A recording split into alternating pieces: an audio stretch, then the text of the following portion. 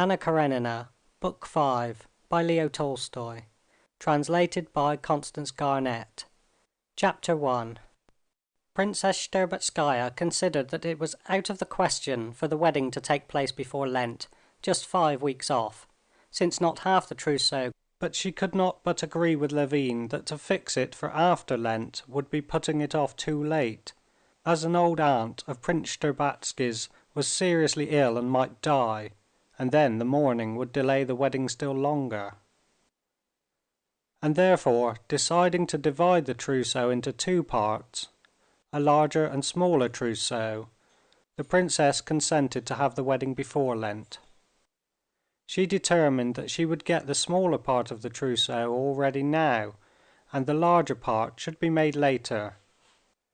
And she was much vexed with Levin because he was incapable of giving her a serious answer to the question whether he agreed to this arrangement or not. The arrangement was the more suitable as, immediately after the wedding, the young people were to go to the country, where the more important part of the trousseau would not be wanted. Levin still continued in the same delirious condition in which it seemed to him that he and his happiness constituted the chief and sole aim of all existence, and that he need not now think or care about anything, that everything was being done and would be done for him by others. He had not even plans and aims for the future. He left its arrangement to others, knowing that everything would be delightful. His brother Sergey Ivanovitch, Stepan Arkadyevitch, and the princess guided him in doing what he had to do. All he did was to agree entirely with everything suggested to him. His brother raised money for him. The princess advised him to leave Moscow after the wedding. Stepan Arkadyevitch advised him to go abroad. He agreed to everything. "Do what you choose, if it amuses you. I'm happy, and my happiness can be no greater and no less for anything you do," he thought. When he told Kitty of Stepan Arkadyevitch's advice that they should go abroad, he was much surprised that she did not agree to this, and had some definite requirements of her own in regard to their future. She knew Levin had work he loved in the country. She did not, as he saw, understand this work. She did not even care to understand it. But that did not prevent her from regarding it as a matter of great importance. And then she knew their home would be in the country, and she wanted to go, not abroad, where she was not going to live, but to the place where their home would be. This definitely expressed purpose astonished Levin. But since he did not care either way, he immediately asked Stepan Arkadyevitch, as though it were his duty, to go down to the country and to arrange everything there to the best of his ability, with the taste of which he had so much. "But I say," Stepan Arkadyevitch said to him one day after he had come back from the country, where he had got everything ready for the young people's arrival, "have you a certificate of having been at confession?" "No, but what of it?" "You can't be married without it." "Ai!" cried Levin. "Why, I believe it's 9 years since I've taken the sacrament. I never thought of it." "You're a pretty fellow," said Stepan Arkadyevitch, laughing, "and you call me a nihilist. But this won't do, you know. You must take the sacrament." "When? There are 4 days left now." Stepan Arkadyevitch arranged this also, and Levin had to go to confession. To Levin, as to any unbeliever who respects the beliefs of others, it was exceedingly disagreeable to be present at and take part in church ceremonies.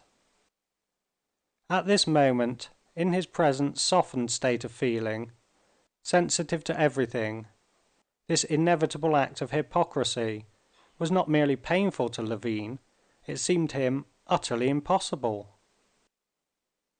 Now, in the heyday of his highest glory, his fullest flower, he would have to be a liar or a scoffer. He felt incapable of being either. But though he repeatedly plied Stepan Arkadyevitch with questions as to the possibility of obtaining a certificate without actually communicating, Stepan Arkadyevitch maintained that it was out of the question. "Besides, what is it to you? 2 days? And he's an awfully nice, clever old fellow. He'll pull the tooth out for you so gently, you won't notice it." Standing at the first litany, Levin attempted to revive in himself his youthful recollections of the intense religious emotion he had passed through between the ages of 16 and 17. But he was at once convinced that it was utterly impossible to him. He attempted to look at it all as an empty custom, having no sort of meaning, like the custom of paying calls. But he felt that he could not do that either. Levin found himself, like the majority of his contemporaries, in the vaguest position in regard to religion. Believe he could not, and at the same time he had no firm conviction that it was all wrong. And consequently, not being able to believe in the significance of what he was doing, nor to regard it with indifference as an empty formality, during the whole period of preparing for the sacrament, he was conscious of a feeling of discomfort and shame at doing what he did not himself understand, and what, as an inner voice told him, was therefore false and wrong. During the service, he would first listen to the prayers, trying to attach some meaning to them not discordant with his own views. Then, feeling that he could not understand and must condemn them, he tried not to listen to them, but to attend to the thoughts, observations, and memories which floated through his brain with extreme vividness during this idle time of standing in church. He had stood through the litany, the evening service, and the midnight service, and the next day he got up earlier than usual, and without having tea, went at 8 o'clock in the morning to the church for the morning service and the confession. There was no one in the church but a beggar soldier, 2 old women, and the church officials. A young deacon, whose long back showed in 2 distinct halves through his thin under-cassock, met him, and at once, going to a little table at the wall, read the exhortation. During the reading, especially at the frequent and rapid repetition of the same words, "Lord, have mercy on us," which resounded with an echo, Levin felt that thought was shut and sealed up, and that it must not be touched or stirred now, or confusion would be the result. And so, standing behind the deacon, he went on thinking of his own affairs, neither listening nor examining what was said. "It's wonderful what expression there is in her hand," he thought, remembering how they had been sitting the day before at a corner table. They had nothing to talk about, as was almost always the case at this time, and laying her hand on the table, she kept opening and shutting it, and laughing herself as she watched her action. He remembered how he had kissed it, and then had examined the lines on the pink palm. "Have mercy on us again," thought Levin, crossing himself, bowing, and looking at the supple spring of the deacon's back bowing before him. She took my hand then and examined the lines. "You've got a splendid hand," she said. And he looked at his own hand and the short hand of the deacon. "Yes, now it will soon be over," he thought. No, it seems to be beginning again, he thought, listening to the prayers. No, it's just ending. There he is, bowing down to the ground. That's always at the end. The deacon's hand, in a plush cuff, accepted a 3-rouble note unobtrusively, and the deacon said he would put it down in the register. And his new boots creaking jauntily over the flagstones of the empty church, he went to the altar. A moment later he peeped out thence and beckoned to Levin. Thought, till then locked up, began to stir in Levin's head, but he made haste to drive it away. It will come right somehow, he thought, and went towards the altar rails. He went up the steps, and turning to the right saw the priest. The priest, a little old man with a scanty grizzled beard and weary, good-natured eyes, was standing at the altar rails, turning over the pages of a missal. With a slight bow to Levin, he began immediately reading prayers in the official voice. When he had finished them, he bowed down to the ground and turned, facing Levin. "Christ is present here unseen, receiving your confession," he said, pointing to the crucifix. "Do you believe in all the doctrines of the Holy Apostolic Church?" the priest went on, turning his eyes away from Levin's face and folding his hands under his stole. "I have doubted. I doubt everything," said Levin in a voice that jarred on himself, and he ceased speaking. The priest waited a few seconds to see if he would not say more, and closing his eyes, he said quickly, with a broad Vladimirsky accent, "Doubt is natural to the weakness of mankind, but we must pray that God in His mercy will strengthen us. What are your special sins?" he added, without the slightest interval, as though anxious not to waste time. "My chief sin is doubt. I have doubts of everything, and for the most part I am in doubt." "Doubt is natural to the weakness of mankind." The priest repeated the same words. "What do you doubt about principally?" "I doubt of everything. I sometimes even have doubts of the existence of God." Levin could not help saying, and he was horrified at the impropriety of what he was saying. But Levin's words did not, it seemed, make much impression on the priest. "What sort of doubt can there be of the existence of God?" he said hurriedly, with a just perceptible smile. Levin did not speak. "What doubt can you have of the Creator when you behold His creation?" the priest went on in the rapid customary jargon. "Who has decked the heavenly firmament with its lights? Who has clothed the earth in its beauty? How explain it without the Creator?" he said, looking inquiringly at Levin. Levin felt that it would be improper to enter upon a metaphysical discussion with the priest, and so he said in reply merely what was a direct answer to the question. "I don't know," he said. "You don't know? Then how can you doubt that God created all?" the priest said with good-humored perplexity. "I don't understand it at all," said Levin, blushing, and feeling that his words were stupid, and that they could not be anything but stupid in such a position. "Pray to God and beseech Him. Even the Holy Fathers had doubts, and prayed to God to strengthen their faith.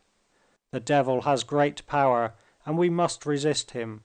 Pray to God, beseech Him, pray to God," he repeated hurriedly. The priest paused for some time as though meditating. "You're about, I hear, to marry the daughter of my parishioner and son in the spirit, Prince Shtcherbatsky," he resumed with a smile. "An excellent young lady." "Yes," answered Levin, blushing for the priest. "What does he want to ask me about this at confession for?" he thought. And as though answering his thought, the priest said to him, "You are about to enter into holy matrimony, and God may bless you with offspring." "Well, what sort of bringing up can you give your babes if you do not overcome the temptation of the devil enticing you to infidelity?" he said with gentle reproachfulness. "If you love your child as a good father, you will not desire only wealth, luxury, honor for your infant. You will be anxious for his salvation, his spiritual enlightenment with the light of truth, eh? What answer will you make him when the innocent babe asks you, 'Papa, who made all that enchants me in this world, the earth, the waters, the sun, the flowers, the grass?' Can you say to him, 'I don't know'? You cannot but know, since the Lord God in His infinite mercy has revealed it to us.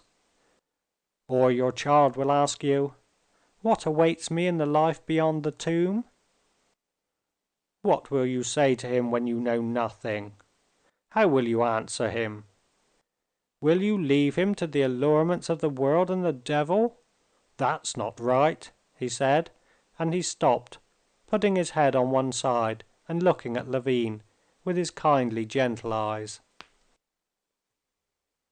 Levin made no answer this time, not because he did not want to enter upon a discussion with the priest, but because, so far, no one had ever asked him such questions, and when his babes did ask him those questions, it would be time enough to think about answering them. "You are entering upon a time of life," pursued the priest, "when you must choose your path and keep to it. Pray to God that He may, in His mercy, aid you, and have mercy on you," he concluded. "Our Lord and God Jesus Christ, in the abundance and riches of His loving kindness, forgives this child." And finishing the prayer of absolution, the priest blessed him and dismissed him.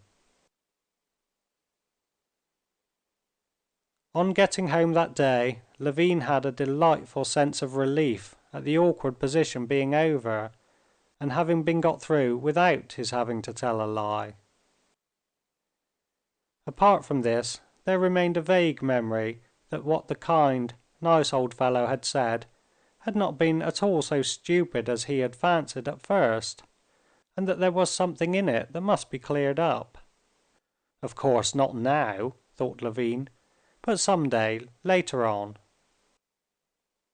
Levin felt more than ever now that there was something not clear and not clean in his soul, and that in regard to religion he was in the same position which he perceived so clearly and disliked in others, and for which he blamed his friend Sviazhsky. Levin spent that evening with his betrothed at Dolly's, and was in very high spirits.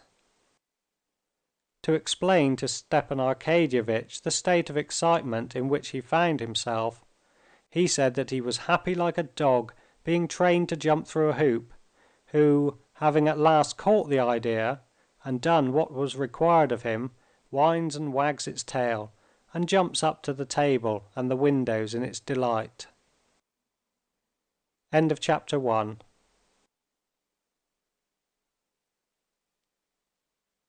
On the day of the wedding, according to the Russian custom, the princess and Darya Alexandrovna insisted on strictly keeping all the customs. Levin did not see his betrothed, and dined at his hotel with 3 bachelor friends, casually brought together at his rooms. These were Sergey Ivanovitch, Katavasov, a university friend, now professor of natural science, whom Levin had met in the street and insisted on taking home with him, and Tchirikov, his best man, a Moscow conciliation board judge, Levin's companion in his bear hunts. The dinner was a very merry one. Sergey Ivanovitch was in his happiest mood, and was much amused by Katavasov's originality. Katavasov, feeling his originality was appreciated and understood, made the most of it. Tchirikov always gave a lively and good-humored support to conversation of any sort. "See now," said Katavasov, drawling his words from a habit acquired in the lecture-room. "What a capable fellow was our friend Konstantin Dmitrievitch. I'm not speaking of present company, for he's absent. At the time he left the university he was fond of science, took an interest in humanity. Now one half of his abilities is devoted to deceiving himself, and the other to justifying the deceit. A more determined enemy of matrimony than you I never saw," said Sergey Ivanovitch. "Oh no, I'm not an enemy of matrimony. I'm in favor of division of labor. People who can do nothing else ought to rear people, while the rest work for their happiness and enlightenment. That's how I look at it. To muddle up two trades is the error of the amateur. I'm not one of their number." "How happy I shall be when I hear that you're in love," said Levin. "Please invite me to the wedding." "I'm in love now." "Yes, with a cuttlefish. You know," Levin turned to his brother, "Mihail Semyonovitch is writing a work on the digestive organs of the—" "Now, make a muddle of it. It doesn't matter what about, and the fact is I certainly do love cuttlefish." "But that's no hindrance to your loving your wife." "The cuttlefish is no hindrance. The wife is the hindrance." "Why so?" "Oh, you'll see. You care about farming, hunting. Well, you'd better look out." "Arhip was here today. He said there were a lot of elks in Prudno, and 2 bears," said Tchirikov. "Well, you must go and get them without me." "Ah, that's the truth," said Sergey Ivanovitch. "And you may say good‐bye to bear hunting for the future. Your wife won't allow it." Levin smiled. The picture of his wife not letting him go was so pleasant that he was ready to renounce the delights of looking upon bears forever. "Still, it's a pity they should get those 2 bears without you. Do you remember last time at Hapilovo? That was a delightful hunt," said Tchirikov. Levin had not the heart to disillusion him of the notion that there could be something delightful apart from her, and so said nothing. "There's some sense in this custom of saying good‐bye to bachelor life," said Sergey Ivanovitch. "However happy you may be, you must regret your freedom." "And confess there's a feeling that you want to jump out of the window, like Gogol's bridegroom?" "Of course there is, but it isn't confessed," said Katavasov, and he broke into loud laughter. "Oh well, the window's open. Let's start off this instant to Tver. There's a big she-bear. One can go right up to the lair. Seriously, let's go by the 5 o'clock. And here, let them do what they like," said Tchirikov, smiling. "Well now, on my honor," said Levin, smiling, "I can't find in my heart that feeling of regret for my freedom." "Yes, there's such a chaos in your heart just now that you can't find anything there," said Katavasov. "Wait a bit. When you set it to rights a little, you'll find it." "No, if so, I should have felt a little, apart from my feeling." He could not say love before them. "And happiness, a certain regret at losing my freedom." "On the contrary, I am glad at the very loss of my freedom." "Awful! It's a hopeless case," said Katavasov. "Well, let's drink to his recovery, or wish that 100th part of his dreams may be realized. And that would be happiness such as never has been seen on earth." Soon after dinner the guests went away, to be in time to be dressed for the wedding. When he was left alone, and recalled the conversation of these bachelor friends, Levin asked himself, had he in his heart that regret for his freedom of which they had spoken? He smiled at the question. Freedom. What is freedom for? Happiness is only in loving and wishing her wishes, thinking her thoughts. That is to say, not freedom at all. That's happiness. But do I know her ideas, her wishes, her feelings? Some voice suddenly whispered to him. The smile died away from his face and he grew thoughtful. And suddenly a strange feeling came upon him. There came over him a dread and doubt of everything. What if she does not love me? What if she's marrying me simply to be married?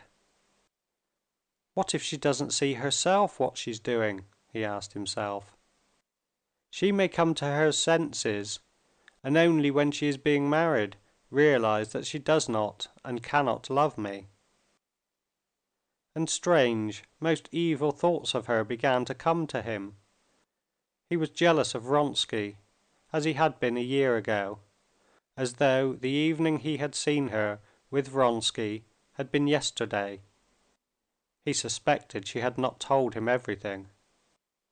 He jumped up quickly. No, this can't go on, he said to himself in despair. I'll go to her. I'll ask her. I'll say for the last time, we are free, and hadn't we better stay so? Anything's better than endless misery, disgrace, unfaithfulness. With despair in his heart and bitter anger against all men, against himself, against her, he went out of the hotel and drove to her house. He found her in one of the back rooms. She was sitting on a chest and making some arrangements with her maid, sorting over heaps of dresses of different colors, spread on the backs of chairs and on the floor. "Ah!" she cried, seeing him and beaming with delight. "Kostya! Konstantin Dmitrievitch!" These latter days she used these names almost alternately. "I didn't expect you. I'm going through my wardrobe to see what's for whom." "Oh, that's very nice," he said gloomily, looking at the maid. "You can go, Dunyasha. I'll call you presently," said Kitty. "Kostya, what's the matter?" she asked, definitely adopting this familiar name as soon as the maid had gone out. She noticed his strange face, agitated and gloomy, and a panic came over her. "Kitty, I'm in torture. I can't suffer alone," he said with despair in his voice, standing before her and looking imploringly into her eyes. He saw already from her loving, truthful face that nothing could come of what he had meant to say. But yet he wanted her to reassure him herself. "I've come to say that there's still time. This can all be stopped and set right." "What? I don't understand. What is the matter?" "What I have said 1,000 times over, and can't help thinking, that I'm not worthy of you. You couldn't consent to marry me. Think a little. You've made a mistake. Think it over thoroughly. You can't love me, if... better say so," he said, not looking at her. "I shall be wretched. Let people say what they like. Anything's better than misery. Far better now, while there's still time." "I don't understand," she answered, panic-stricken. "You mean you want to give it up? Don't want it?" "Yes, if you don't love me." "You're out of your mind!" she cried, turning crimson with vexation. But his face was so piteous that she restrained her vexation, and flinging some clothes off an armchair, she sat down beside him. "What are you thinking? Tell me all." "I am thinking you can't love me. What can you love me for?" "My God, what can I do?" she said, and burst into tears. "Oh, what have I done?" he cried, and kneeling before her, he fell to kissing her hands. When the princess came into the room 5 minutes later, she found them completely reconciled. Kitty had not simply assured him that she loved him, but had gone so far, in answer to his question what she loved him for, as to explain what for. She told him that she loved him because she understood him completely, because she knew what he would like, and because everything he liked was good. And this seemed to him perfectly clear. When the princess came to them, they were sitting side by side on the chest, sorting the dresses and disputing over Kitty's wanting to give Dunyasha the brown dress she had been wearing when Levin proposed to her, while he insisted that that dress must never be given away, but Dunyasha must have the blue one. "How is it you don't see? She's a brunette, and it won't suit her. I've worked it all out." Hearing why he had come, the princess was half humorously, half seriously angry with him, and sent him home to dress, and not to hinder Kitty's hairdressing, as Charles the hairdresser was just coming. "As it is, she's been eating nothing lately, and is losing her looks, and then you must come and upset her with your nonsense," she said to him. "Get along with you, my dear." Levin, guilty and shamefaced, but pacified, went back to his hotel. His brother, Darya Alexandrovna, and Stepan Arkadyevitch, all in full dress, were waiting for him to bless him with the holy picture. There was no time to lose. Darya Alexandrovna had to drive home again to fetch her curled and pomaded son, who was to carry the holy pictures after the bride. Then a carriage had to be sent for the best man, and another that would take Sergey Ivanovitch away would have to be sent back. Altogether there were a great many most complicated matters to be considered and arranged. One thing was unmistakable, that there must be no delay, as it was already 6:30. Nothing special happened at the ceremony of benediction with the holy picture. Stepan Arkadyevitch stood in a comically solemn pose beside his wife, took the holy picture, and telling Levin to bow down to the ground, he blessed him with his kindly, ironical smile, and kissed him 3 times. Darya Alexandrovna did the same, and immediately was in a hurry to get off, and again plunged into the intricate question of the destinations of the various carriages. "Come, I'll tell you how we'll manage. You drive in our carriage to fetch him, and Sergey Ivanovitch, if he'll be so good, will drive there and then send his carriage. Of course, I shall be delighted." "We'll come on directly with him. Are your things sent off?" said Stepan Arkadyevitch. "Yes," answered Levin, and he told Kouzma to put out his clothes for him to dress. End of chapter 2.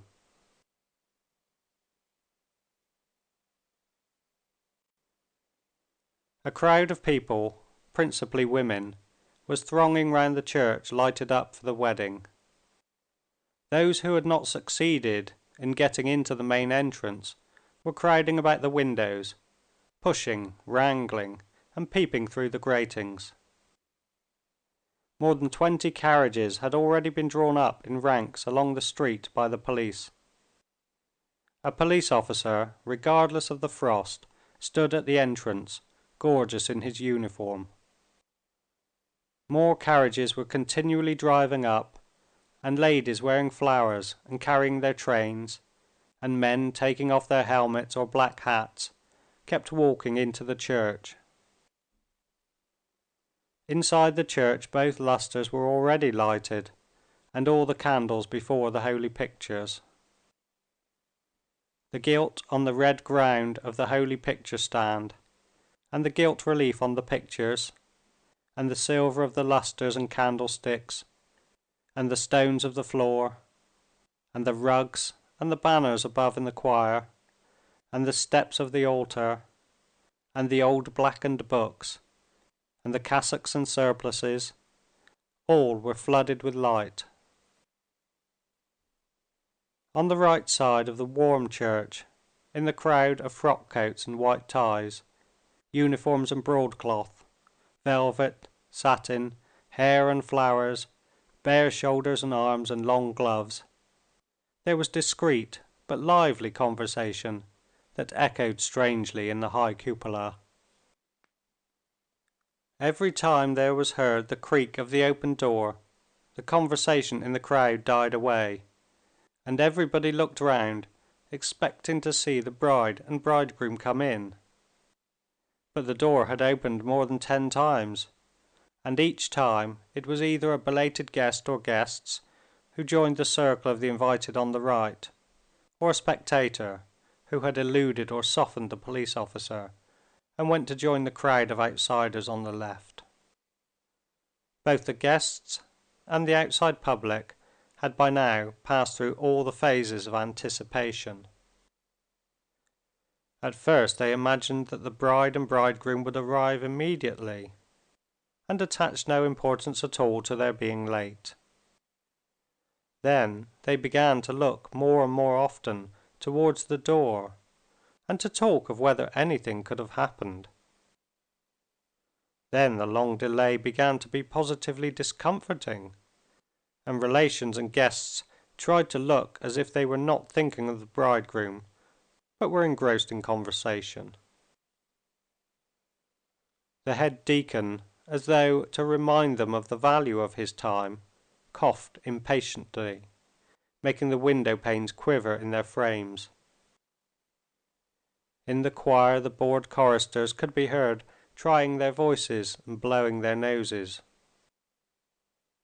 The priest was continually sending first the beadle and then the deacon to find out whether the bridegroom had not come. More and more often he went himself, in a lilac vestment and an embroidered sash, to the side door, expecting to see the bridegroom. At last one of the ladies, glancing at her watch, said, "It really is strange, though," and all the guests became uneasy, and began loudly expressing their wonder and dissatisfaction. One of the bridegroom's best men went to find out what had happened. Kitty, meanwhile, had long ago been quite ready, and in her white dress and long veil and wreath of orange blossoms, she was standing in the drawing-room of the Shtcherbatskys' house with her sister, Madame Lvova, who was her bridal mother.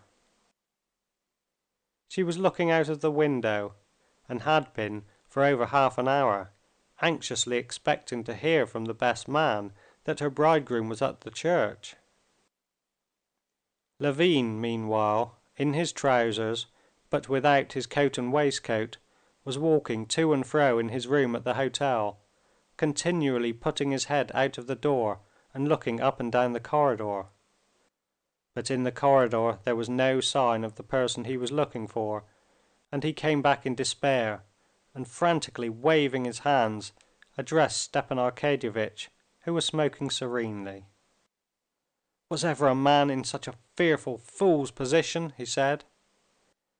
"Yes, it is stupid," Stepan Arkadyevitch assented, smiling soothingly. "But don't worry, it'll be brought directly." "No, what is to be done?" said Levin with smothered fury. "And these fools of open waistcoats? Out of the question," he said, looking at the crumpled front of his shirt. "And what if the things have been taken on to the railway station?" he roared in desperation. "Then you must put on mine."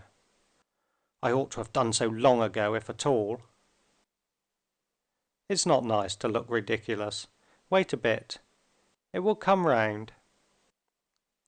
The point was that when Levin asked for his evening suit, Kouzma, his old servant, had bought him the coat, waistcoat, and everything that was wanted. "But the shirt!" cried Levin. "You've got a shirt on," Kouzma answered, with a placid smile.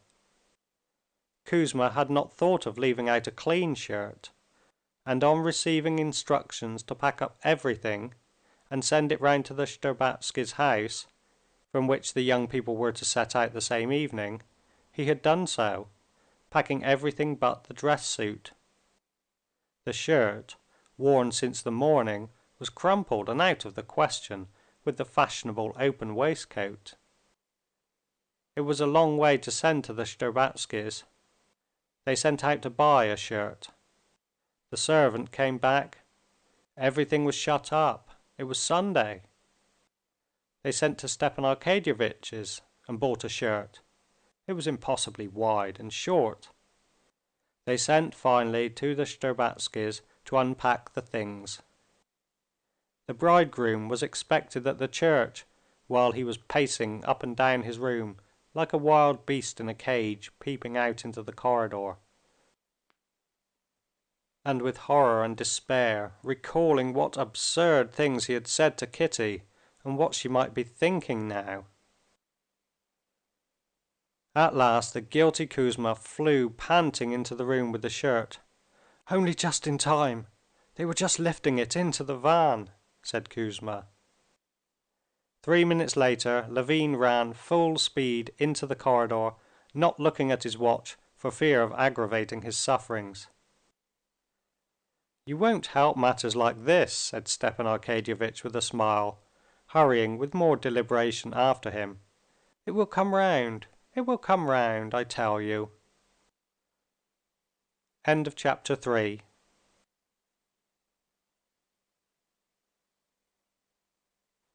"They've come. Here he is." "Which one?" "Rather young, eh?" "Why, my dear soul, she looks more dead than alive," were the comments in the crowd, when Levin, meeting his bride in the entrance, walked with her into the church. Stepan Arkadyevitch told his wife the cause of the delay, and the guests were whispering it with smiles to one another. Levin saw nothing and no one. He did not take his eyes off his bride. Everyone said she had lost her looks dreadfully of late, and was not nearly so pretty on her wedding day as usual, but Levin did not think so.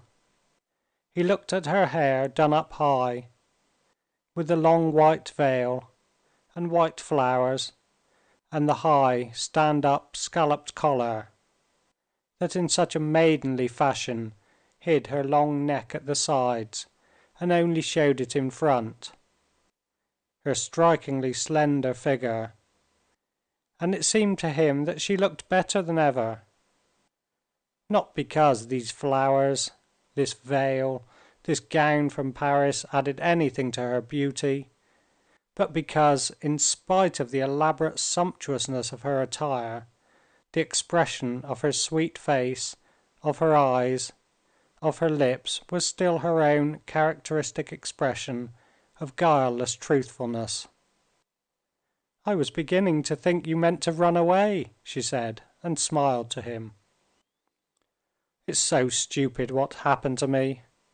I'm ashamed to speak of it," he said, reddening, and he was obliged to turn to Sergey Ivanovitch, who came up to him.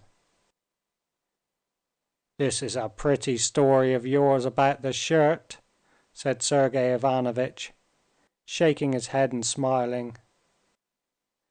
"Yes, yes," answered Levin, without an idea of what they were talking about.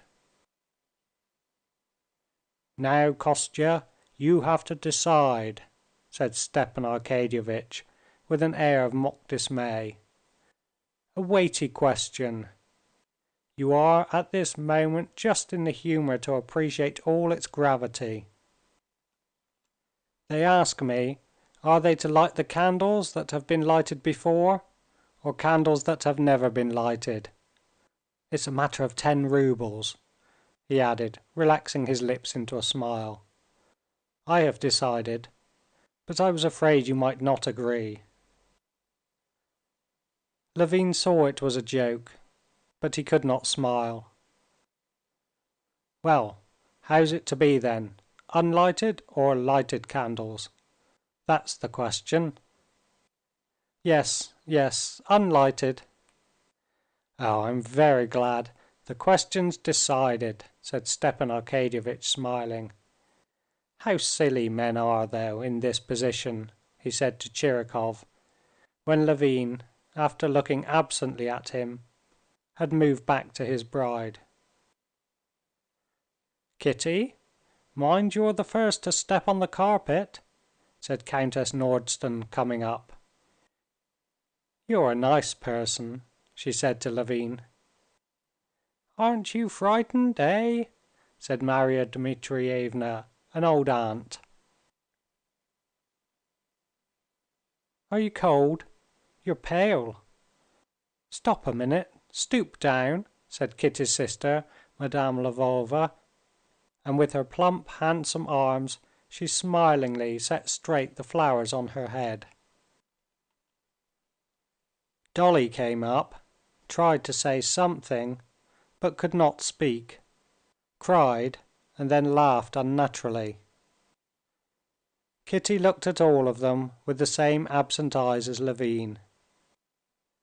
Meanwhile, the officiating clergy had got into their vestments, and the priest and deacon came out to the lectern, which stood in the fore part of the church. The priest turned to Levin, saying something.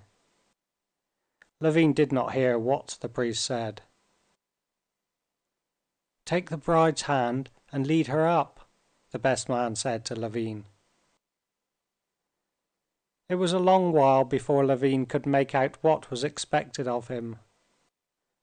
For a long time they tried to set him right and made him begin again, because he kept taking Kitty by the wrong arm, or with the wrong arm, till he understood at last that what he had to do was, without changing his position, to take her right hand in his right hand.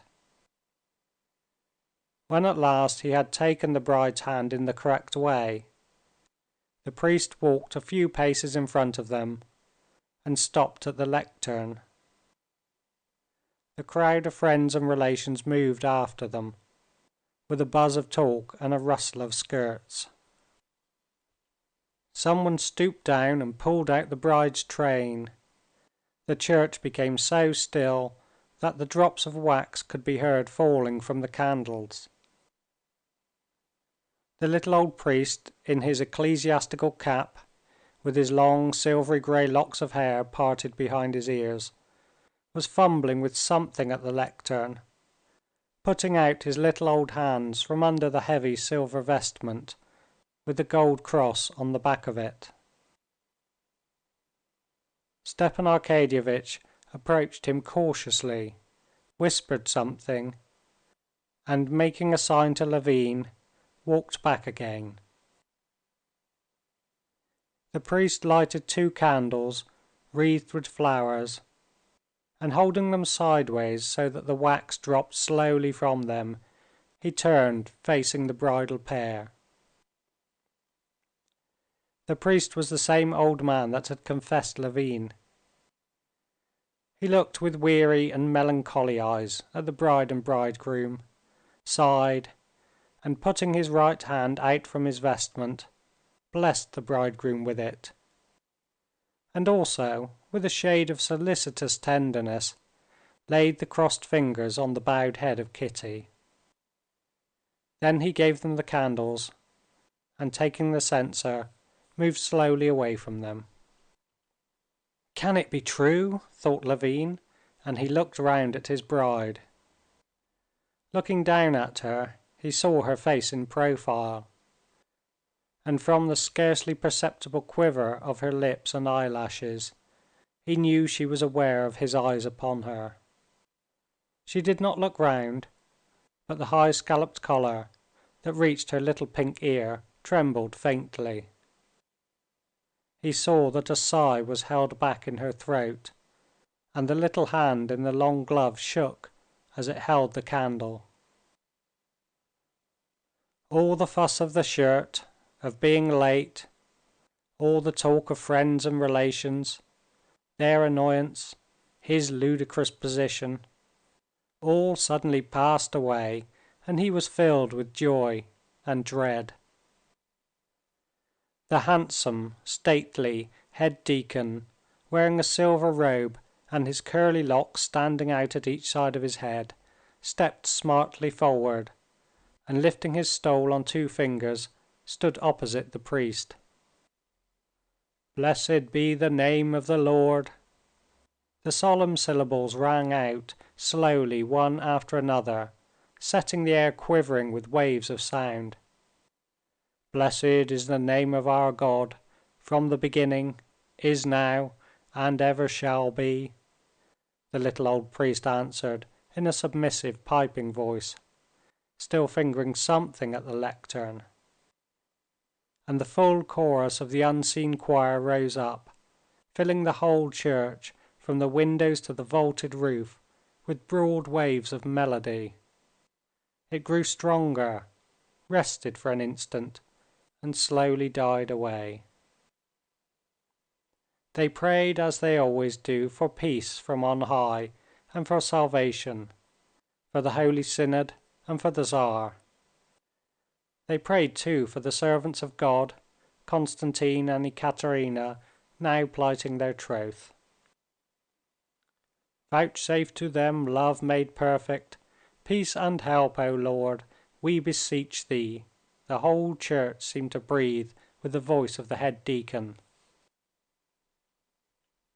Levin heard the words, and they impressed him. How did they guess that it is help, just help, that one wants? He thought, recalling all his fears and doubts of late. "What do I know?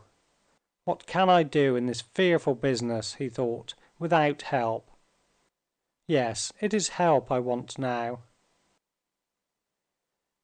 When the deacon had finished the prayer for the imperial family, the priest turned to the bridal pair with a book. "Eternal God, that joinest together in love them that were separate," he read in a gentle piping voice, "who hast ordained the union of holy wedlock that cannot be set asunder. Thou who didst bless Isaac and Rebekah and their descendants, according to thy holy covenant, bless thy servants Constantine and Ekaterina, leading them in the path of all good works. For gracious and merciful art thou, our Lord, and glory be to thee, the Father, the Son, and the Holy Ghost, now and ever shall be. Amen," the unseen choir sent rolling again upon the air. "Joinest together in love them that were separate." What deep meaning in those words, and how they correspond with what one feels at this moment, thought Levin. Is she feeling the same as I? And looking round, he met her eyes, and from their expression he concluded that she was understanding it just as he was. But this was a mistake. She almost completely missed the meaning of the words of the service. She had not heard them, in fact. She could not listen to them and take them in, so strong was the one feeling that filled her breast and grew stronger and stronger. That feeling was joy at the completion of the process that for the last month and a half had been going on in her soul, and had during those 6 weeks been a joy and a torture to her. On the day when in the drawing-room of the house in Arbaty Street she had gone up to him in her brown dress and given herself to him without a word, on that day, at that hour, there took place in her heart a complete severance from all her old life, and a quite different, new, utterly strange life had begun for her, while the old life was actually going on as before. Those 6 weeks had for her been a time of the utmost bliss and the utmost misery. All her life, all her desires and hopes were concentrated on this one man, still uncomprehended by her, to whom she was bound by a feeling of alternate attraction and repulsion, even less comprehended than the man himself. And all the while she was going on living in the outward conditions of her old life. Living the old life, she was horrified at herself, at her utter, insurmountable callousness to all her own past, to things, to habits, to the people she had loved, who loved her, to her mother, who was wounded by her indifference, to her kind, tender father, till then dearer than all the world. At one moment she was horrified at this indifference. At another she rejoiced at what had brought her to this indifference. She could not frame a thought, not a wish, apart from life with this man. But this new life was not yet, and she could not even picture it clearly to herself. There was only anticipation, the dread and joy of the new and the unknown. And now behold, anticipation and uncertainty and remorse at the abandonment of the old life. All was ending and the new was beginning. This new life could not but have terrors for her inexperience. But terrible or not, the change had been wrought 6 weeks before in her soul, and this was merely the final sanction of what had long been completed in her heart. Turning again to the lectern, the priest, with some difficulty, took Kitty's little ring, and asking Levin for his hand, put it on the first joint of his finger. The servant of God, Konstantin, plights his troth to the servant of God, Ekaterina. And putting his big ring on Kitty's touchingly weak, pink little finger, the priest said the same thing. And the bridal pair tried several times to understand what they had to do, and each time made some mistake, and were corrected by the priest in a whisper. At last, having duly performed the ceremony, having signed the rings with the cross, the priest handed Kitty the big ring, and Levin the little one. Again they were puzzled, and passed the rings from hand to hand, still without doing what was expected. Dolly, Tchirikov, and Stepan Arkadyevitch stepped forward to set them right. There was an interval of hesitation, whispering and smiles, but the expression of solemn emotion on the faces of the betrothed pair did not change. On the contrary, in their perplexity over their hands, they looked more grave and deeply moved than before, and the smile with which Stepan Arkadyevitch whispered to them that now they would each put on their own ring died away on his lips. He had a feeling that any smile would jar on them. "Thou who didst from the beginning create male and female," the priest read after the exchange of rings. "From thee woman was given to man to be a helpmeet to him, and for the procreation of children. O Lord our God, who hast poured down the blessings of thy truth, according to thy holy covenant, upon thy chosen servants, our fathers, from generation to generation, bless thy servants Konstantin and Ekaterina, and make their troth fast in faith, and union of hearts, and truth and love." Levin felt more and more that all his ideas of marriage, all his dreams of how he would order his life, were mere childishness, and that it was something he had not understood hitherto, and now understood less than ever, though it was being performed upon him.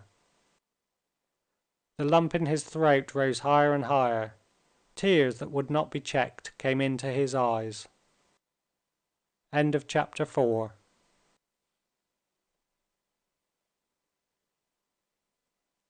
In the church there was all Moscow, all the friends and relations. And during the ceremony of plighting troth, in the brilliantly lighted church, there was an incessant flow of discreetly subdued talk in the circle of gaily dressed women and girls, and men in white ties, frock coats, and uniforms.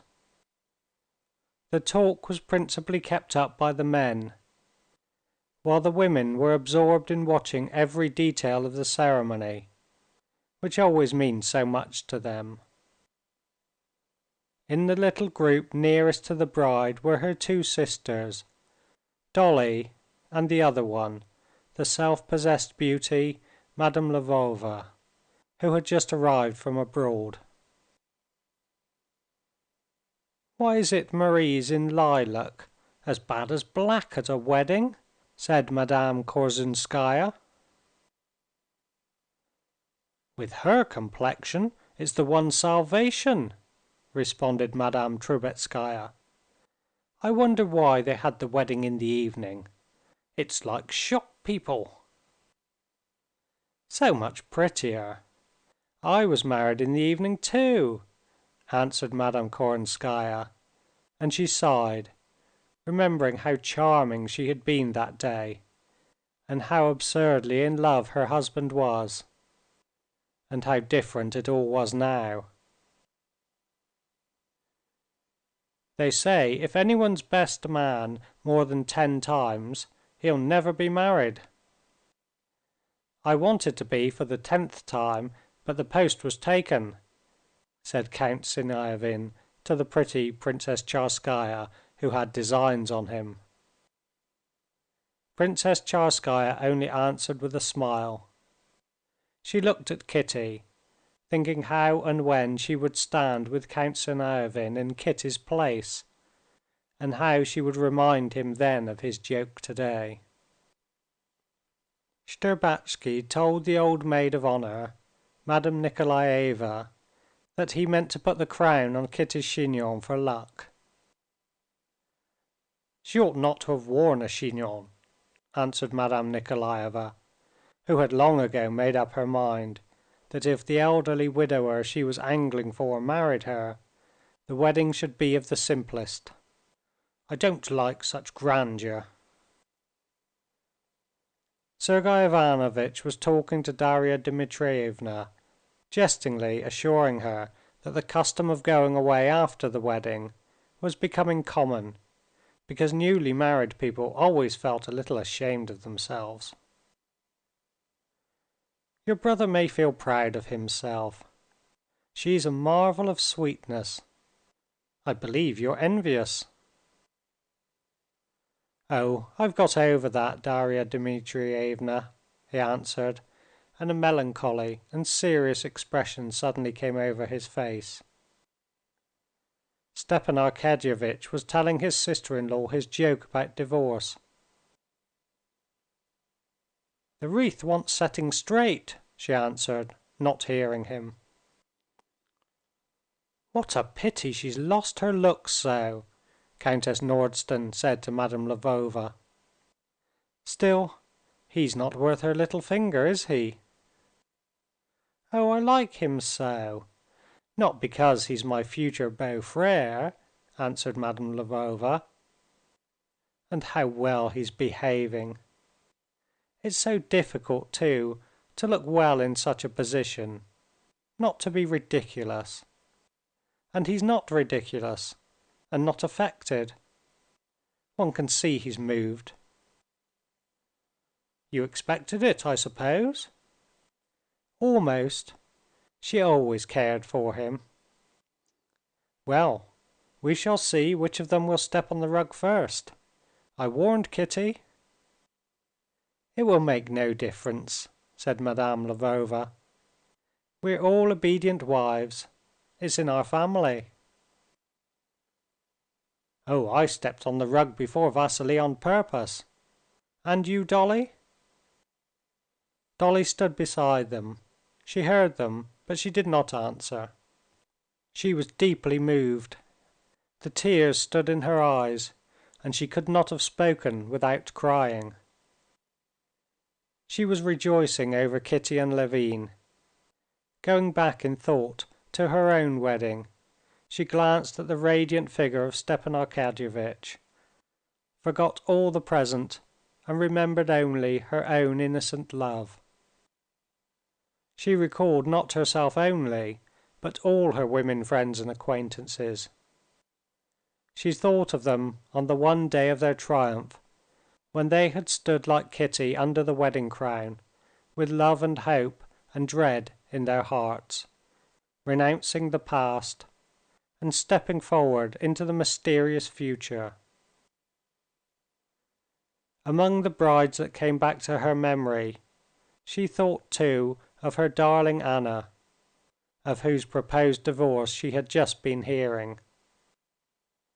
And she had stood just as innocent, in orange flowers and bridal veil.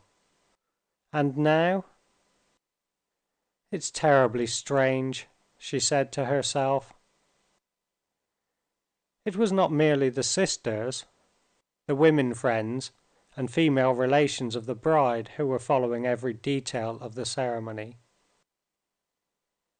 Women who were quite strangers, mere spectators, were watching it excitedly, holding their breath in fear of losing a single movement or expression of the bride and bridegroom, and angrily not answering, often not hearing, the remarks of the callous men, who kept making joking or irrelevant observations. "Why has she been crying? Is she being married against her will?" "Against her will to a fine fellow like that? A prince, isn't he?" "Is that her sister in the white satin? Just listen how the deacon booms out. And fearing her husband." "Are the choristers from Chodovo?" "No, from the synod." "I asked the footman. He says he's going to take her home to his country place at once. Awfully rich, they say. That's why she's being married to him." "No, they're a well-matched pair." "I say, Marya Vassilievna, you were making out those flyaway crinolines were not being worn. Just look at her in the puce dress. An ambassador's wife they say she is. How her skirt bounces out from side to side. What a pretty dear the bride is, like a lamb decked with flowers. Well, say what you will, we women feel for our sister." Such were the comments in the crowd of gazing women who had succeeded in slipping in at the church doors. End of chapter 5.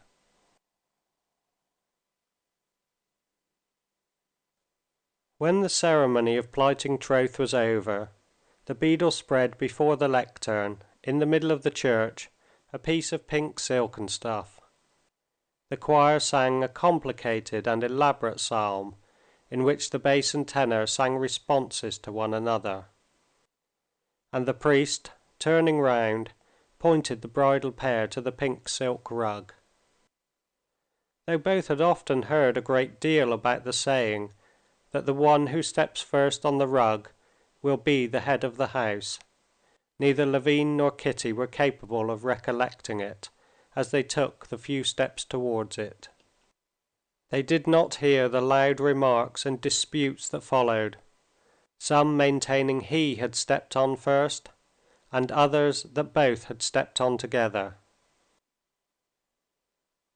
After the customary questions, whether they desired to enter upon matrimony, and whether they were pledged to anyone else, and their answers, which sounded strange to themselves, a new ceremony began.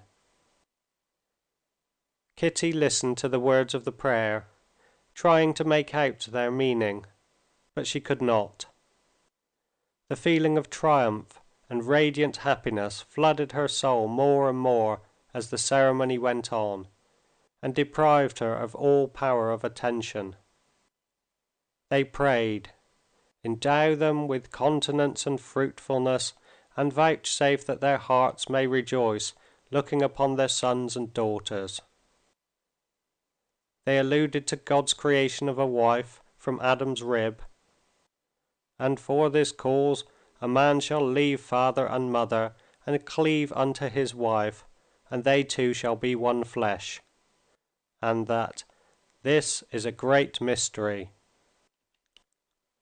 They prayed that God would make them fruitful and bless them, like Isaac and Rebekah, Joseph, Moses, and Zipporah, and that they might look upon their children's children.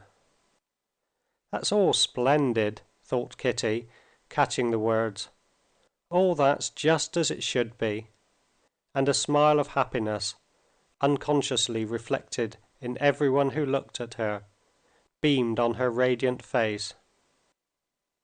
"Put it on, quite," voices were heard urging when the priest had put on the wedding crowns, and Shtcherbatsky, his hand shaking in his three-buttoned glove, held the crown high above her head.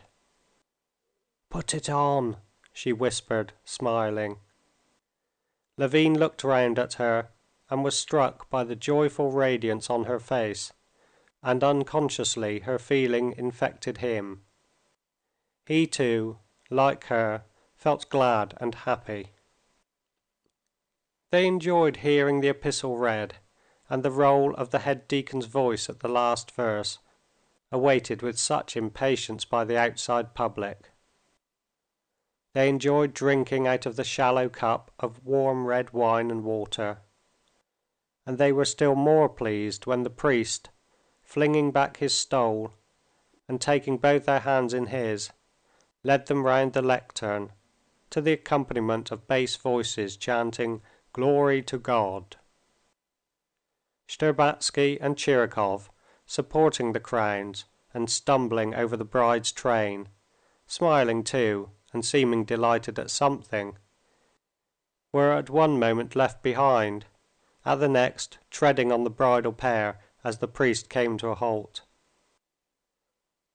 The spark of joy kindled in Kitty seemed to have infected everyone in the church. It seemed to Levin that the priest and the deacon too wanted to smile just as he did.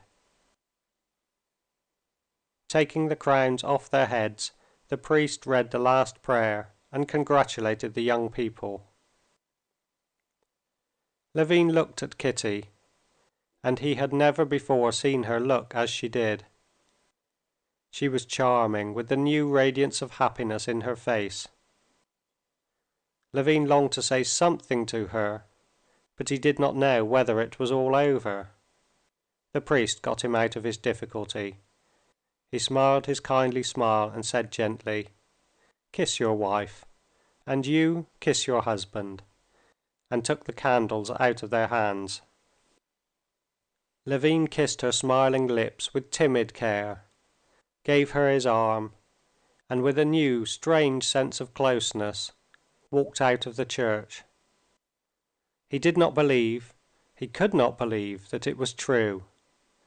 It was only when their wondering and timid eyes met that he believed in it, because he felt that they were one. After supper the same night, the young people left for the country. End of chapter 6.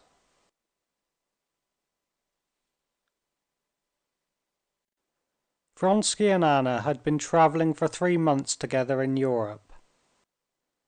They had visited Venice, Rome, and Naples, and had just arrived at a small Italian town where they meant to stay some time.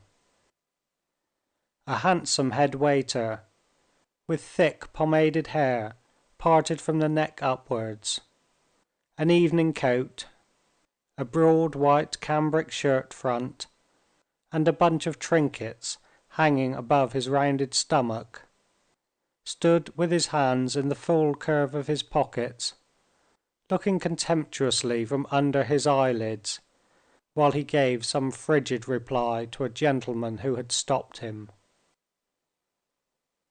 Catching the sound of footsteps coming from the other side of the entry towards the staircase, the head waiter turned round, and seeing the Russian count, who had taken their best rooms, he took his hands out of his pockets deferentially, and with a bow informed him that a courier had been, and that the business about the palazzo had been arranged.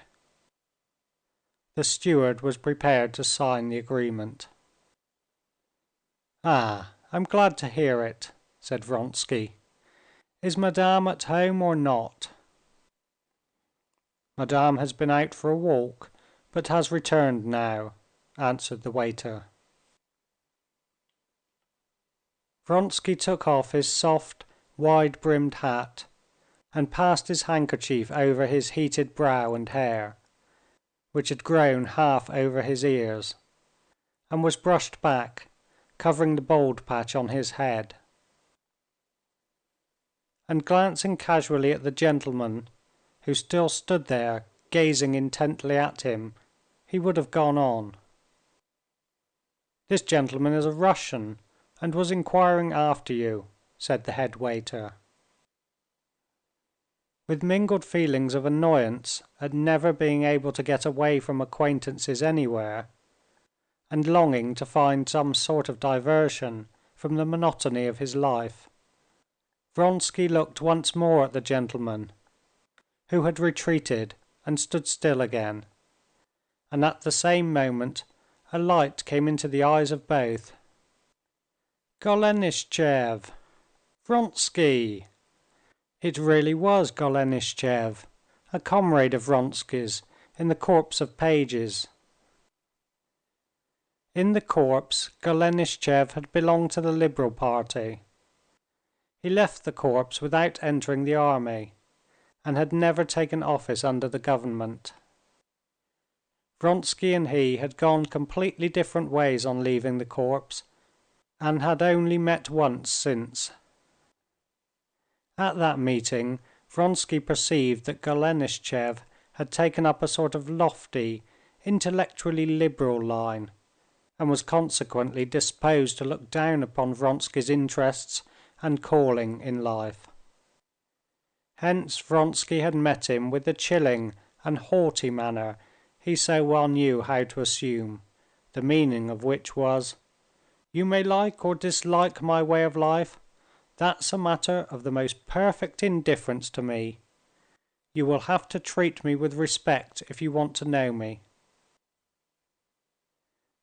Golenishtchev had been contemptuously indifferent to the tone taken by Vronsky. This second meeting might have been expected, one would have supposed, to estrange them still more.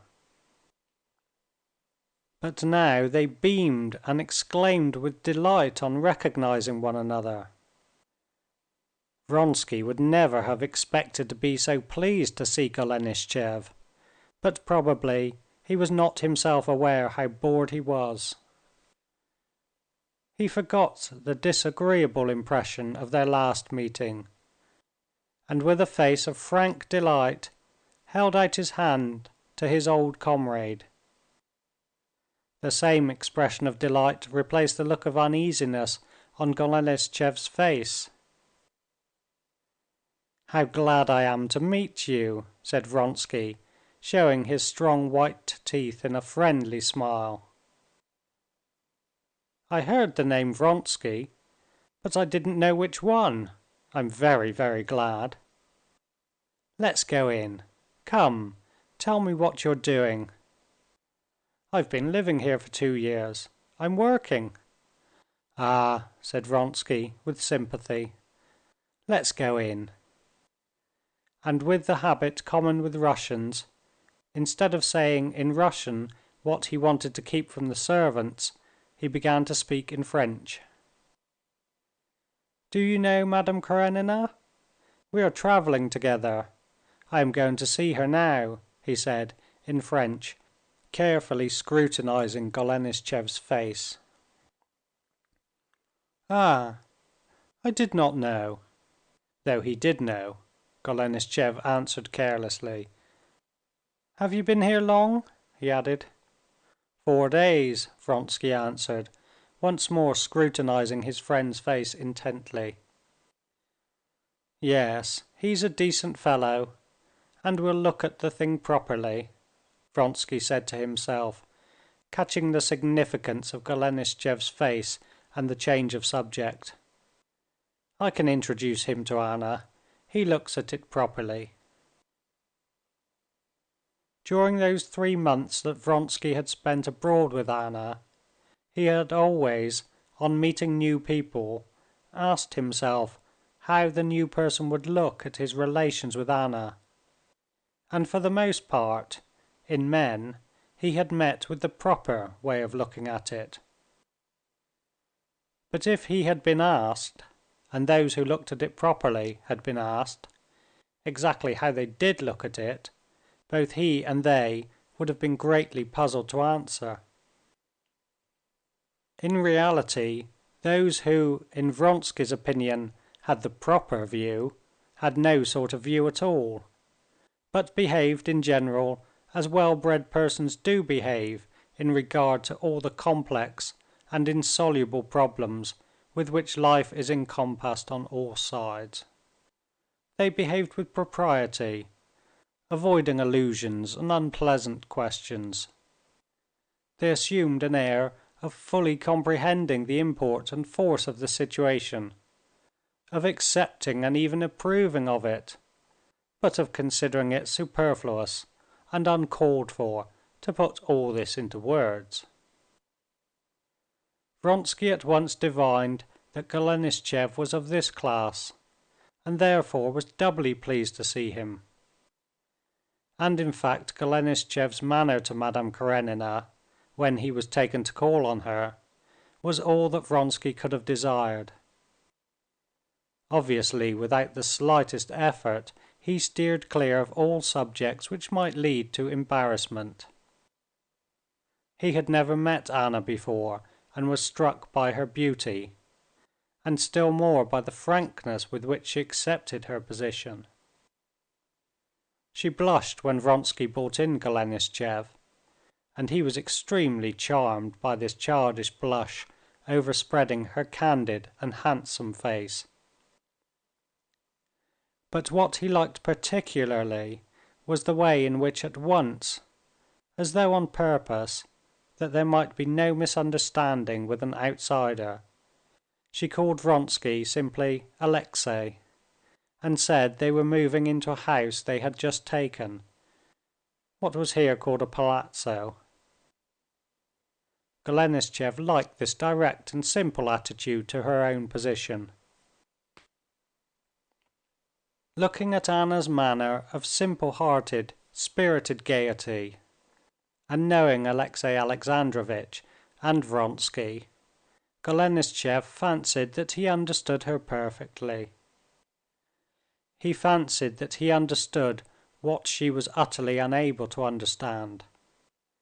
How it was that, having made her husband wretched, having abandoned him and her son, and lost her good name, she yet felt full of spirits, gaiety, and happiness. "It's in the guide-book," said Golenishtchev, referring to the palazzo Vronsky had taken. "There's a first-rate Tintoretto there, one of his latest period. I tell you what, it's a lovely day. Let's go and have another look at it," said Vronsky, addressing Anna. "I shall be very glad to. I'll go and put on my hat. Would you say it's hot?" she said, stopping short in the doorway and looking inquiringly at Vronsky. And again a vivid flush overspread her face. Vronsky saw from her eyes that she did not know on what terms he cared to be with Golenishtchev, and so was afraid of not behaving as he would wish. He looked a long, tender look at her. "No, not very," he said.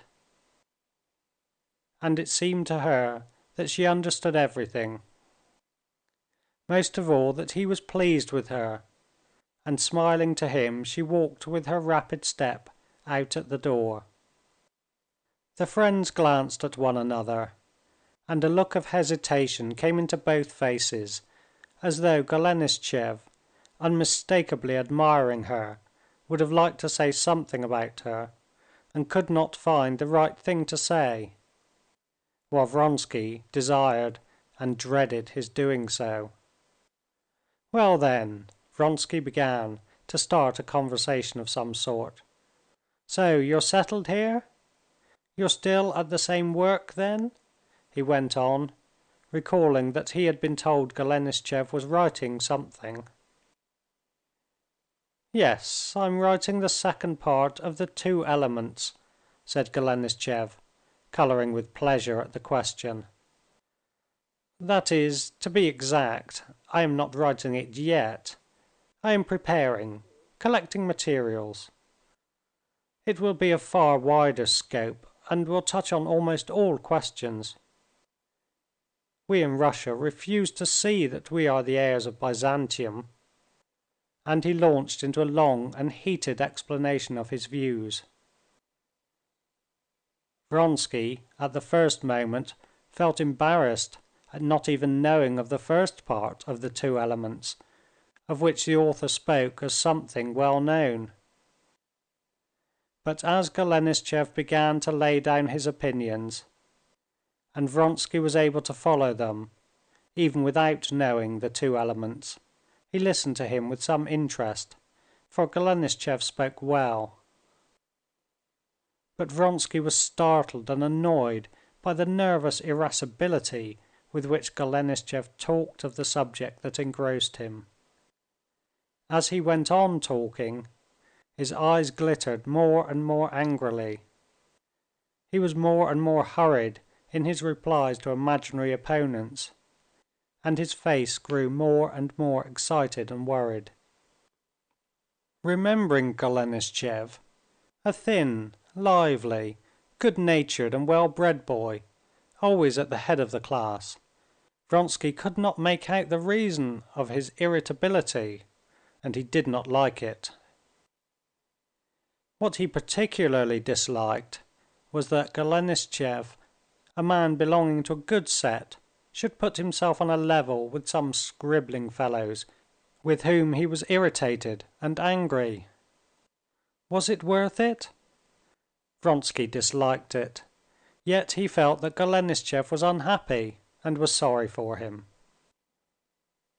Unhappiness, almost mental derangement, was visible on his mobile, rather handsome face, while without even noticing Anna's coming in, he went on hurriedly and hotly expressing his views. When Anna came in her hat and cape, and her lovely hand rapidly swinging her parasol, and stood beside him, it was with a feeling of relief that Vronsky broke away from the plaintive eyes of Golenishtchev, which fastened persistently upon him, and with a fresh rush of love looked at his charming companion, full of life and happiness.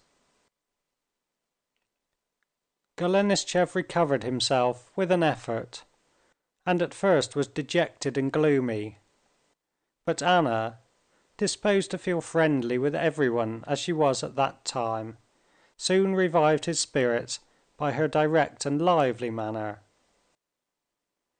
After trying various subjects of conversation, she got him upon painting, of which he talked very well, and she listened to him attentively. They walked to the house they had taken and looked over it. "I am very glad of one thing," said Anna to Golenishtchev when they were on their way back. "Alexey will have a capital atelier." "You must certainly take that room," she said to Vronsky in Russian, using the affectionately familiar form, as though she saw that Golenishtchev would become intimate with them in their isolation, and that there was no need of reserve before him. "Do you paint?" said Golenishtchev, turning round quickly to Vronsky. "Yes, I used to study long ago, and now I have begun to do a little," said Vronsky, reddening. "He has great talent," said Anna, with a delighted smile. "I'm no judge, of course, but good judges have said the same." End of chapter 7.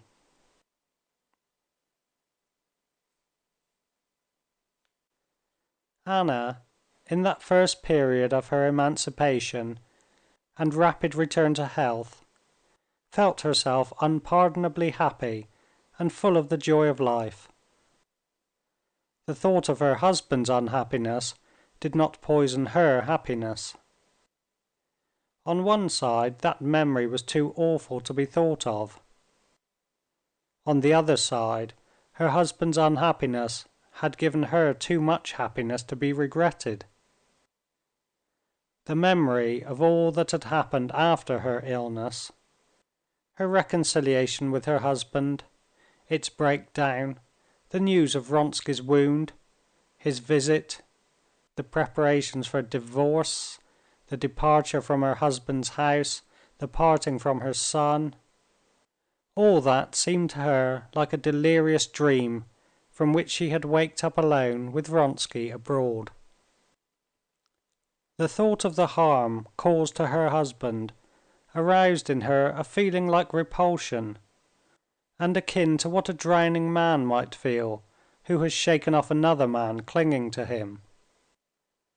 That man did drown. It was an evil action, of course, but it was the sole means of escape, and better not to brood over these fearful facts. One consolatory reflection upon her conduct had occurred to her at the first moment of the final rupture, and when now she recalled all the past, she remembered that one reflection. "I have inevitably made that man wretched," she thought, "but I don't want to profit by his misery. I too am suffering and shall suffer. I am losing what I prized above everything. I am losing my good name and my son. I have done wrong, and so I don't want happiness. I don't want a divorce, and shall suffer from my shame and the separation from my child." But, however sincerely Anna had meant to suffer, she was not suffering. Shame there was not. With the tact of which both had such a large share, they had succeeded in avoiding Russian ladies abroad, and so had never placed themselves in a false position, and everywhere they had met people who pretended that they perfectly understood their position, far better indeed than they did themselves. Separation from the son she loved, even that did not cause her anguish in these early days. The baby girl, his child, was so sweet, and had so won Anna's heart, since she was all that was left her, that Anna rarely thought of her son. The desire for life, waxing stronger with recovered health, was so intense, and the conditions of life were so new and pleasant, that Anna felt unpardonably happy. The more she got to know Vronsky, the more she loved him. She loved him for himself, and for his love for her. Her complete ownership of him was a continual joy to her. His presence was always sweet to her. All the traits of his character, which she learned to know better and better, were unutterably dear to her. His appearance, changed by his civilian dress, was as fascinating to her as though she were some young girl in love. In everything he said, thought, and did, she saw something particularly noble and elevated. Her adoration of him alarmed her indeed. She sought and could not find in him anything not fine. She dared not show him her sense of her own insignificance beside him. It seemed to her that, knowing this, he might sooner cease to love her, and she dreaded nothing now so much as losing his love, though she had no grounds for fearing it. But she could not help being grateful to him for his attitude to her, and showing that she appreciated it. He, who had in her opinion such a marked aptitude for a political career, in which he would have been certain to play a leading part, he had sacrificed his ambition for her sake, and never betrayed the slightest regret. He was more lovingly respectful to her than ever, and the constant care that she should not feel the awkwardness of her position never deserted him for a single instant. He, so manly a man, never opposed her, had indeed with her no will of his own, and was anxious, it seemed, for nothing but to anticipate her wishes.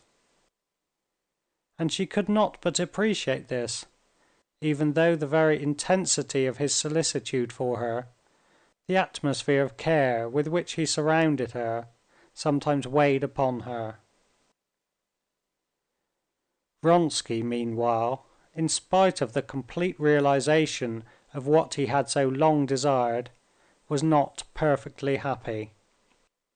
He soon felt that the realization of his desires gave him no more than a grain of sand out of the mountain of happiness he had expected. It showed him the mistake men make in picturing to themselves happiness as the realization of their desires. For a time after joining his life to hers and putting on civilian dress, he had felt all the delight of freedom in general of which he had known nothing before, and of freedom in his love, and he was content, but not for long. He was soon aware that there was springing up in his heart a desire for desires, ennui. Without conscious intention, he began to clutch at every passing caprice, taking it for a desire and an object. 16 hours of the day must be occupied in some way, since they were living abroad in complete freedom, outside the conditions of social life which filled up time in Petersburg. As for the amusements of bachelor existence, which had provided Vronsky with entertainment on previous tours abroad, they could not be thought of, since the sole attempt of the sort had led to a sudden attack of depression in Anna, quite out of proportion with the cause, a late supper with bachelor friends. Relations with the society of the place, foreign and Russian, were equally out of the question, owing to the irregularity of their position. The inspection of objects of interest, apart from the fact that everything had been seen already, had not for Vronsky, a Russian and a sensible man, the immense significance Englishmen are able to attach to that pursuit. And just as the hungry stomach eagerly accepts every object it can get, hoping to find nourishment in it, Vronsky, quite unconsciously, clutched first at politics, then at new books, and then at pictures. As he had from a child a taste for painting, and as, not knowing what to spend his money on, he had begun collecting engravings, he came to a stop at painting, began to take interest in it, and concentrated upon it the unoccupied mass of desires which demanded satisfaction. He had a ready appreciation of art, and probably, with a taste for imitating art, he supposed himself to have the real thing essential for an artist. And after hesitating for some time which style of painting to select, religious, historical, realistic, or genre painting, he set to work to paint. He appreciated all kinds, and could have felt inspired by any one of them. But he had no conception of the possibility of knowing nothing at all of any school of painting, and of being inspired directly by what is within the soul, without caring whether what is painted will belong to any recognized school. Since he knew nothing of this, and drew his inspiration not directly from life, but indirectly from life embodied in art, his inspiration came very quickly and easily, and as quickly and easily came his success in painting something very similar to the sort of painting he was trying to imitate. More than any other style he liked the French, graceful and effective, and in that style he began to paint Anna's portrait in Italian costume, and the portrait seemed to him, and to everyone who saw it, extremely successful. End of chapter 8.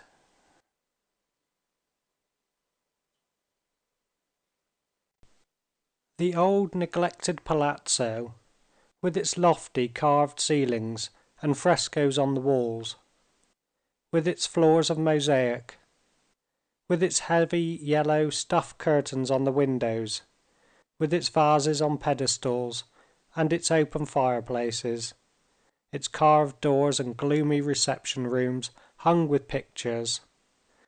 This palazzo did much, by its very appearance after they had moved into it, to confirm in Vronsky the agreeable illusion that he was not so much a Russian country gentleman, a retired army officer, as an enlightened amateur and patron of the arts, himself a modest artist, who had renounced the world, his connections, and his ambition for the sake of the woman he loved. The pose chosen by Vronsky with their removal into the palazzo was completely successful, and having, through Golenishtchev, made acquaintance with a few interesting people, for a time he was satisfied. He painted studies from nature under the guidance of an Italian professor of painting, and studied medieval Italian life. Medieval Italian life so fascinated Vronsky that he even wore a hat and flung a cloak over his shoulder in the medieval style, which indeed was extremely becoming to him.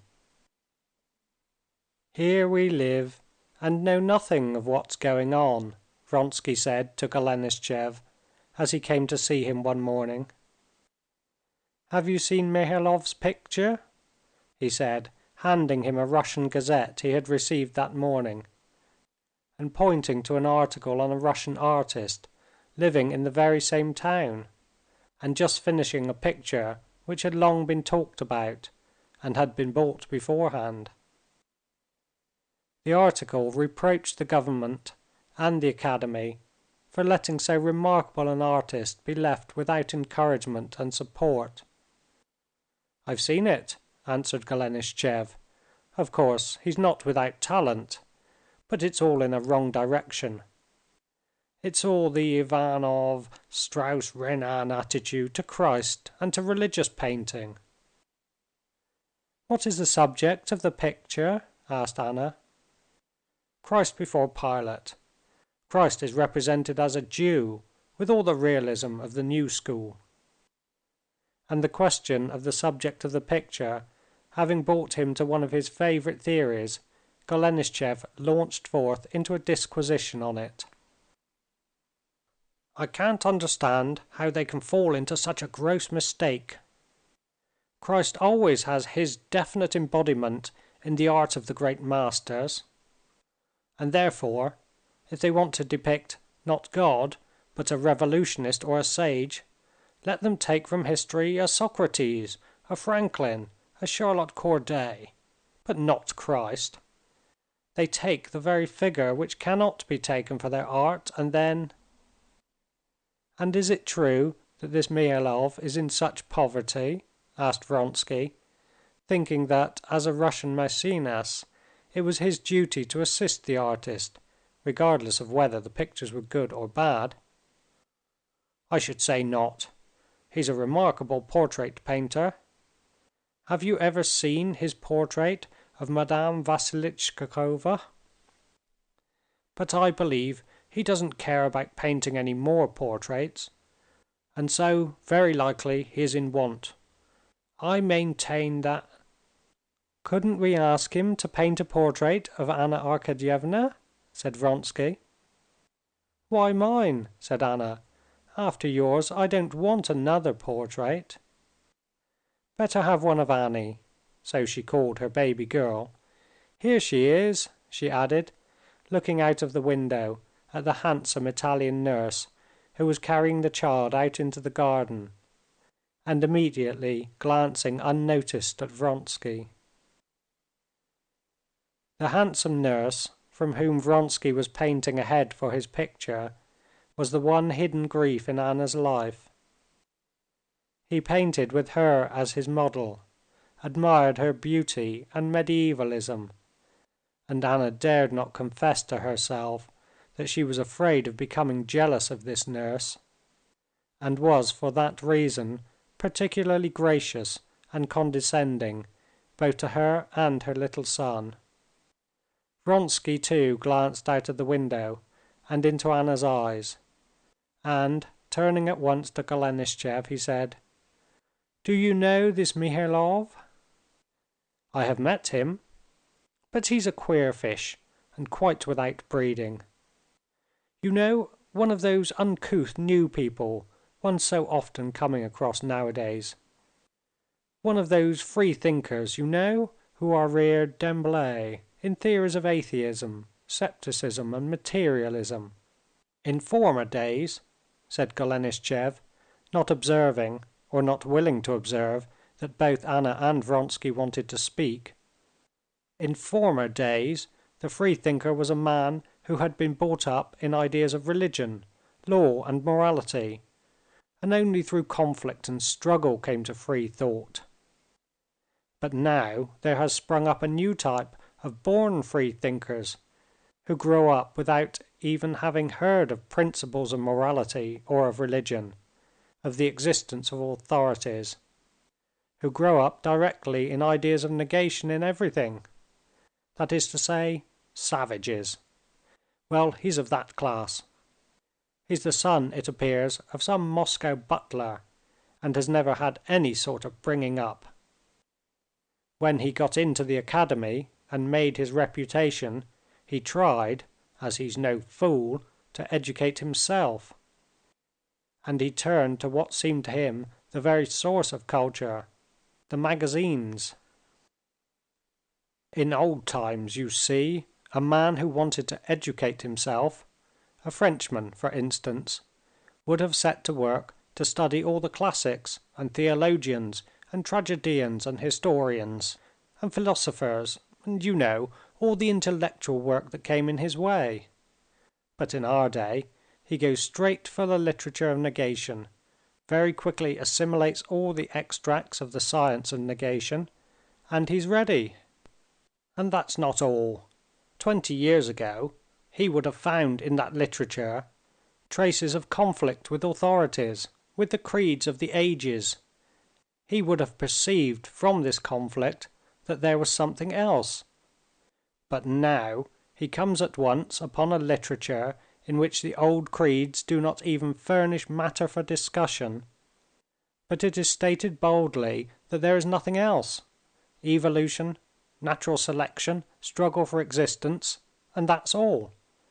In my article I tell you what," said Anna, who had for a long while been exchanging wary glances with Vronsky, and knew that he was not in the least interested in the education of this artist, but was simply absorbed by the idea of assisting him and ordering a portrait of him.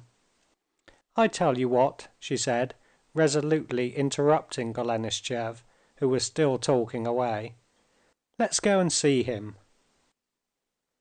Golenishtchev recovered his self-possession and readily agreed. But as the artist lived in a remote suburb, it was decided to take the carriage. An hour later, Anna, with Golenishtchev by her side, and Vronsky on the front seat of the carriage facing them, drove up to a new ugly house in the remote suburb. On learning from the porter's wife, who came out to meet them, that Mihailov saw visitors at his studio, but at this moment he was in his lodging only a couple of steps off, they sent her to him with their cards, asking permission to see his picture. End of chapter 9.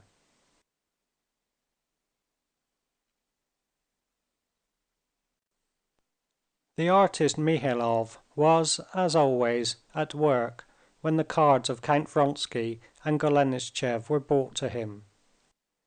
In the morning he had been working in his studio at his big picture. On getting home he flew into a rage with his wife for not having managed to put off the landlady who had been asking for money. "I've said it to you 20 times, don't enter into details. You're fool enough at all times, and when you start explaining things in Italian, you're a fool 3 times as foolish," he said after a long dispute. "Don't let it run so long. It's not my fault, if I had the money." "Leave me in peace, for God's sake!" Mihailov shrieked, with tears in his voice, and, stopping his ears, he went off into his working room, the other side of a partition wall, and closed the door after him. "Idiotic woman!" he said to himself, sat down to the table, and opening a portfolio, he set to work at once with peculiar fervor at a sketch he had begun. Never did he work with such fervor and success as when things went ill with him, and especially when he quarreled with his wife. "Oh, damn them all!" he thought as he went on working. He was making a sketch for the figure of a man in a violent rage. A sketch had been made before, but he was dissatisfied with it. "No, that one was better. Where is it?" He went back to his wife, and scowling and not looking at her, asked his eldest little girl where was that piece of paper he had given them. The paper with the discarded sketch on it was found, but it was dirty and spotted with candle grease. Still he took the sketch, laid it on his table, and moving a little away, screwing up his eyes, he fell to gazing at it. All at once he smiled and gesticulated gleefully. "That's it, that's it!" he said, and at once, picking up the pencil, he began rapidly drawing. The spot of tallow had given the man a new pose. He had sketched this new pose when all at once he recalled the face of a shopkeeper of whom he had bought cigars, a vigorous face with a prominent chin, and he sketched this very face, this chin, onto the figure of the man. He laughed aloud with delight. The figure, from a lifeless imagined thing, had become living, and such that it could never be changed. That figure lived, and was clearly and unmistakably defined. The sketch might be corrected in accordance with the requirements of the figure. The legs indeed could and must be put differently, and the position of the left hand must be quite altered. The hair too might be thrown back. But in making these corrections, he was not altering the figure, but simply getting rid of what concealed the figure.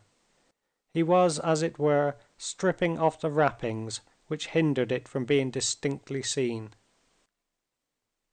Each new feature only brought out the whole figure in all its force and vigor, as it had suddenly come to him from the spot of tallow. He was carefully finishing the figure when the cards were brought him. "Coming, coming!" He went in to his wife. "Come, Sasha, don't be cross," he said, smiling timidly and affectionately at her. "You were to blame, I was to blame. I'll make it all right." And having made peace with his wife, he put on an olive green overcoat with a velvet collar and a hat, and went towards his studio.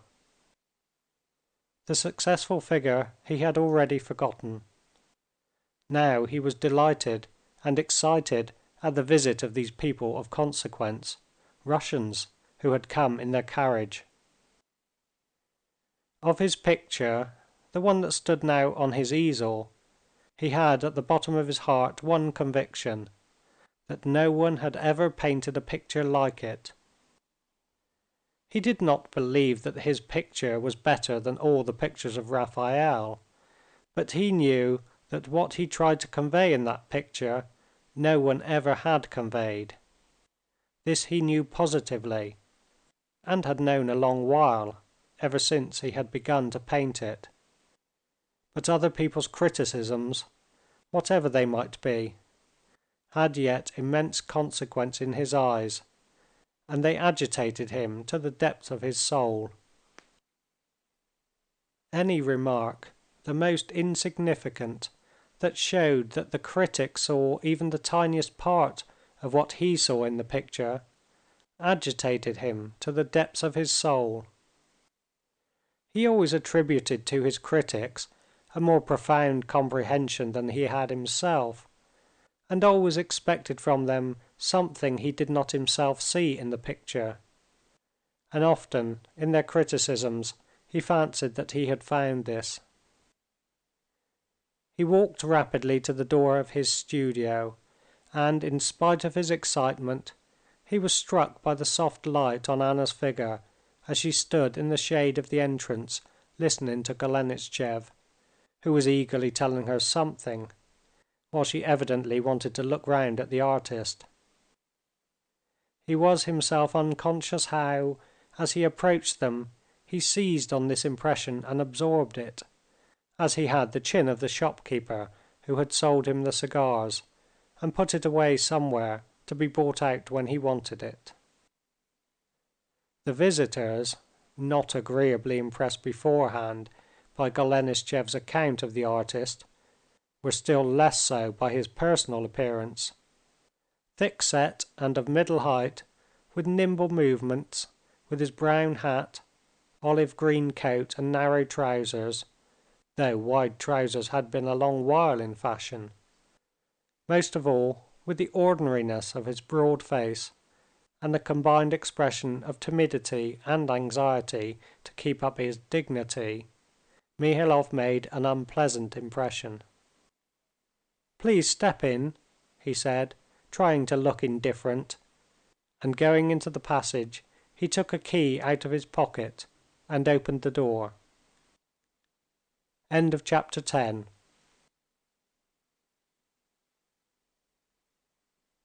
On entering the studio, Mihailov once more scanned his visitors and noted down in his imagination Vronsky's expression too, and especially his jewels. Although his artistic sense was unceasingly at work collecting materials, although he felt a continually increasing excitement as the moment of criticizing his work drew nearer, he rapidly and subtly formed from imperceptible signs a mental image of these three persons. That fellow, Golenishtchev, was a Russian living here.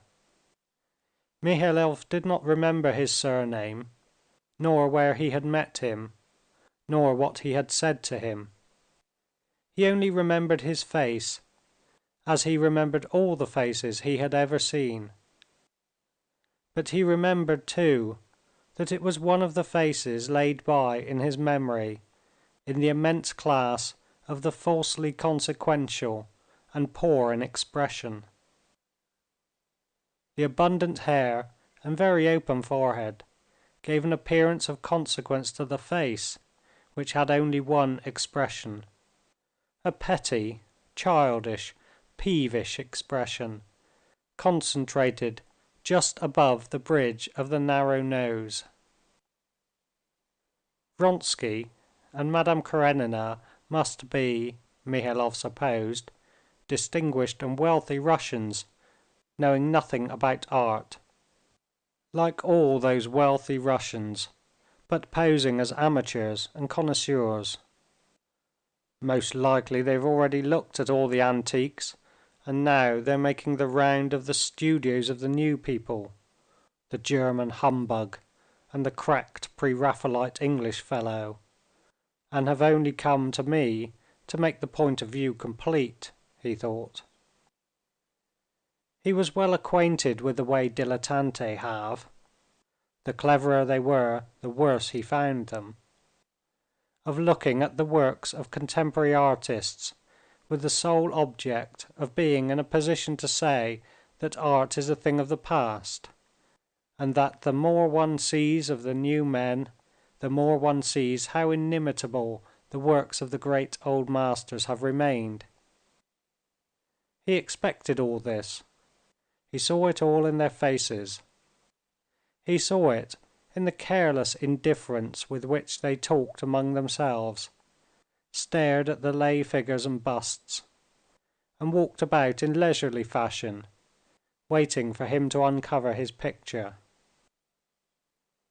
But in spite of this, while he was turning over his studies, pulling up the blinds and taking off the sheet, he was in intense excitement, especially as, in spite of his conviction that all distinguished and wealthy Russians were certain to be beasts and fools, he liked Vronsky, and still more Anna. "Here, if you please," he said, moving on one side with his nimble gait and pointing to his picture. "It's the exhortation to Pilate, Matthew chapter 27," he said, feeling his lips were beginning to tremble with emotion. He moved away and stood behind them. For the few seconds during which the visitors were gazing at the picture in silence, Mihailov too gazed at it with the indifferent eye of an outsider. For those few seconds he was sure in anticipation that a higher, juster criticism would be uttered by them, by those very visitors whom he had been so despising a moment before. He forgot all he had thought about his picture before during the 3 years he had been painting it. He forgot all its qualities, which had been absolutely certain to him. He saw the picture with their indifferent, new, outside eyes, and saw nothing good in it. He saw in the foreground Pilate's irritated face and the serene face of Christ, and in the background the figures of Pilate's retinue and the face of John watching what was happening. Every face that, with such agony, such blunders and corrections, had grown up within him with its special character, every face that had given him such torments and such raptures, and all these faces so many times transposed for the sake of the harmony of the whole, all the shades of color and tones that he had attained with such labor, all of this together seemed to him now, looking at it with their eyes, the merest vulgarity, something that had been done 1,000 times over.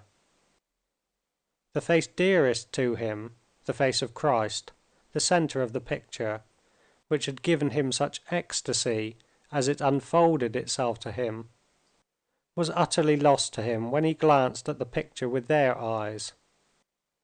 He saw a well-painted, no, not even that, he distinctly saw now a mass of defects, repetition of those endless Christs of Titian, Raphael, Rubens, and the same soldiers and Pilate.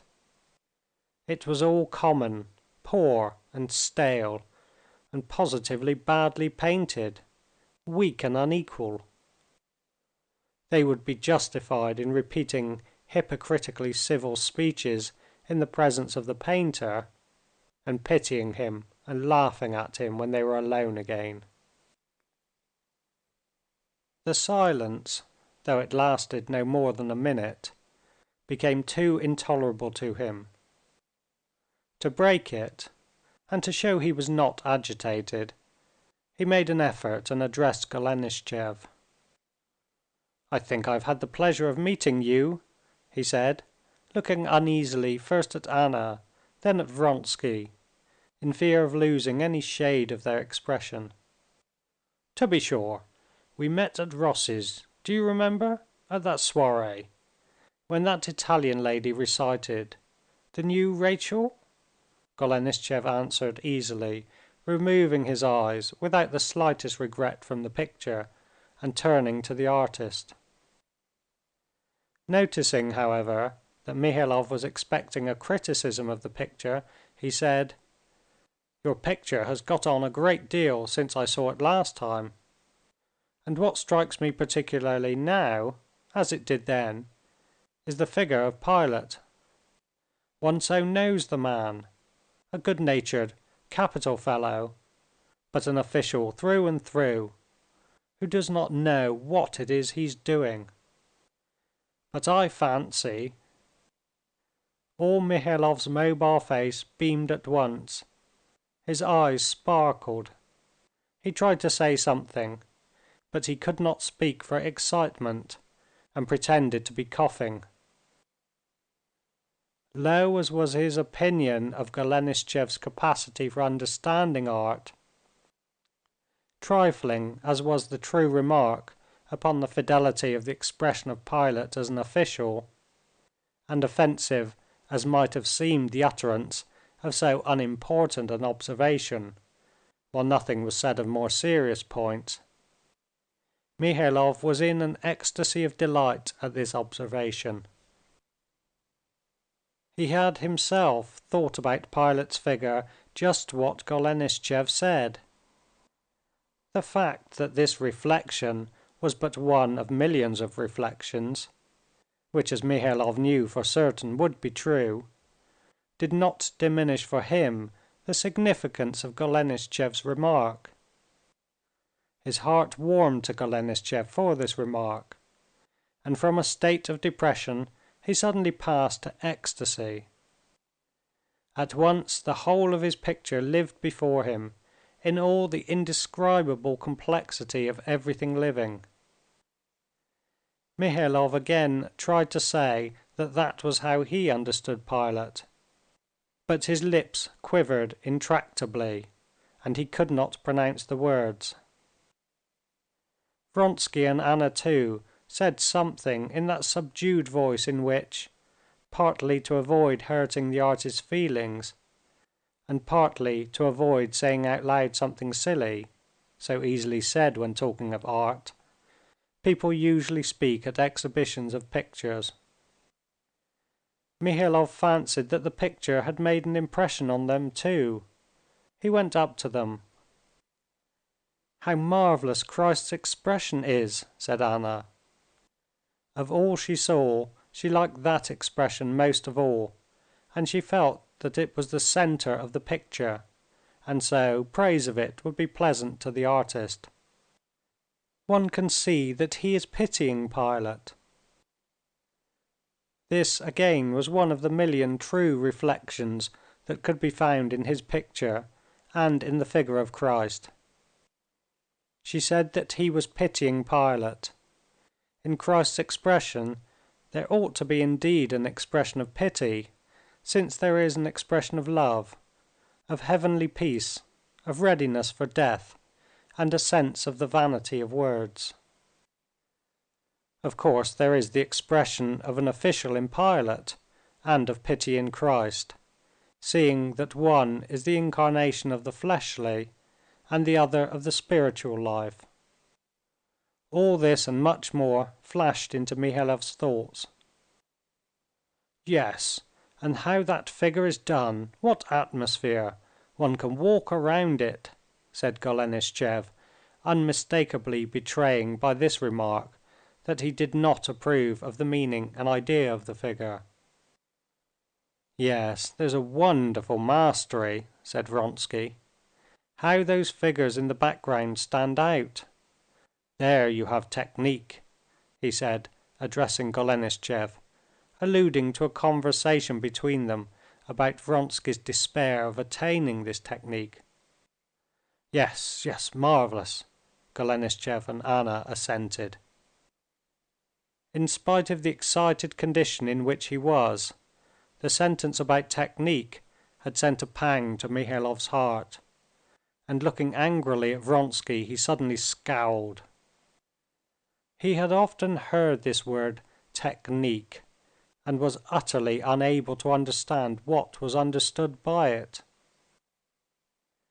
He knew that by this term was understood a mechanical facility for painting or drawing, entirely apart from its subject. He had noticed often that even in actual praise technique was opposed to essential quality, as though one could paint well something that was bad. He knew that a great deal of attention and care was necessary in taking off the coverings to avoid injuring the creation itself, and to take off all the coverings. But there was no art of painting, no technique of any sort about it. If to a little child or to his cook were revealed what he saw, it or she would have been able to peel the wrappings off what was seen. And the most experienced and adroit painter could not by mere mechanical facility paint anything if the lines of the subject were not revealed to him first. Besides, he saw that if it came to talking about technique, it was impossible to praise him for it. In all he had painted and repainted, he saw faults that hurt his eyes, coming from want of care in taking off the wrappings. Fault he could not correct now without spoiling the whole. And in almost all the figures and faces he saw, too, remnants of the wrappings not perfectly removed that spoiled the picture. "One thing might be said, if you will allow me to make the remark," observed Golenishtchev. "Oh, I shall be delighted, I beg you," said Mihailov with a forced smile. "That is, that you make him the man-god, and not the god-man. But I know that was what you meant to do." "I cannot paint a Christ that is not in my heart," said Mihailov gloomily. "Yes, but in that case, if you will allow me to say what I think, your picture is so fine that my observation cannot detract from it, and besides, it is only my personal opinion. With you it is different, your very motive is different. But let us take Ivanov. I imagine that if Christ is brought down to the level of an historical character, it would have been better for Ivanov to select some other historical subject, fresh, untouched. But if this is the greatest subject presented to art? If one looked, one would find others. But the point is that art cannot suffer doubt and discussion, and before the pictures of Ivanov, the question arises for the believer and the unbeliever alike: is it God or is it not God? And the unity of the impression is destroyed. "Why so? I think that for educated people," said Mihailov, "the question cannot exist." Golenishtchev did not agree with this, and confounded Mihailov by his support of his first idea of the unity of the impression being essential to art. Mihailov was greatly perturbed, but he could say nothing in defense of his own idea. End of chapter 11.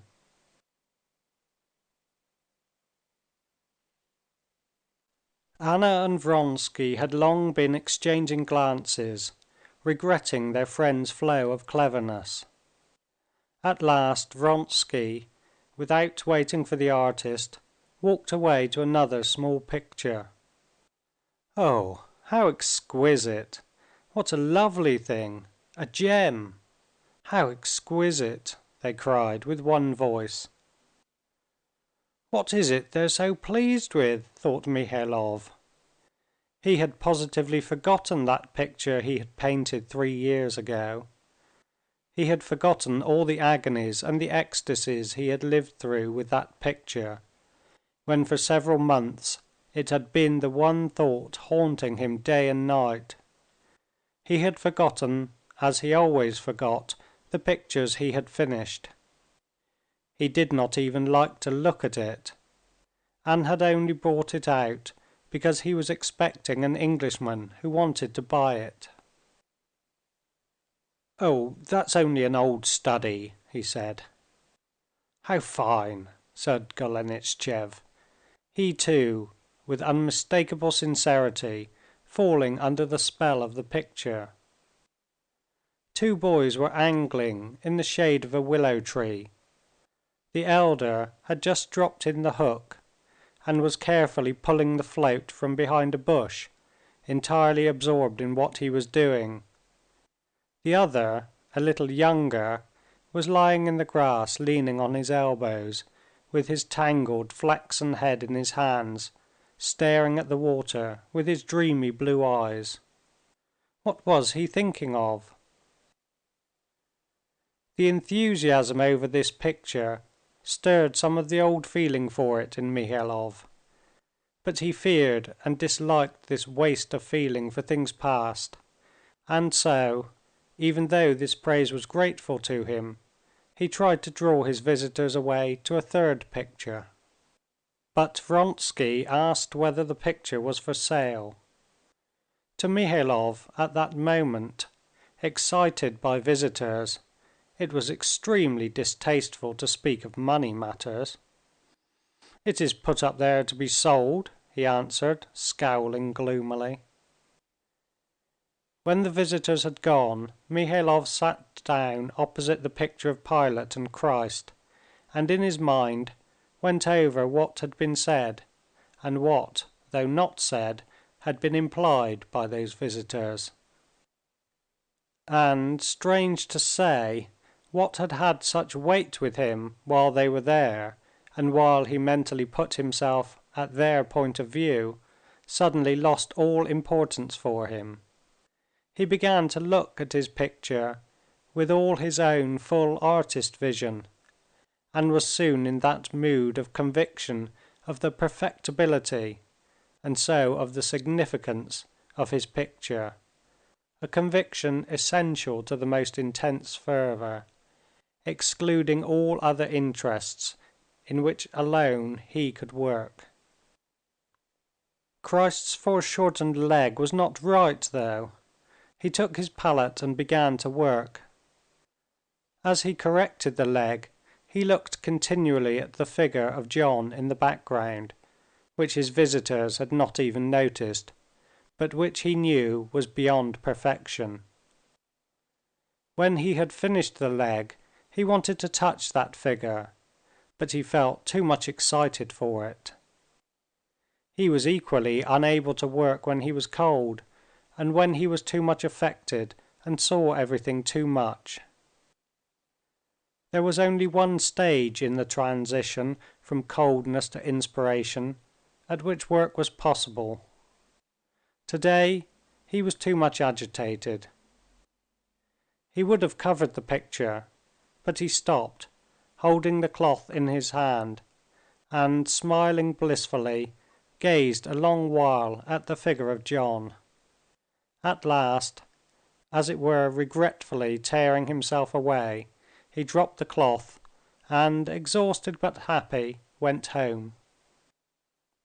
Vronsky, Anna, and Golenishtchev, on their way home, were particularly lively and cheerful. They talked of Mihailov and his pictures. The word talent, by which they meant an inborn, almost physical aptitude apart from brain and heart, and in which they tried to find an expression for all the artist had gained from life, recurred particularly often in their talk, as though it were necessary for them to sum up what they had no conception of, though they wanted to talk of it. They said that there was no denying his talent, but that his talent could not develop for want of education. the common defect of our Russian artists. But the picture of the boys had imprinted itself on their memories, and they were continually coming back to it. What an exquisite thing! How he has succeeded in it, and how simply! He doesn't even comprehend how good it is. Yes, I mustn't let it slip. I must buy it, said Vronsky. End of chapter 12.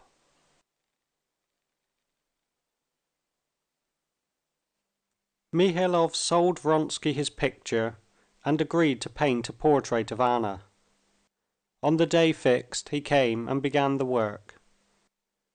From the fifth sitting the portrait impressed everyone, especially Vronsky, not only by its resemblance, but by its characteristic beauty.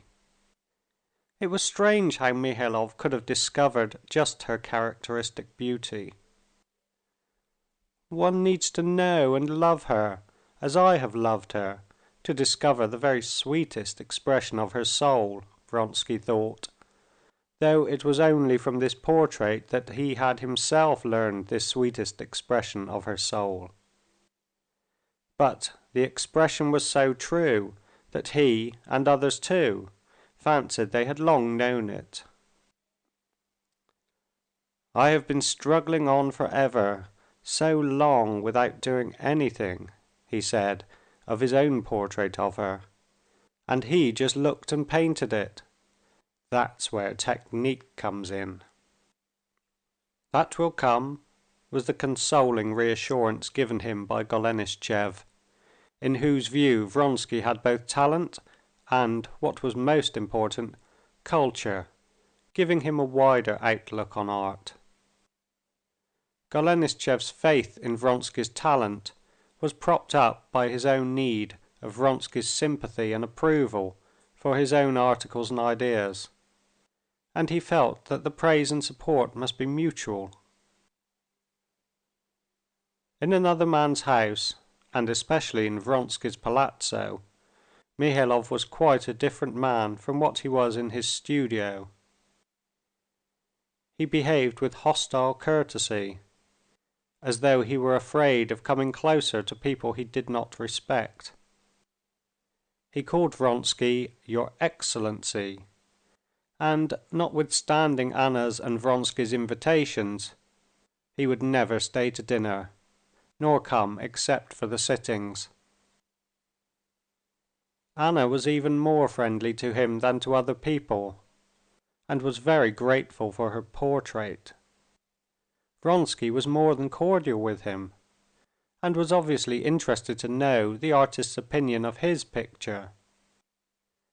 Golenishtchev never let slip an opportunity of instilling sound ideas about art into Mihailov. But Mihailov remained equally chilly to all of them. Anna was aware, from his eyes, that he liked looking at her, but he avoided conversation with her. Vronsky's talk about his painting he met with stubborn silence, and he was as stubbornly silent when he was shown Vronsky's picture. He was unmistakably bored by Golenishtchev's conversation, and he did not attempt to oppose him. Altogether Mihailov, with his reserved and disagreeable, as it were, hostile attitude, was quite disliked by them as they got to know him better, and they were glad when the sittings were over, and they were left with a magnificent portrait in their possession, and he gave up coming. Golenishtchev was the first to give expression to an idea that had occurred to all of them, which was that Mihailov was simply jealous of Vronsky. Not envious, let us say, since he has talent, but it annoys him that a wealthy man of the highest society, and a count too, you know they all detest a title, can without any particular trouble do as well, if not better, than he who has devoted all his life to it. And more than all, it's a question of culture, which he is without. Vronsky defended Mihailov, but at the bottom of his heart he believed it, because in his view a man of a different, lower world would be sure to be envious. Anna's portrait, the same subject painted from nature both by him and by Mihailov, ought to have shown Vronsky the difference between him and Mihailov, but he did not see it. Only after Mihailov's portrait was painted he left off painting his portrait of Anna, deciding that it was now not needed. His picture of medieval life he went on with, and he himself, and Golenishtchev, and still more Anna, thought it very good, because it was far more like the celebrated pictures they knew than Mihailov's picture. Mihailov, meanwhile, although Anna's portrait greatly fascinated him, was even more glad than they were when the sittings were over, and he had no longer to listen to Golenishtchev's disquisitions upon art, and could forget about Vronsky's painting. He knew that Vronsky could not be prevented from amusing himself with painting. He knew that he and all dilettanti had a perfect right to paint what they liked, but it was distasteful to him. A man could not be prevented from making himself a big wax doll and kissing it. But if the man were to come with the doll and sit before a man in love, and begin caressing his doll as the lover caressed the woman he loved, it would be distasteful to the lover. Just such a distasteful sensation was what Mihailov felt at the sight of Vronsky's painting. He felt it both ludicrous and irritating, both pitiable and offensive. Vronsky's interest in painting and the Middle Ages did not last long. He had enough taste for painting to be unable to finish his picture. The picture came to a standstill. He was vaguely aware that its defects, inconspicuous at first, would be glaring if he were to go on with it. The same experience befell him as Golenishtchev, who felt that he had nothing to say, and continually deceived himself with the theory that his idea was not yet mature, that he was working it out and collecting materials. This exasperated and tortured Golenishtchev, but Vronsky was incapable of deceiving and torturing himself, and even more incapable of exasperation. With his characteristic decision, without explanation or apology, he simply ceased working at painting. But without this occupation, the life of Vronsky and of Anna, who wondered at his loss of interest in it, struck them as intolerably tedious in an Italian town. The palazzo suddenly seemed so obtrusively old and dirty, the spots on the curtains, the cracks in the floors, the broken plaster on the cornices became so disagreeably obvious, and the everlasting sameness of Golenishtchev, and the Italian professor and the German traveler became so wearisome that they had to make some change. They resolved to go to Russia, to the country. In Petersburg, Vronsky intended to arrange a partition of the land with his brother, while Anna meant to see her son. The summer they intended to spend on Vronsky's great family estate. End of chapter 13.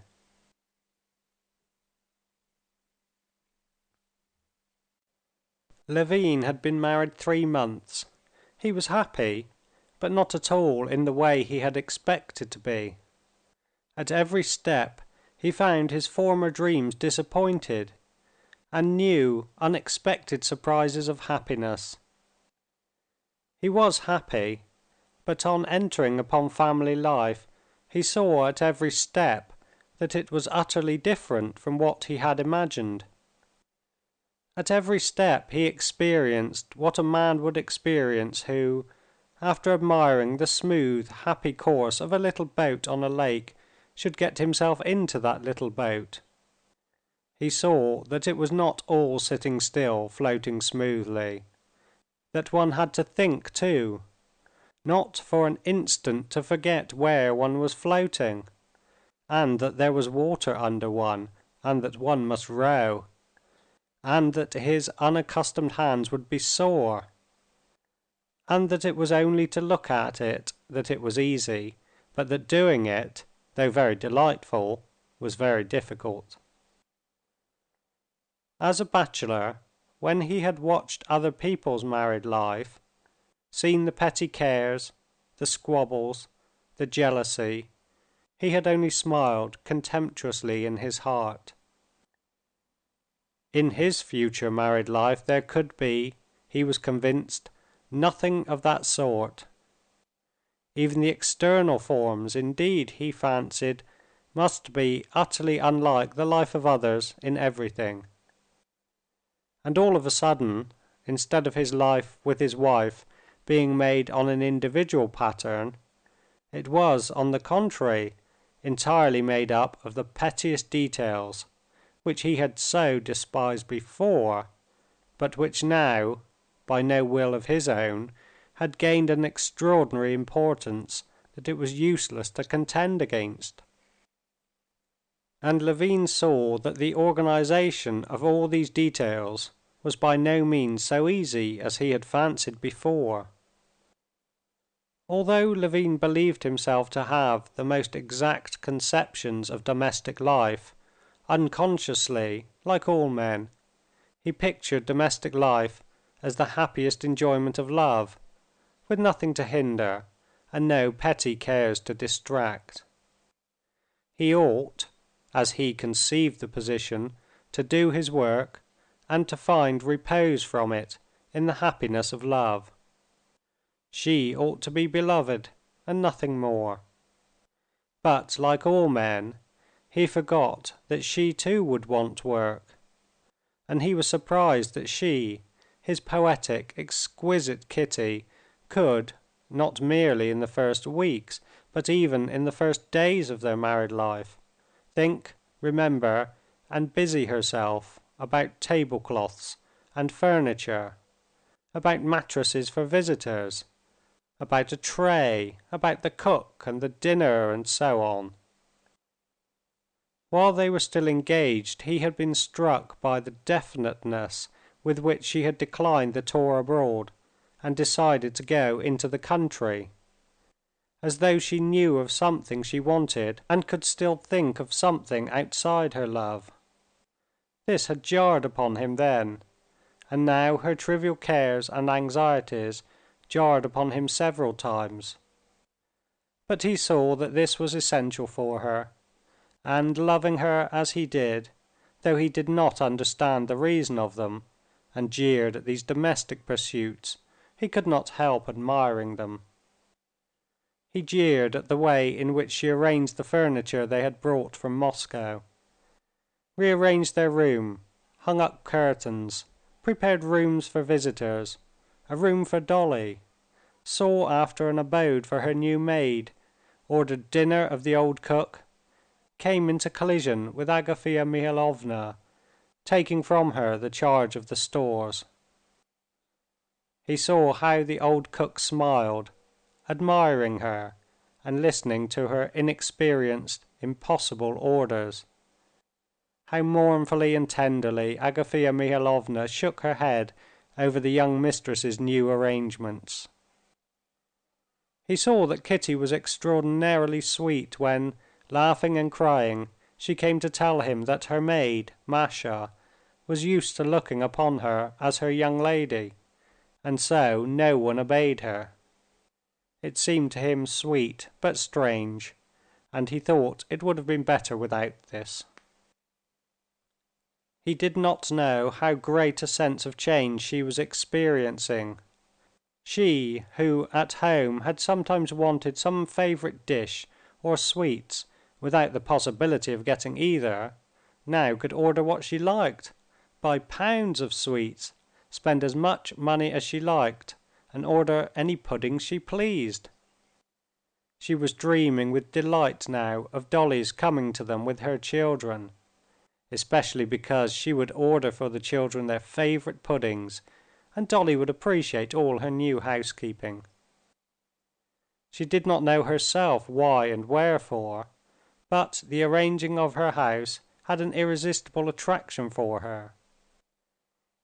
Instinctively feeling the approach of spring, and knowing that there would be days of rough weather too, she built her nest as best she could, and was in haste at the same time to build it and to learn how to do it. This care for domestic details in Kitty, so opposed to Levin's ideal of exalted happiness, was at first one of the disappointments. And this sweet care of her household, the aim of which he did not understand, but could not help loving, was one of the new happy surprises.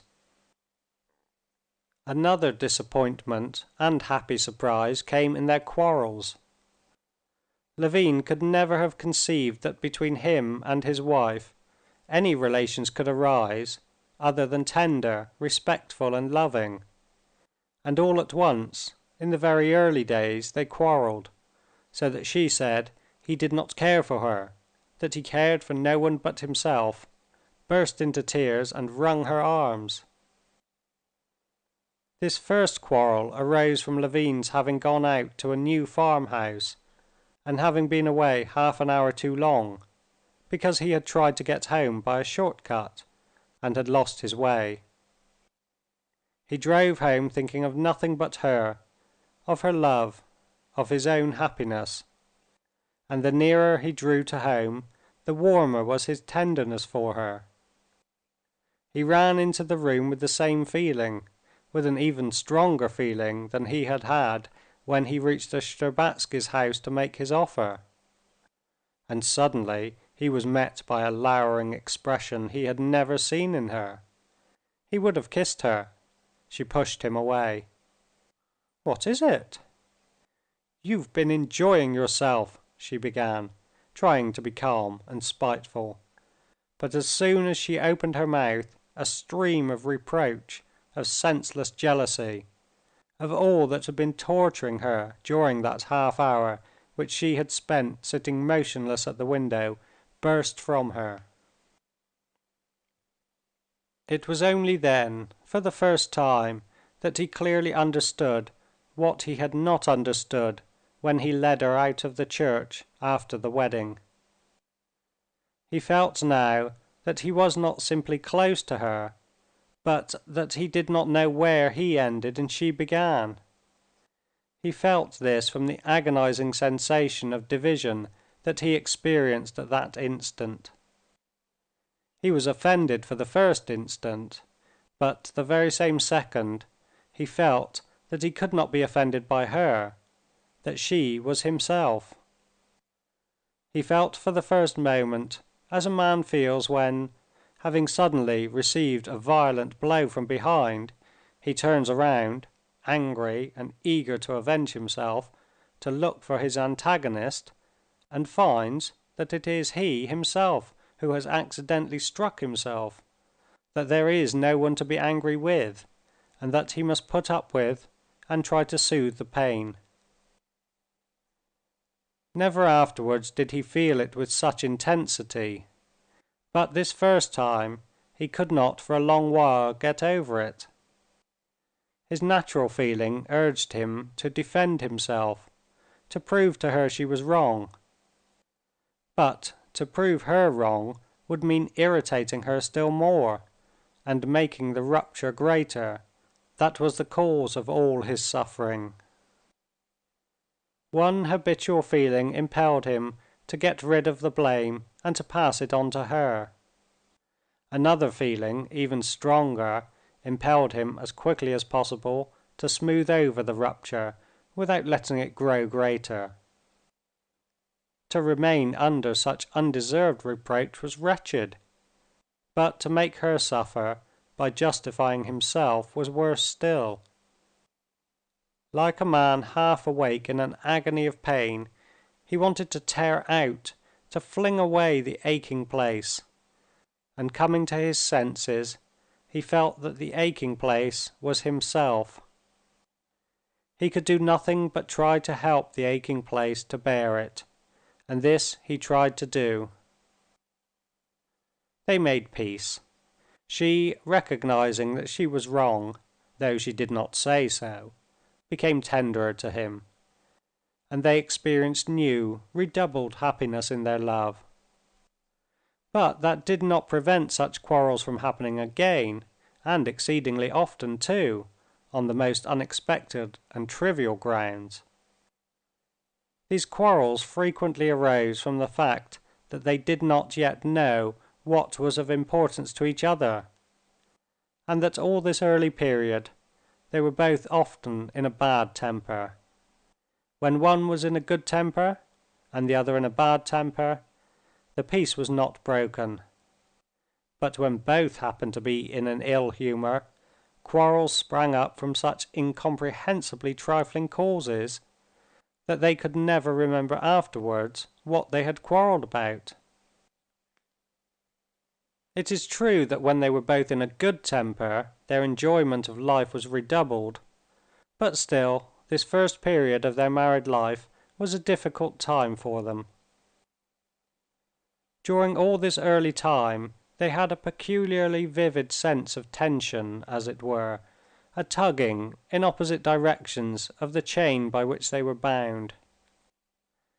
Altogether their honeymoon, that is to say, the month after their wedding, from which, from tradition, Levin expected so much, was not merely not a time of sweetness, but remained in the memories of both as the bitterest and most humiliating period in their lives.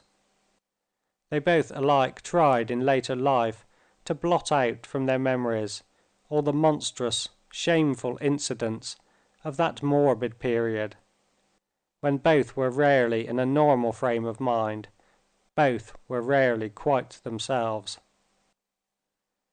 It was only in the third month of their married life, after their return from Moscow, where they had been staying for a month, that their life began to go more smoothly.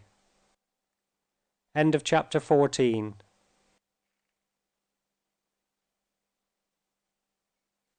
They had just come back from Moscow and were glad to be alone. He was sitting at the writing table in his study, writing. She, wearing the dark lilac dress she had worn during the first days of their married life, and put on again today, a dress particularly remembered and loved by him, was sitting on the sofa, the same old-fashioned leather sofa which had always stood in the study in Levin's father's and grandfather's days. She was sewing at broderie anglaise.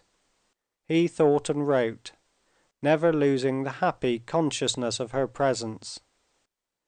His work, both on the land and on the book, in which the principles of the new land system were to be laid down, had not been abandoned, but just as, formerly, these pursuits and ideas had seemed to him petty and trivial in comparison with the darkness that overspread all life, now they seemed as unimportant and petty in comparison with the life that lay before him, suffused with the brilliant light of happiness.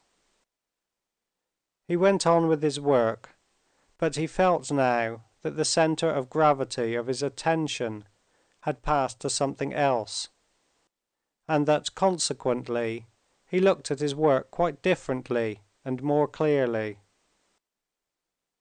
Formerly, this work had been for him an escape from life. Formerly, he had felt that without this work his life would be too gloomy. Now these pursuits were necessary for him that life might not be too uniformly bright. Taking up his manuscript, reading through what he had written, he found with pleasure that the work was worth his working at. Many of his old ideas seemed to him superfluous and extreme, but many blanks became distinct to him when he reviewed the whole thing in his memory.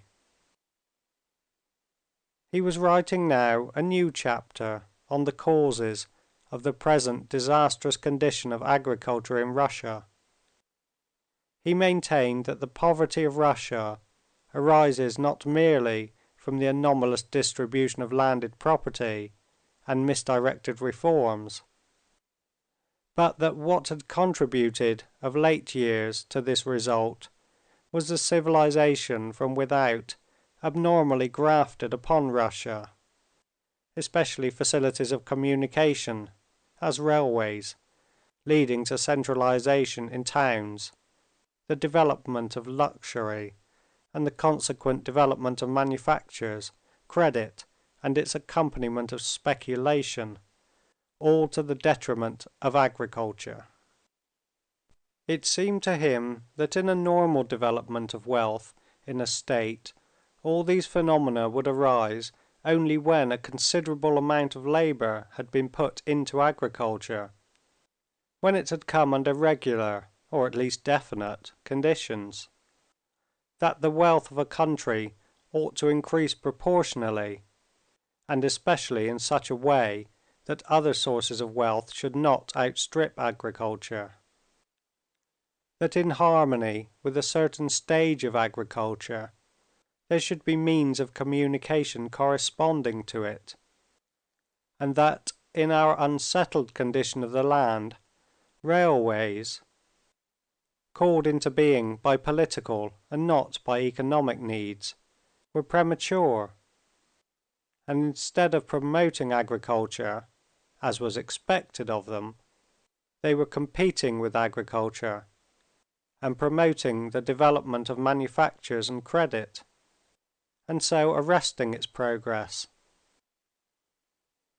and that just as the one-sided and premature development of one organ in an animal would hinder its general development, so in the general development of wealth in Russia, credit, facilities of communication, manufacturing activity, indubitably necessary in Europe, where they had arisen in their proper time, had with us only done harm by throwing into the background the chief question calling for settlement, the question of the organization of agriculture.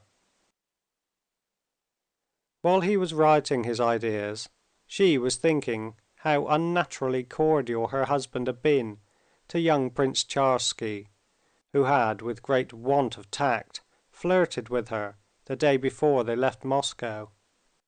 "He's jealous," she thought. "Goodness, how sweet and silly he is! He's jealous of me. If he knew that I think no more of them than of Pyotr the cook," she thought, looking at his head and red neck, with a feeling of possession strange to herself. "Though it's a pity to take him from his work, but he has plenty of time. I must look at his face. Will he feel I'm looking at him? I wish he'd turn round. I will him to." And she opened her eyes wide, as though to intensify the influence of her gaze.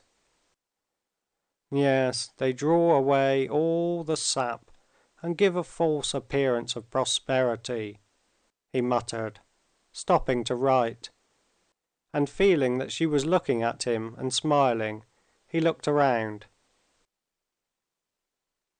"Well?" he queried, smiling and getting up. He looked round, she thought. "It's nothing. I wanted you to look round," she said, watching him, and trying to guess whether he was vexed at being interrupted or not. "How happy we are alone together. I am, that is," he said, going up to her with a radiant smile of happiness. "I'm just as happy. I'll never go anywhere, especially not to Moscow." "And what were you thinking about?" "I was thinking. No, no, go along. Go on writing. Don't break off," she said, pursing up her lips. "And I must cut out these little holes now. Do you see?" She took up her scissors and began cutting them out. "No, tell me, what was it?" he said, sitting down beside her and watching the tiny scissors moving round. "Oh, what was I thinking about? I was thinking about Moscow, about the back of your head." "Why should I, of all people, have such happiness? It's unnatural, too good," he said, kissing her hand. "I feel quite the opposite. The better things are, the more natural it seems to me." "And you've got a little curl loose," he said, carefully turning her head round. "A little curl? Oh yes. No, no, we are busy at our work." Work did not progress further, and they darted apart from one another like culprits when Kouzma came in to announce that tea was ready. "Have they come from the town?" Levin asked Kouzma. "They've just come. They're unpacking the things." "Come quickly," she said to him as she went out of the study, "or else I shall read your letters without you." Left alone, after putting his manuscripts together in the new portfolio bought by her, he washed his hands at the new washstand with the elegant fittings that had all made their appearance with her. Levin smiled at his own thoughts and shook his head disapprovingly at those thoughts. A feeling akin to remorse fretted him. There was something shameful, effeminate, Capuan, as he called it to himself, in his present mode of life.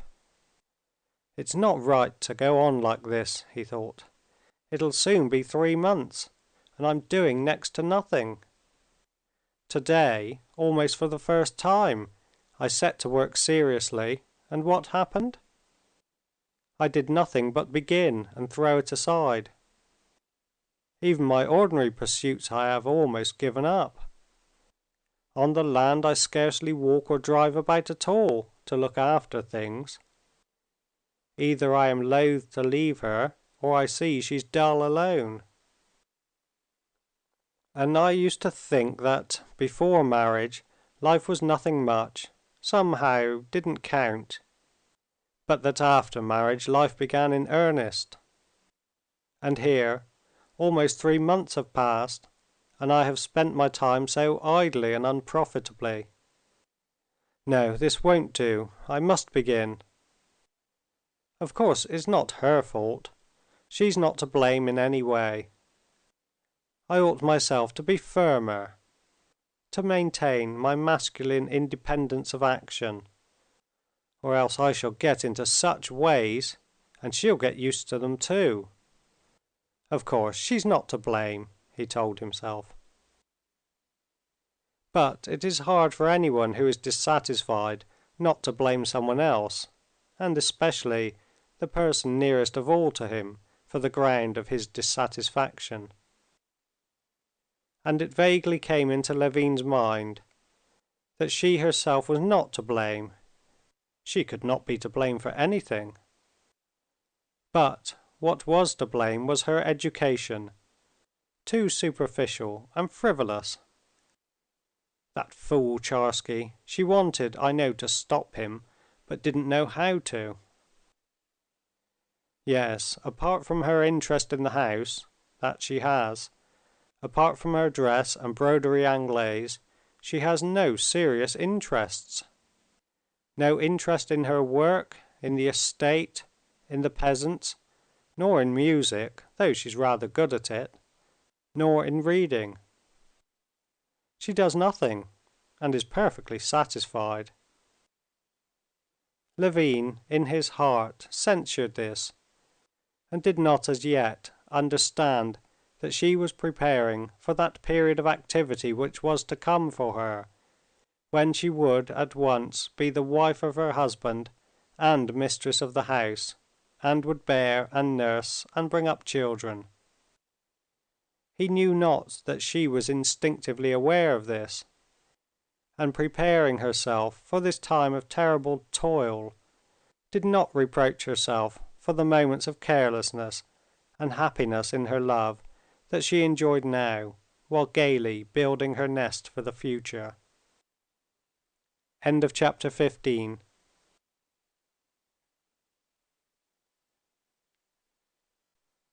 When Levin went upstairs, his wife was sitting near the new silver samovar, behind the new tea service, and, having settled old Agafea Mihalovna at a little table with a full cup of tea, was reading a letter from Dolly, with whom they were in continual and frequent correspondence.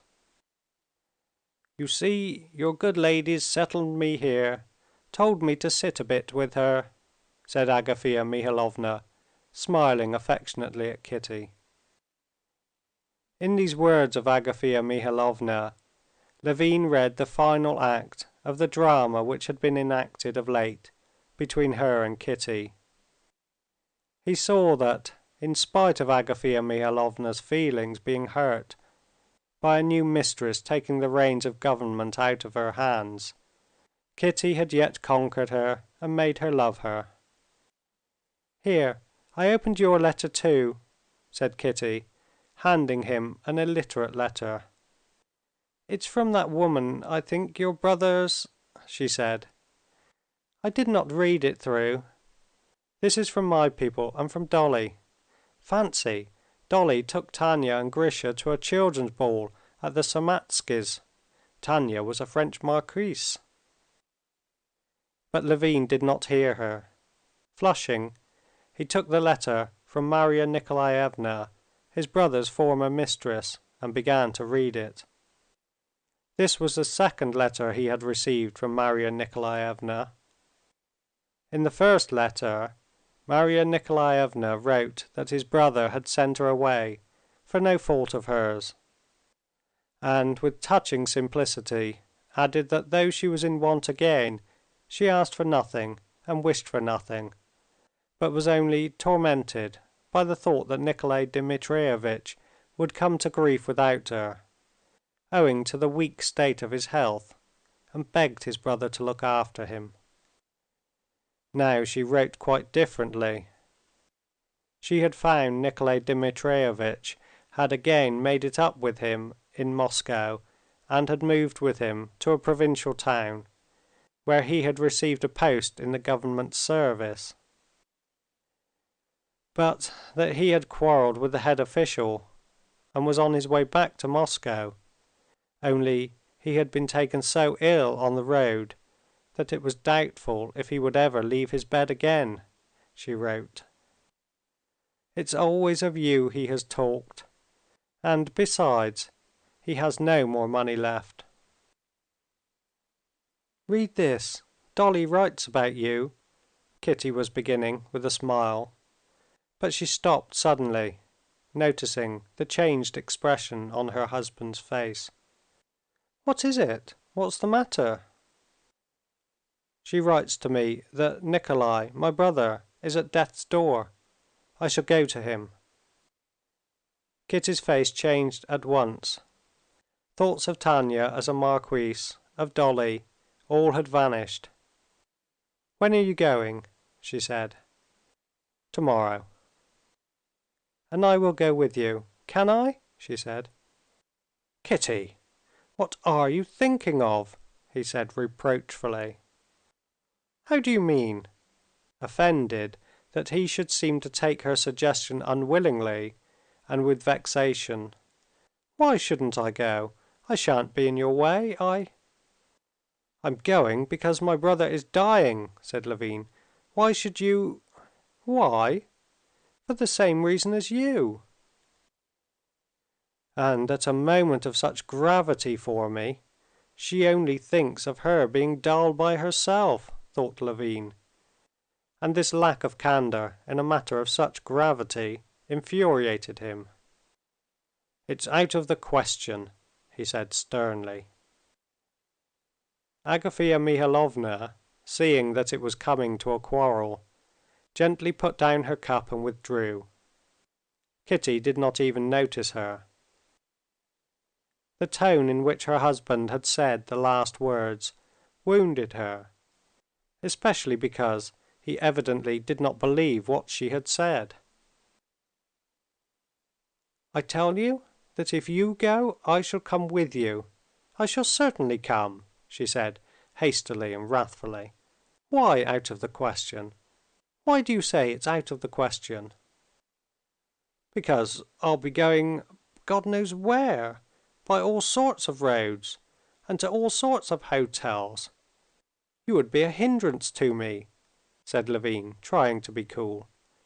"Not at all. I don't want anything. Where you can go, I can." "Well, for one thing then, because this woman's there, whom you can't meet." "I don't know, and don't care to know who's there and what. I know that my husband's brother is dying, and my husband is going to him, and I go with my husband too." "Kitty, don't get angry, but just think a little. This is a matter of such importance that I can't bear to think that you should bring in a feeling of weakness, of dislike to being left alone. Come, you'll be dull alone, so go and stay at Moscow a little." "There, you always ascribe base, vile motives to me," she said, with tears of wounded pride and fury. "I didn't mean... It wasn't weakness, it wasn't... I feel that it's my duty to be with my husband when he's in trouble. But you try on purpose to hurt me. You try on purpose not to understand." "No, this is awful. To be such a slave!" cried Levin, getting up and unable to restrain his anger any longer. But at the same second he felt that he was beating himself. "Then why did you marry? You could have been free. Why did you if you regret it?" she said, getting up and running away into the drawing-room. When he went to her, she was sobbing. He began to speak, trying to find words, not to dissuade, but simply to soothe her. But she did not heed him and would not agree to anything. He bent down to her and took her hand, which resisted him. He kissed her hand, kissed her hair, kissed her hand again. Still she was silent. But when he took her face in both his hands and said, "Kitty," she suddenly recovered herself and began to cry, and they were reconciled. It was decided that they should go together the next day. Levin told his wife that he believed she wanted to go simply in order to be of use, agreed that Marya Nikolaevna's being with his brother did not make her going improper. But he set off, at the bottom of his heart dissatisfied, both with her and with himself.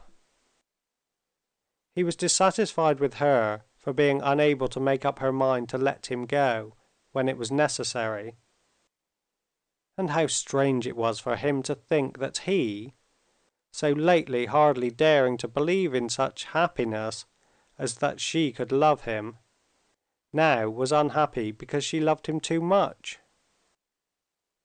And he was dissatisfied with himself for not showing more strength of will. Even greater was the feeling of disagreement at the bottom of his heart as to her not needing to consider the woman who was with his brother. And he thought with horror of all the contingencies they might meet with. The mere idea of his wife, his Kitty, being in the same room with a common wench set him shuddering with horror and loathing. End of chapter 16.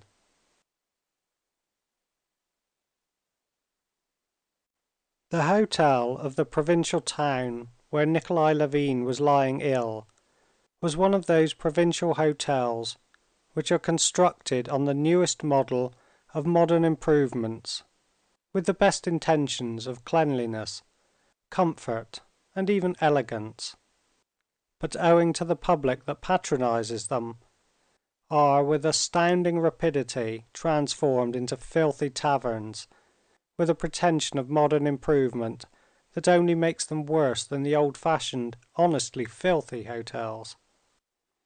This hotel had already reached that stage, and the soldier in a filthy uniform smoking in the entry, supposed to stand for a hall porter, and the cast iron, slippery, dark and disagreeable staircase, and the free and easy waiter in a filthy frock coat, and the common dining room with a dusty bouquet of wax flowers adorning the table, and filth, dust and disorder everywhere, and at the same time the sort of modern, up-to-date, self-complacent railway uneasiness of this hotel aroused a most painful feeling in Levin after their fresh young life, especially because the impression of falsity made by the hotel was so out of keeping with what awaited them. As is invariably the case, after they had been asked at what price they wanted rooms, it appeared that there was not one decent room for them. One decent room had been taken by the inspector of railroads, another by a lawyer from Moscow, a third by Princess Astafieva from the country. There remained only one filthy room, next to which they promised that another should be empty by the evening. Feeling angry with his wife because what he had expected had come to pass, which was that at the moment of arrival, when his heart throbbed with emotion and anxiety to know how his brother was getting on, he should have to be seeing after her, instead of rushing straight to his brother, Levin conducted her to the room assigned them. "Go, do go," she said, looking at him with timid and guilty eyes. He went out of the door without a word, and at once stumbled over Marya Nikolaevna, who had heard of his arrival, and had not dared to go in to see him. She was just the same as when he saw her in Moscow. The same woolen gown and bare arms and neck, and the same good-naturedly stupid, pock-marked face, only a little plumper. "Well, how is he? How is he?" "Very bad. He can't get up. He has kept expecting you. Are you with your wife?" Levin did not for the first moment understand what it was confused her, but she immediately enlightened him. "I'll go away. I'll go down to the kitchen," she brought out. "Nikolay Dmitrievitch will be delighted. He heard about it, and knows your lady, and remembers her abroad." Levin realized that she meant his wife, and did not know what answer to make. Come along to him," she said. But as soon as he moved, the door of his room opened, and Kitty peeped out. Levin crimsoned both from shame and anger with his wife, who had put herself and him in such a difficult position. But Marya Nikolaevna crimsoned still more. She positively shrank together and flushed to the point of tears, and clutching the ends of her apron in both hands, twisted them in her red fingers, without knowing what to say and what to do. For the first instant Levin saw an expression of eager curiosity in the eyes with which Kitty looked at this awful woman, so incomprehensible to her. But it lasted only a single instant. "Well, how is he?" She turned to her husband, and then to her. "But one can't go on talking in the passage like this," Levin said, looking angrily at a gentleman who walked jauntily at that instant across the corridor, as though about his affairs. "Well then, come in," said Kitty, turning to Marya Nikolaevna, who had recovered herself, but noticing her husband's face of dismay. "Or go on, go and then come back for me," she said, and went back into the room. Levin went to his brother's room. He had not in the least expected what he saw and felt in his brother's room. He had expected to find him in the same state of self-deception which he had heard was so frequent with the consumptive, and which had struck him so much during his brother's visit in the autumn. He had expected to find the physical signs of the approach of death more marked, greater weakness, greater emaciation, but still almost the same condition of things. He had expected himself to feel the same distress at the loss of the brother he loved, and the same horror in face of death as he had felt then, only in a greater degree. And he had prepared himself for this, but he found something utterly different. In a little dirty room, with the painted panels of its walls filthy with spittle, and conversation audible through the thin partition from the next room, in a stifling atmosphere saturated with impurities, on a bedstead moved away from the wall, there lay, covered with a quilt, a body. One arm of this body was above the quilt, and the wrist, huge as a rake handle, was attached, inconceivably it seemed, to the thin, long bone of the arm, smooth from the beginning to the middle. The head lay sideways on the pillow. Levin could see the scanty locks wet with sweat on the temples, and tense, transparent-looking forehead. "It cannot be that that fearful body was my brother Nikolay," thought Levin. But he went closer, saw the face, and doubt became impossible. In spite of the terrible change in the face, Levin had only to glance at those eager eyes raised at his approach, only to catch the faint movement of the mouth under the sticky mustache, to realize the terrible truth that this death-like body was his living brother. The glittering eyes looked sternly and reproachfully at his brother as he drew near, and immediately this glance established a living relationship between living men. Levin immediately felt the reproach in the eyes fixed on him, and felt remorse at his own happiness. When Konstantin took him by the hand, Nikolay smiled. The smile was faint, scarcely perceptible, and in spite of the smile, the stern expression of the eyes was unchanged. "You did not expect to find me like this," he articulated with effort. "Yes, no," said Levin, hesitating over his words. "How was it you didn't let me know before, that is, at the time of my wedding? I made inquiries in all directions." He had to talk so as not to be silent, and he did not know what to say, especially as his brother made no reply, and simply stared without dropping his eyes, and evidently penetrated to the inner meaning of each word. Levin told his brother that his wife had come with him. Nikolay expressed pleasure, but said he was afraid of frightening her by his condition. A silence followed. Suddenly Nikolay stirred and began to say something. Levin expected something of peculiar gravity and importance from the expression of his face, but Nikolay began speaking of his health.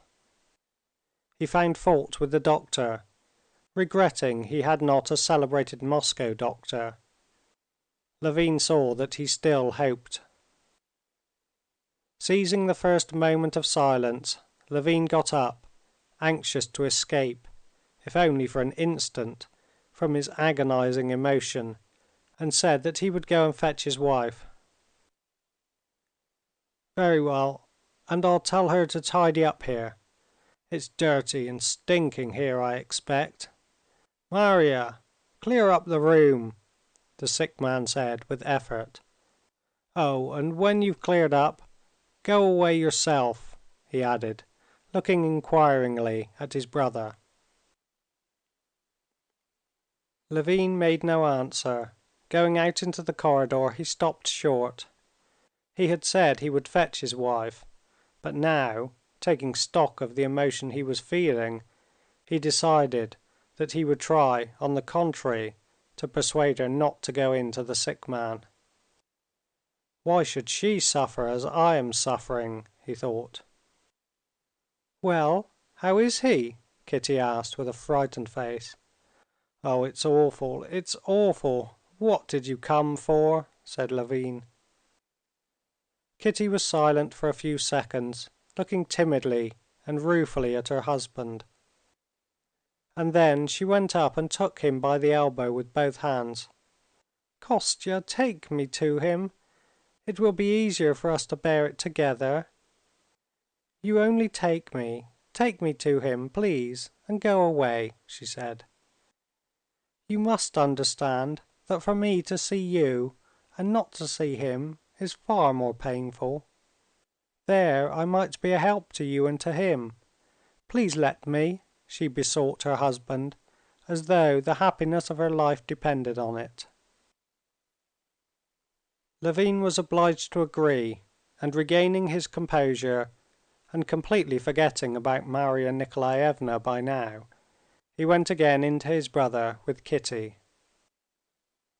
Stepping lightly and continually glancing at her husband, showing him a valorous and sympathetic face, Kitty went into the sick room, and turning without haste, noiselessly closed the door.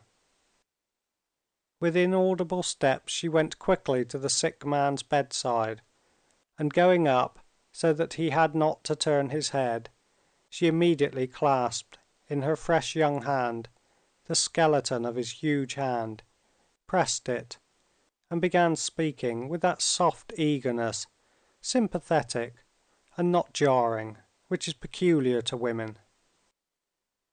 We have met, though we were not acquainted, at Soden, she said. You never thought I was to be your sister? You would not have recognized me, he said, with a radiant smile at her entrance. Yes, I should. What a good thing you let us know. Not a day has passed that Kostya has not mentioned you and been anxious. But the sick man's interest did not last long. Before she had finished speaking, there had come back into his face the stern, reproachful expression of the dying man's envy of the living. I am afraid you are not quite comfortable here, she said, turning away from his fixed stare and looking about the room. We must ask about another room, she said to her husband, so that we might be nearer. End of chapter 17.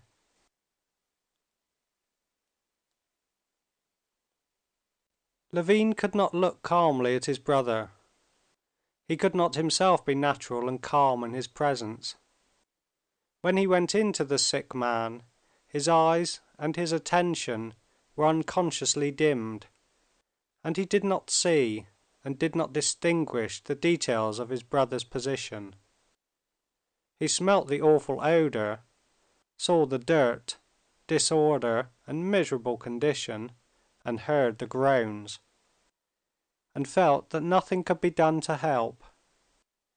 It never entered his head to analyze the details of the sick man's situation, to consider how that body was lying under the quilt, how those emaciated legs and thighs and spine were lying huddled up, and whether they could not be made more comfortable, whether anything could not be done to make things, if not better, at least less bad.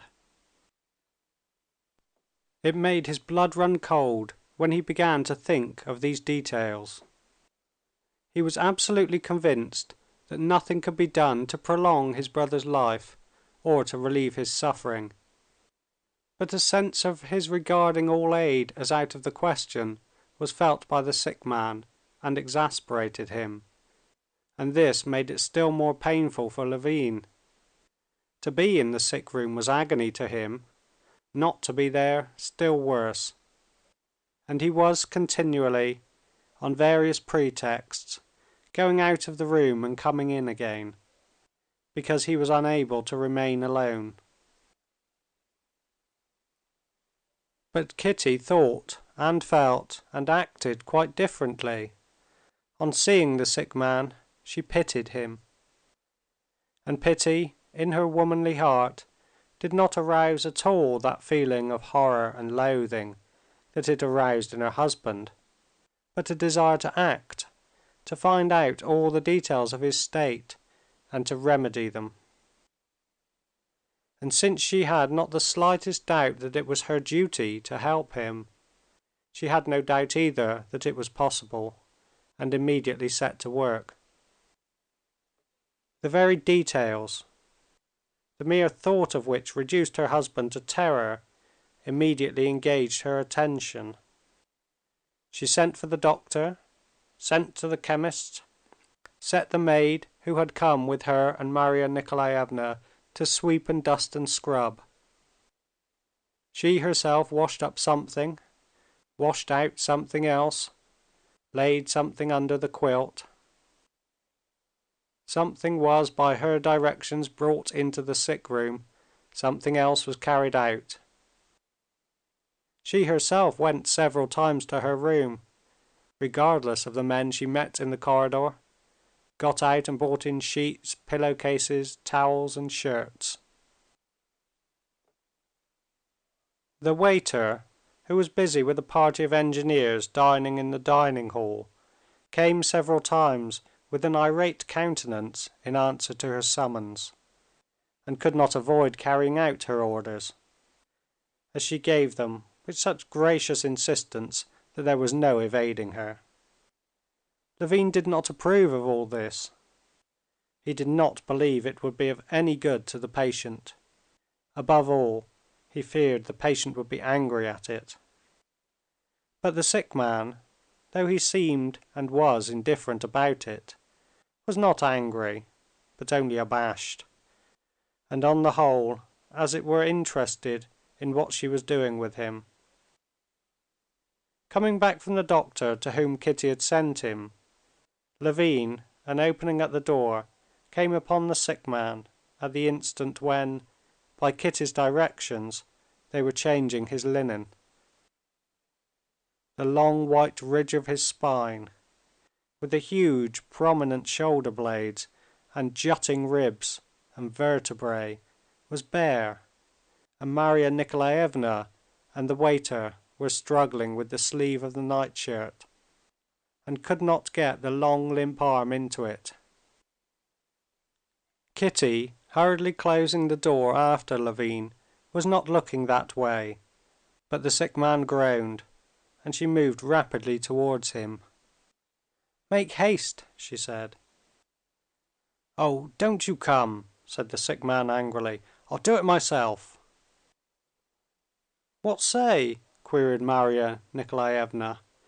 But Kitty heard and saw he was ashamed and uncomfortable at being naked before her. I'm not looking," she said, putting the arm in. "Marya Nikolaevna, you come this side. You do it," she added.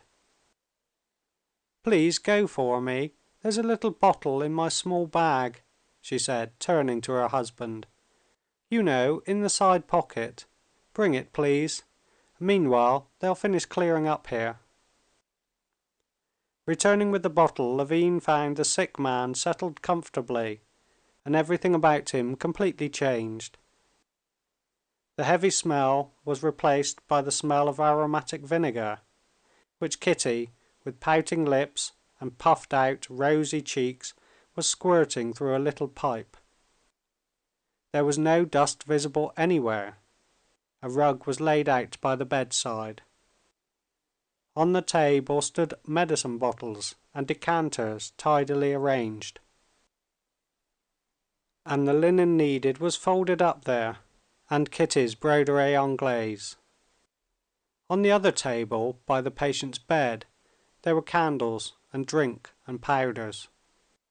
The sick man himself, washed and combed, lay in clean sheets on high raised pillows, in a clean nightshirt, with a white collar about his astoundingly thin neck, and with a new expression of hope looked fixedly at Kitty. The doctor brought by Levin, and found by him at the club, was not the one who had been attending Nikolay Levin, as the patient was dissatisfied with him.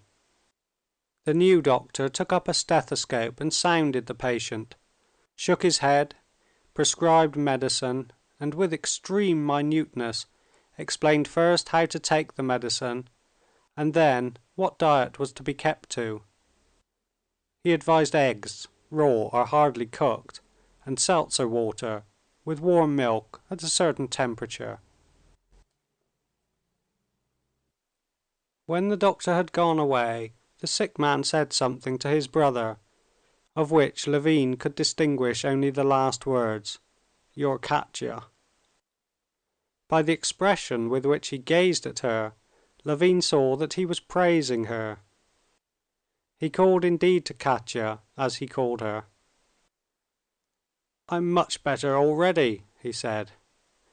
"Why, with you I should have got well long ago. How nice it is!" He took her hand and drew it towards his lips, but as though afraid she would dislike it, he changed his mind, let it go, and only stroked it. Kitty took his hand in both hers and pressed it. "Now turn me over on the left side and go to bed," he said. No one could make out what he said but Kitty. She alone understood. She understood because she was all the while mentally keeping watch on what he needed. "On the other side," she said to her husband. "He always sleeps on that side. Turn him over.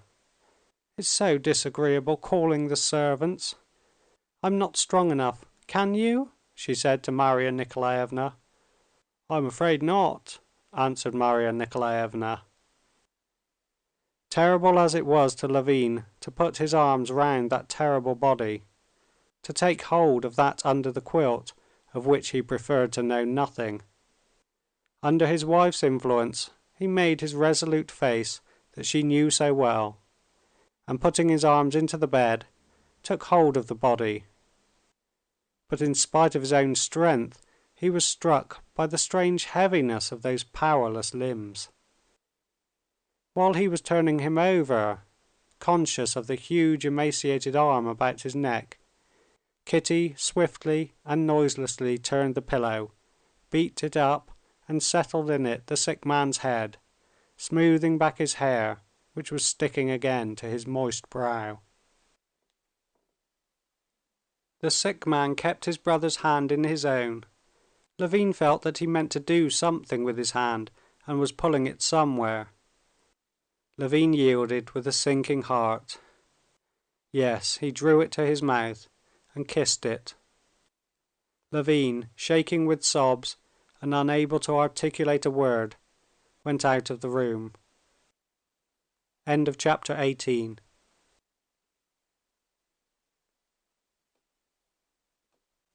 Thou hast hid these things from the wise and prudent, and hast revealed them unto babes. So Levin thought about his wife as he talked to her that evening. Levin thought of the text, not because he considered himself wise and prudent. He did not so consider himself. But he could not help knowing that he had more intellect than his wife and Agafea Mihalovna.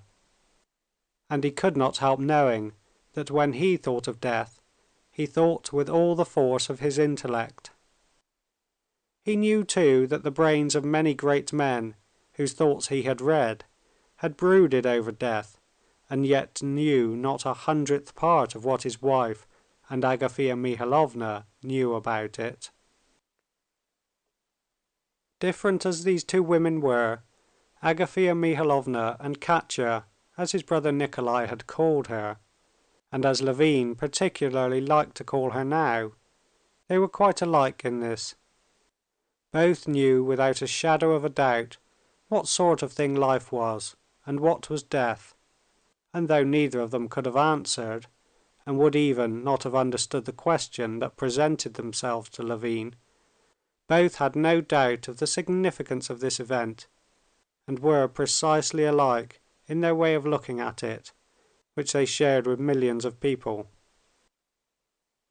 The proof that they knew for a certainty the nature of death lay in the fact that they knew without a second of hesitation how to deal with the dying and were not frightened of them.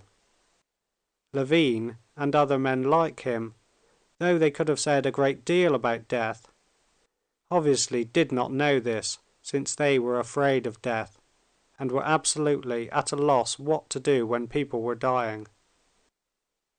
If Levin had been alone now with his brother Nikolay, he would have looked at him with terror, and with still greater terror waited, and would not have known what else to do. More than that, he did not know what to say, how to look, how to move. To talk of outside things seemed to him shocking, impossible. To talk of death and depressing subjects, also impossible. To be silent, also impossible. If I look at him, he will think I am studying him, I am afraid. If I don't look at him, he'll think I'm thinking of other things. If I walk on tiptoe, he will be vexed. To tread firmly, I'm ashamed. Kitty evidently did not think of herself, and had no time to think about herself. She was thinking about him, because she knew something, and all went well. She told him about herself even, and about her wedding, and smiled and sympathized with him, and petted him, and talked of cases of recovery, and all went well. So then she must know. The proof that her behavior and Agafea Mihalovna's was not instinctive, animal, irrational, was that apart from the physical treatment, the relief of suffering, both Agafea Mihalovna and Kitty required for the dying man something else more important than the physical treatment, and something which had nothing in common with physical conditions. Agafea Mihalovna, speaking of the man just dead, had said, "Well, thank God, he took the sacrament and received absolution. God grant each one of us such a death." Katya, in just the same way, besides all her care about linen, bed-sores and drink, found time the very first day to persuade the sick man of the necessity of taking the sacrament and receiving absolution. On getting back from the sick room to their own 2 rooms for the night, Levin sat with hanging head, not knowing what to do. Not to speak of supper, of preparing for bed, of considering what they were going to do. He could not even talk to his wife. He was ashamed to. Kitty, on the contrary, was more active than usual. She was even livelier than usual. She ordered supper to be brought, herself unpacked their things, and herself helped to make the beds. Did not even forget to sprinkle them with Persian powder. She showed that alertness, that swiftness of reflection comes out in men before battle, in conflict, in the dangerous and decisive moments of life, those moments when a man shows once and for all his value, and that all his past has not been wasted, but has been a preparation for these moments. Everything went rapidly in her hands, and before it was 12 o'clock, all their things were arranged cleanly and tidily in her rooms, in such a way that the hotel room seemed like home. The beds were made, brushes, combs, looking-glasses were put out, table napkins were spread. Levin felt that it was unpardonable to eat, to sleep, to talk even now, and it seemed to him that every movement he made was unseemly. She arranged the brushes, but she did it all so that there was nothing shocking in it. They could neither of them eat, however, and for a long while they could not sleep and did not even go to bed. "I am very glad I persuaded him to receive extreme unction tomorrow," she said, sitting in her dressing jacket before her folded looking-glass, combing her soft, fragrant hair with a fine comb. "I have never seen it, but I know, mamma has told me, there are prayers said for recovery." "Do you suppose he can possibly recover?" said Levin, watching a slender tress at the back of her round little head that was continually hidden when she passed the comb through the front. "I asked the doctor. He said he couldn't live more than 3 days. But can they be sure? I'm very glad, anyway, that I persuaded him," she said, looking askance at her husband through her hair. "Anything is possible," she added, with that peculiar, rather sly expression that was always in her face when she spoke of religion. Since their conversation about religion when they were engaged, neither of them had ever started a discussion of the subject. But she performed all the ceremonies of going to church, saying her prayers and so on, always with the unvarying conviction that this ought to be so. In spite of his assertion to the contrary, she was firmly persuaded that he was as much a Christian as she, and indeed a far better one. And all that he said about it was simply one of his absurd masculine freaks, just as he would say about her broderie anglaise, that good people patch holes, but that she cut them on purpose, and so on. "Yes, you see this woman, Marya Nikolaevna, did not know how to manage all this," said Levin. "And I must own, I'm very, very glad you came. You're such purity that...." He took her hand and did not kiss it. To kiss her hand in such closeness to death seemed to him improper. He merely squeezed it with a penitent air, looking at her brightening eyes. "It would have been miserable for you to be alone," she said, and lifting her hands which hid her cheeks, flushing with pleasure, twisted her coil of hair on the nape of her neck and pinned it there. "No," she went on, "she did not know how. Luckily, I learned a lot at Soden." "Surely there are not people there so ill?" "Worse." "What's so awful to me is that I can't see him as he was when he was young. You would not believe how charming he was as a youth, but I did not understand him then." "I can quite believe it. How I feel that we might have been friends," she said, and distressed at what she had said, she looked round at her husband and tears came into her eyes. "Yes, might have been," he said mournfully. "He's just one of those people of whom they say they're not for this world." "But we have many days before us. We must go to bed," said Kitty, glancing at her tiny watch. End of chapter 19.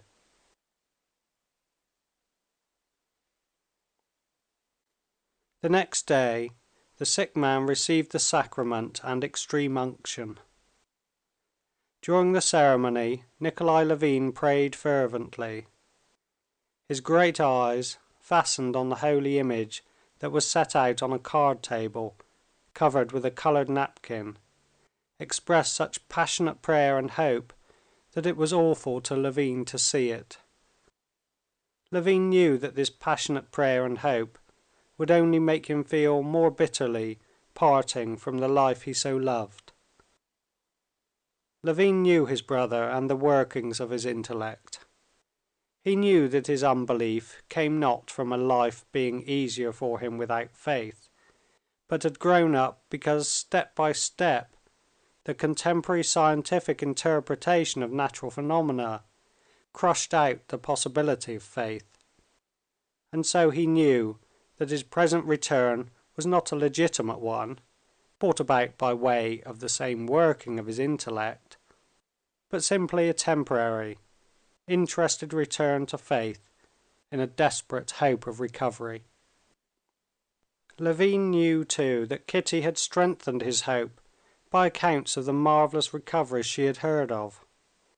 Levin knew all this, and it was agonizingly painful to him to behold the supplicating, hopeful eyes and the emaciated wrist, lifted with difficulty, making the sign of the cross on the tense brow, and the prominent shoulders and hollow, gasping chest, which one could not feel consistent with the life the sick man was praying for.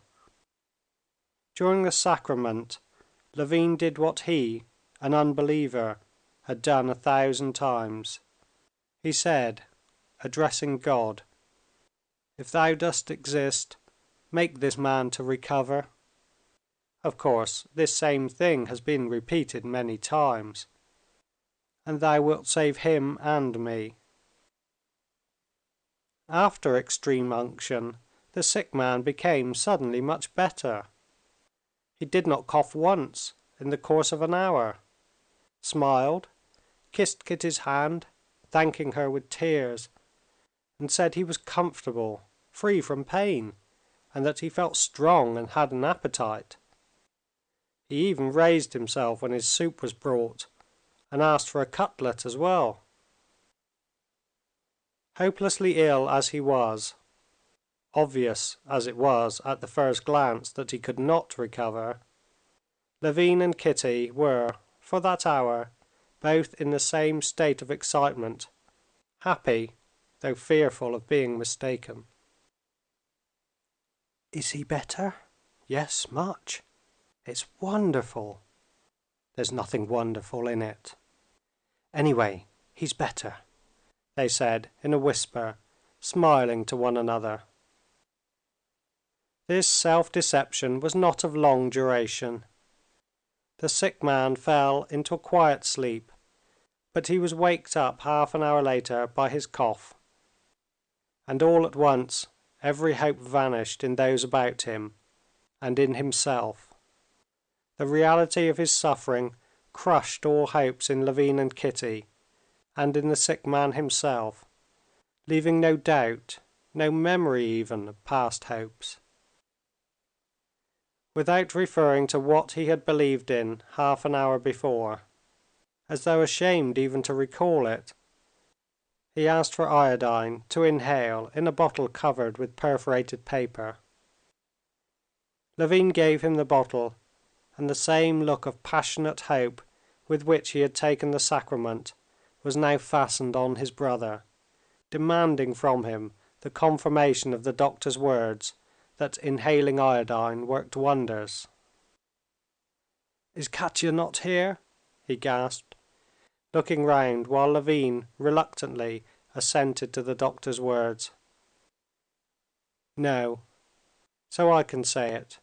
It was for her sake I went through that farce. She's so sweet, but you and I can't deceive ourselves. This is what I believe in," he said, and squeezing the bottle in his bony hand, he began breathing over it.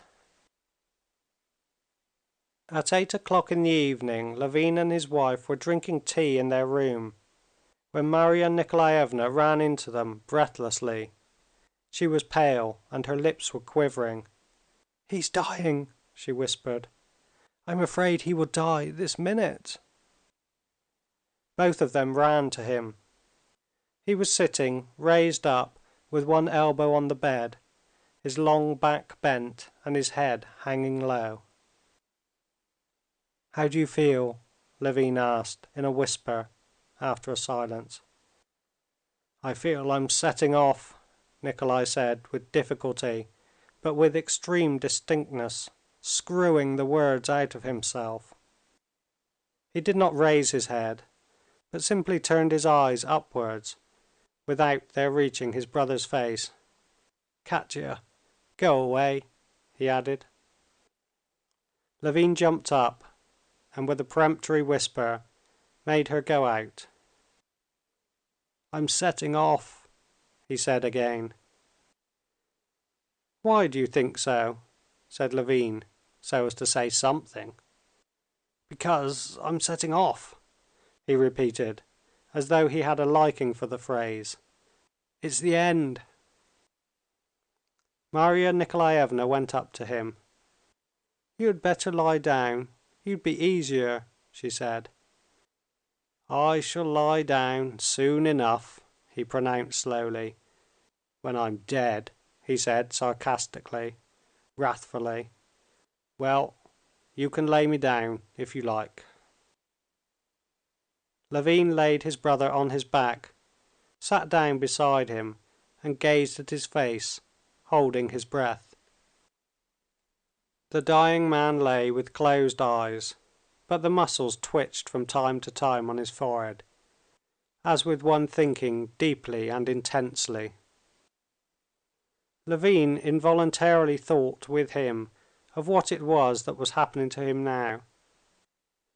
But in spite of all his mental efforts to go along with him, he saw by the expression of that calm, stern face that for the dying man all was growing clearer and clearer, that was still as dark as ever for Levin. "Yes, yes, so," the dying man articulated slowly at intervals. "Wait a little." He was silent. "Right," he pronounced all at once, reassuringly, as though all were solved for him. "Oh, Lord!" he murmured and sighed deeply. Marya Nikolaevna felt his feet. "They're getting cold," she whispered. For a long while, a very long while it seemed to Levin, the sick man lay motionless, but he was still alive, and from time to time he sighed. Levin by now was exhausted from mental strain. He felt that with no mental effort could he understand what it was that was right. He could not even think of the problem of death itself. But with no will of his own, thoughts kept coming to him of what he had to do next. Closing the dead man's eyes, dressing him, ordering the coffin. And, strange to say, he felt utterly cold, and was not conscious of sorrow nor of loss, less still of pity for his brother. If he had any feeling for his brother at that moment, it was envy for the knowledge the dying man had now that he could not have. A long time more he sat over him so, continually expecting the end. But the end did not come. The door opened and Kitty appeared. Levin got up to stop her, but at the moment he was getting up, he caught the sound of the dying man stirring. "Don't go away," said Nikolay, and held out his hand. Levin gave him his, and angrily waved to his wife to go away. With the dying man's hand in his hand, he sat for half an hour, another hour. He did not think of death at all now. He wondered what Kitty was doing, who lived in the next room, whether the doctor lived in a house of his own. He longed for food and for sleep. He cautiously drew away his hand and felt the feet. The feet were cold, but the sick man was still breathing. Levin tried again to move away on tiptoe, but the sick man stirred again and said, "Don't go." The dawn came. The sick man's condition was unchanged. Levin stealthily withdrew his hand, and without looking at the dying man, went off to his own room and went to sleep. When he woke up, instead of news of his brother's death, which he expected, he learned that the sick man had returned to his earlier condition. He had begun sitting up again, coughing, had begun eating again, talking again, and again had ceased to talk of death, again had begun to express hope of his recovery, and had become more irritable and more gloomy than ever. No one, neither his brother nor Kitty, could soothe him. He was angry with everyone, and said nasty things to everyone, reproached everyone for his sufferings, and insisted that they should get him a celebrated doctor from Moscow. To all inquiries made him as to how he felt, he made the same answer, with an expression of vindictive reproachfulness: "I'm suffering horribly, intolerably." The sick man was suffering more and more, especially from bed sores, which it was impossible now to remedy, and grew more and more angry with everyone about him, blaming them for everything, and especially for not having brought him a doctor from Moscow. Kitty tried in every possible way to relieve him, to soothe him, but it was all in vain, and Levin saw that she herself was exhausted, both physically and morally, though she would not admit it. The sense of death, which had been evoked in all by his taking leave of life on the night when he had sent for his brother, was broken up. Everyone knew that he must inevitably die soon, that he was half dead already. Everyone wished for nothing but that he should die as soon as possible, and everyone, concealing this, gave him medicines, tried to find remedies and doctors, and deceived him and themselves and each other. All this was falsehood, disgusting, irreverent deceit. And owing to the bent of his character, and because he loved the dying man more than anyone else did, Levin was most painfully conscious of this deceit. Levin, who had long been possessed by the idea of reconciling his brothers, at least in face of death, had written to his brother Sergey Ivanovitch, and having received an answer from him, he read this letter to the sick man. Sergey Ivanovitch wrote that he could not come himself, and in touching terms he begged his brother's forgiveness. The sick man said nothing. "What am I to write to him?" said Levin. "I hope you are not angry with him." "No, not the least," Nikolay answered, vexed at the question. "Tell him to send me a doctor." 3 more days of agony followed. The sick man was still in the same condition. The sense of longing for his death was felt by everyone now at the mere sight of him, by the waiters and the hotel keeper, and all the people staying in the hotel, and the doctor, and Marya Nikolaevna, and Levin, and Kitty. The sick man alone did not express this feeling, but on the contrary was furious at their not getting him doctors, and went on taking medicine and talking of life. Only at rare moments, when the opium gave him an instant's relief from the never-ceasing pain, he would sometimes, half asleep, utter what was ever more intense in his heart than in all the others: "Oh, if it were only the end!" or "When will it be over?" His sufferings, steadily growing more intense, did their work and prepared him for death. There was no position in which he was not in pain. There was not a minute in which he was unconscious of it, not a limb, not a part of his body that did not ache and cause him agony. Even the memories, the impressions, the thoughts of this body awakened in him now the same aversion as the body itself. The sight of other people, their remarks, his own reminiscences, Everything was for him a source of agony. Those about him felt this, and instinctively did not allow themselves to move freely, to talk, to express their wishes before him. All his life was merged in the one feeling of suffering and desire to be rid of it. There was evidently coming over him that revulsion that would make him look upon death as the goal of his desires, as happiness.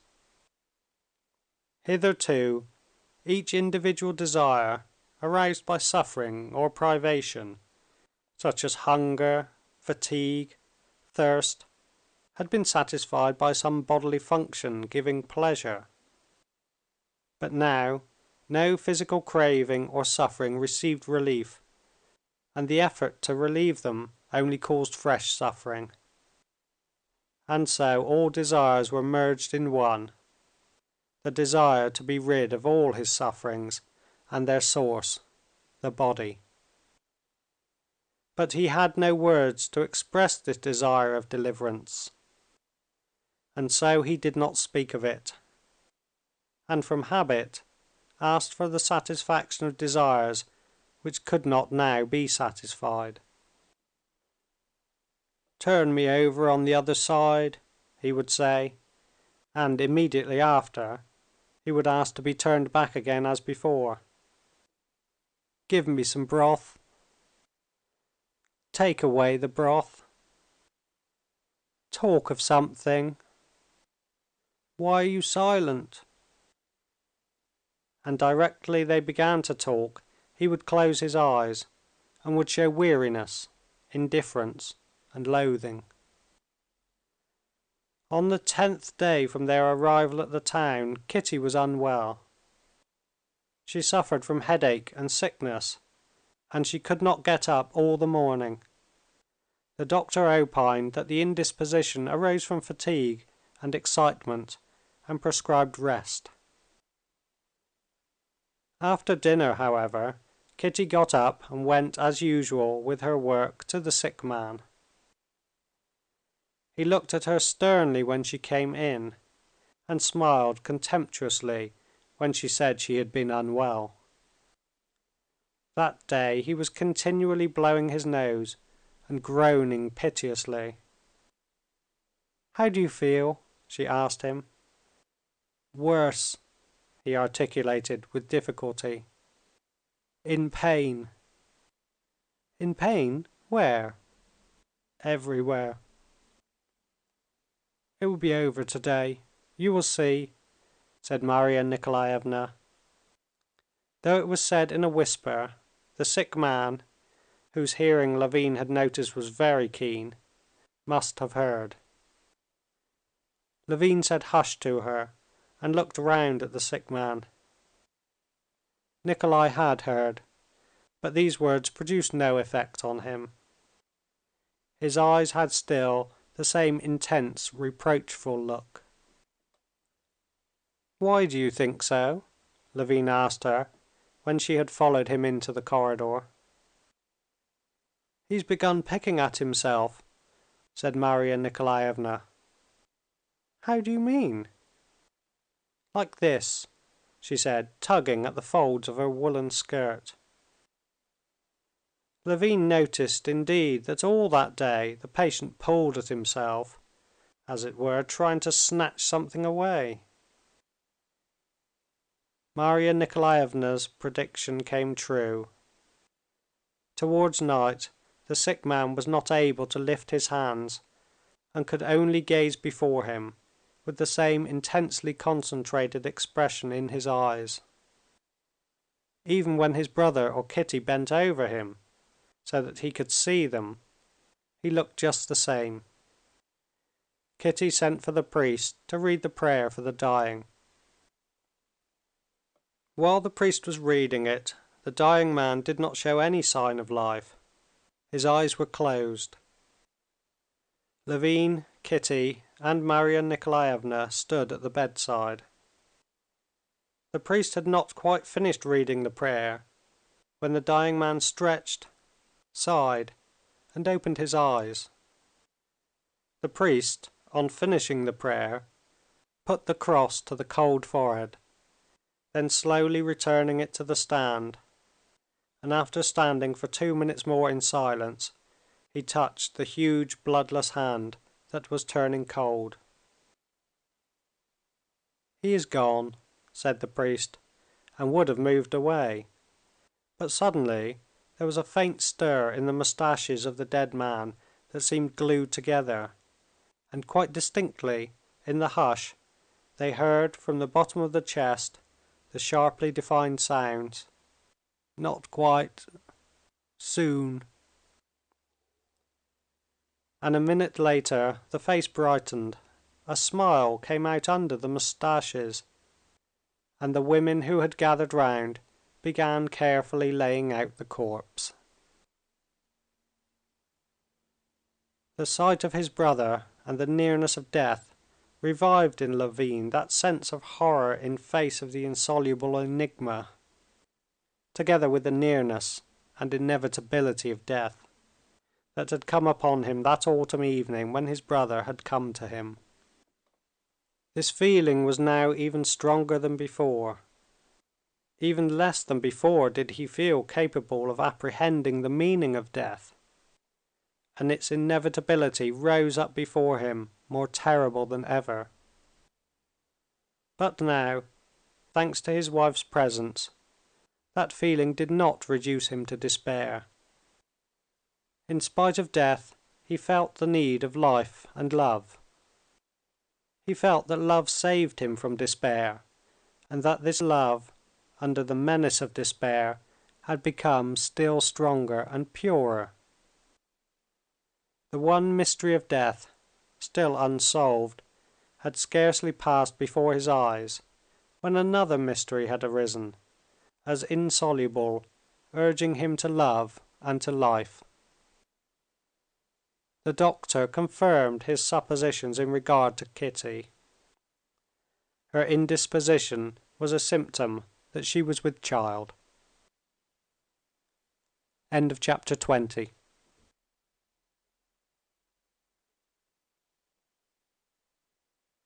From the moment when Alexey Alexandrovitch understood from his interviews with Betsy and with Stepan Arkadyevitch that all that was expected of him was to leave his wife in peace, without burdening her with his presence, and that his wife herself desired this, he felt so distraught that he could come to no decision of himself. He did not know himself what he wanted now, and putting himself in the hands of those who were so pleased to interest themselves in his affairs, he met everything with unqualified assent. It was only when Anna had left his house, and the English governess sent to ask him whether she should dine with him or separately, that for the first time he clearly comprehended his position, and was appalled by it. Most difficult of all in this position was the fact that he could not in any way connect and reconcile his past with what was now. It was not the past when he had lived happily with his wife that troubled him. The transition from that past to a knowledge of his wife's unfaithfulness he had lived through miserably already. That state was painful, but he could understand it. If his wife had then, on declaring to him her unfaithfulness, left him, he would have been wounded, unhappy, but he would not have been in the hopeless position, incomprehensible to himself, in which he felt himself now. He could not now reconcile his immediate past, his tenderness, his love for his sick wife and for the other man's child, with what was now the case, that is, with the fact that, as it were, in return for all this, he now found himself alone, put to shame, a laughing-stock, needed by no one and despised by everyone. For the first 2 days after his wife's departure, Alexey Alexandrovitch received applicants for assistance, and his chief secretary drove to the committee and went down to dinner in the dining room as usual. Without giving himself a reason for what he was doing, he strained every nerve of his being for those 2 days, simply to preserve an appearance of composure and even of indifference. Answering inquiries about the disposition of Anna Arkadyevna's rooms and belongings, he had exercised immense self-control to appear like a man in whose eyes what had occurred was not unforeseen nor out of the ordinary course of events, and he attained his aim. No one could have detected in him signs of despair. But on the second day after her departure, when Corney gave him a bill from a fashionable draper's shop, which Anna had forgotten to pay, and announced that the clerk from the shop was waiting, Alexey Alexandrovitch told him to show the clerk up. "Excuse me, your excellency, for venturing to trouble you, but if you direct us to apply to her excellency, would you graciously oblige us with her address?" Alexey Alexandrovitch pondered, as it seemed to the clerk, and all at once, turning round, he sat down at the table. Letting his head sink into his hands, he sat for a long while in that position, several times attempted to speak and stopped short. Corney, perceiving his master's emotion, asked the clerk to call another time.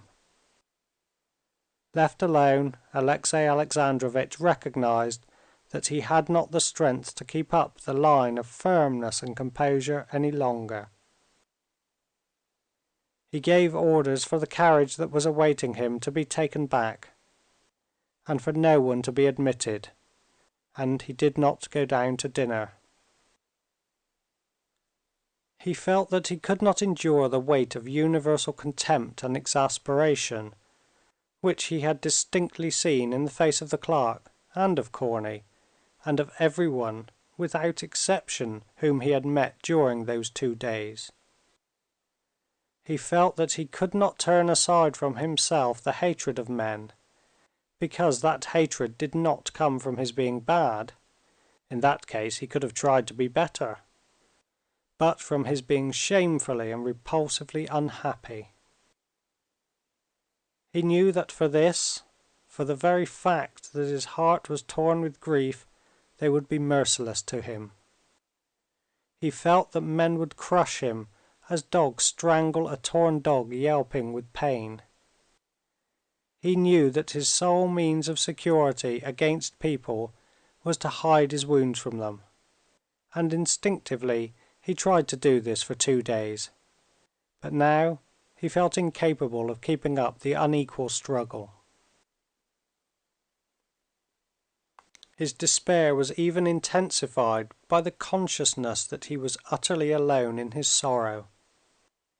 In all Petersburg there was not a human being to whom he could express what he was feeling, who would feel for him, not as a high official, not as a member of society, but simply as a suffering man. Indeed, he had not such a one in the whole world. Alexey Alexandrovitch grew up an orphan. There were 2 brothers. They did not remember their father, and their mother died when Alexey Alexandrovitch was 10 years old. The property was a small one. Their uncle, Karenin, a government official of high standing, at one time a favorite of the late Tsar, had bought them up. On completing his high school and university courses with medals, Alexey Alexandrovitch had, with his uncle's aid, immediately started in a prominent position in the service, and from that time forward he had devoted himself exclusively to political ambition. In the high school and the university, and afterwards in the service, Alexey Alexandrovitch had never formed a close friendship with anyone. His brother had been the person nearest to his heart, but he had a post in the Ministry of Foreign Affairs and was always abroad, where he had died shortly after Alexey Alexandrovitch's marriage. While he was governor of a province, Anna's aunt, a wealthy provincial lady, had thrown him, middle-aged as he was, though young for a governor, with her niece, and had succeeded in putting him in such a position that he had either to declare himself or to leave the town. Alexey Alexandrovitch was not long in hesitation. There were, at the time, as many reasons for the step as against it, and there was no overbalancing consideration to outweigh his invariable rule of abstaining when in doubt. But Anna's aunt had, through a common acquaintance, insinuated that he had already compromised the girl, and that he was in honor bound to make her an offer. He made the offer, and concentrated on his betrothed and his wife all the feeling of which he was capable. The attachment he felt to Anna precluded in his heart every need of intimate relations with others. And now, among all his acquaintances, he had not one friend. He had plenty of so-called connections, but no friendships. Alexey Alexandrovitch had plenty of people whom he could invite to dinner, to whose sympathy he could appeal in any public affair he was concerned about, whose interest he could reckon upon for anyone he wished to help, with whom he could candidly discuss other people's business and affairs of state. But his relations with these people were confined to one clearly defined channel, and had a certain routine from which it was impossible to depart.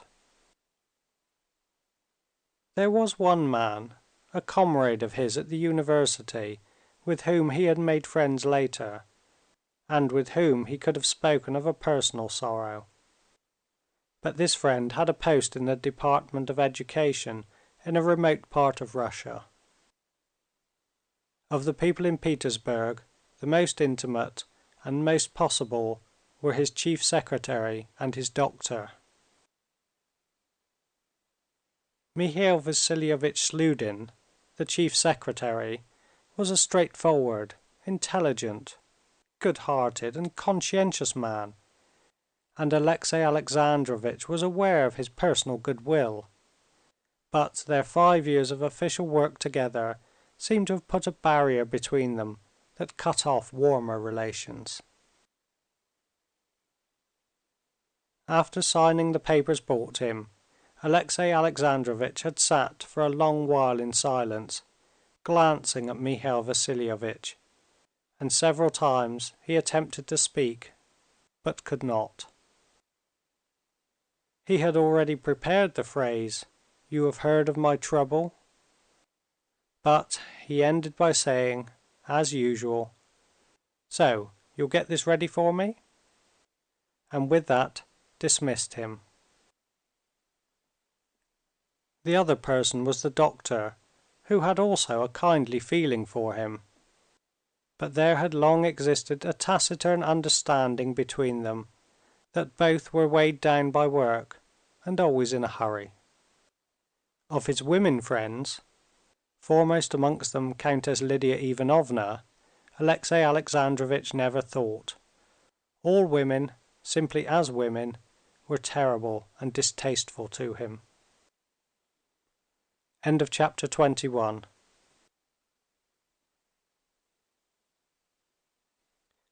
Alexey Alexandrovitch had forgotten the Countess Lidia Ivanovna, but she had not forgotten him.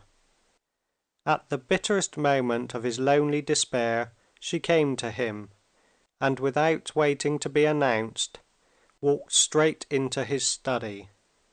She found him as he was sitting with his head in both hands. "J'ai forcé la consigne," she said, walking in with rapid steps, and breathing hard with excitement and rapid exercise. I have heard all. Alexey Alexandrovitch, dear friend," she went on, warmly squeezing his hand in both of hers, and gazing with her fine pensive eyes into his. Alexey Alexandrovitch, frowning, got up, and disengaging his hand, moved her a chair. "Won't you sit down, countess? I'm seeing no one, because I'm unwell, countess," he said, and his lips twitched. "Dear friend," repeated Countess Lidia Ivanovna, never taking her eyes off his, and suddenly her eyebrows rose at the inner corners, describing a triangle on her forehead. Her ugly yellow face became still uglier, but Alexey Alexandrovitch felt that she was sorry for him, and was preparing to cry. And he too was softened. He snatched her plump hand and proceeded to kiss it. "Dear friend," she said, in a voice breaking with emotion, "you ought not to give way to grief. Your sorrow is a great one, but you ought to find consolation." "I am crushed, I am annihilated, I am no longer a man," said Alexey Alexandrovitch, letting go her hand, but still gazing into her brimming eyes. "My position is so awful because I can find nowhere. I cannot find within me strength to support me." "You will find support. Seek it. Not in me, though I beseech you to believe in my friendship," she said with a sigh. "Our support is love, that love that He has vouchsafed us. His burden is light," she said, with the look of ecstasy Alexey Alexandrovitch knew so well. "He will be your support and your succor." Although there was in these words a flavor of that sentimental emotion at her own lofty feelings, and that new mystical fervor which had lately gained ground in Petersburg, and which seemed to Alexey Alexandrovitch disproportionate, still it was pleasant to him to hear this now. "I am weak, I am crushed. I foresaw nothing, and now I understand nothing." "Dear friend," repeated Lidia Ivanovna. "It's not the loss of what I have not now, it's not that," pursued Alexey Alexandrovitch. "I do not grieve for that. But I cannot help feeling humiliated before other people for the position I am placed in. It is wrong, but I can't help it. I can't help it.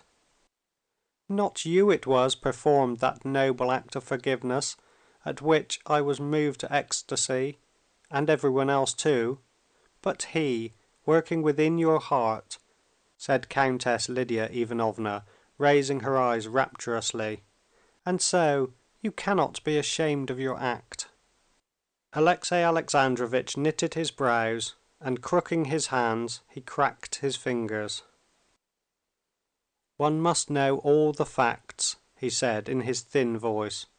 "A man's strength has its limits, countess, and I have reached my limits. The whole day I have had to be making arrangements about household matters arising," he emphasized the word arising, "from my new solitary position. The servants, the governess, the accounts, these pinpricks have stabbed me to the heart, and I have not the strength to bear it. At dinner, yesterday, I was almost getting up from the dinner table. I could not bear the way my son looked at me.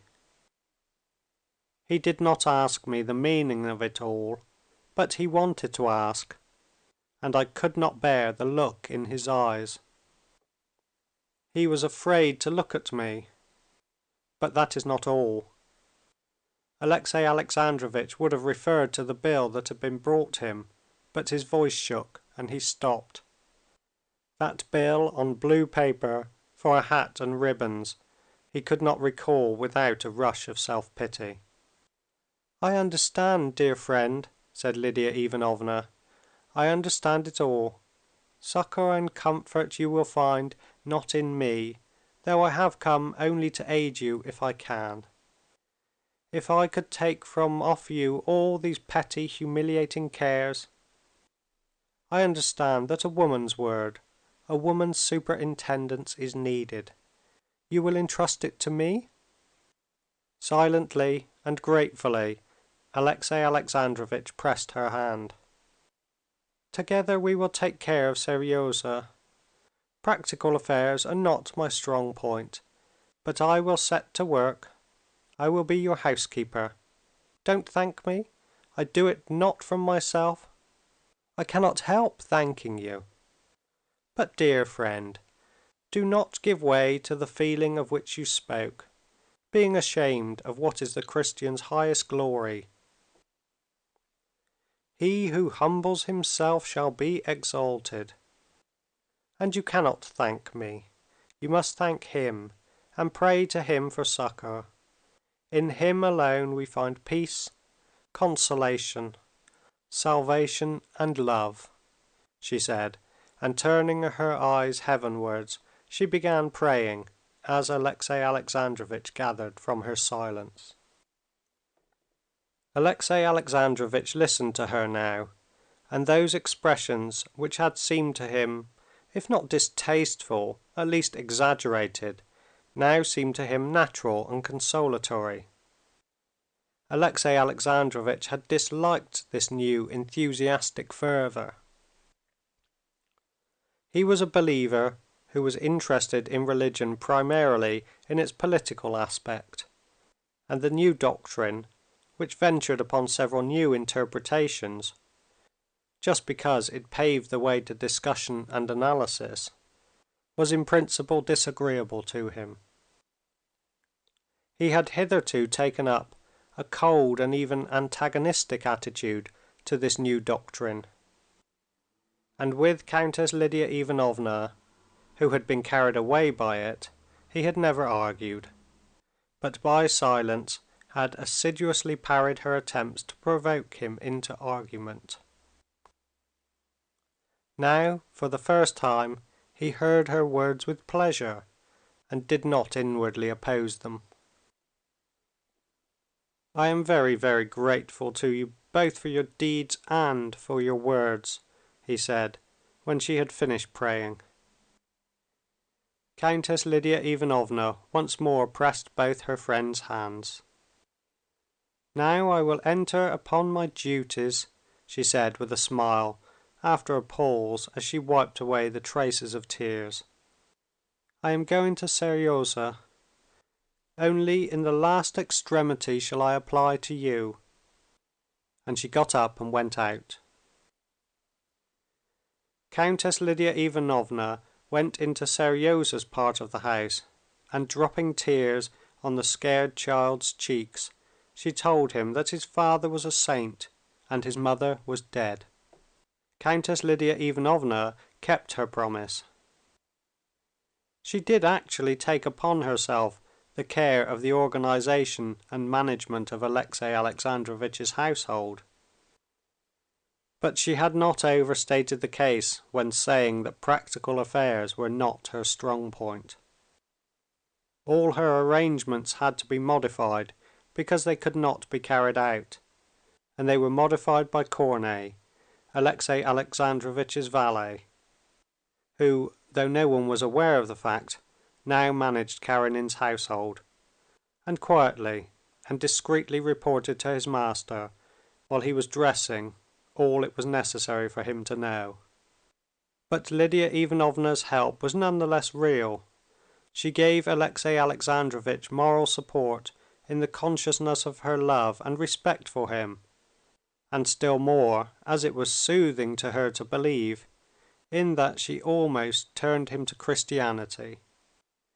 That is, from an indifferent and apathetic believer, she turned him into an ardent and steadfast adherent of the new interpretation of Christian doctrine, which had been gaining ground of late in Petersburg.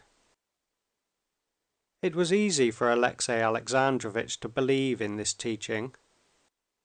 Alexey Alexandrovitch, like Lidia Ivanovna indeed, and others who shared their views, was completely devoid of vividness of imagination.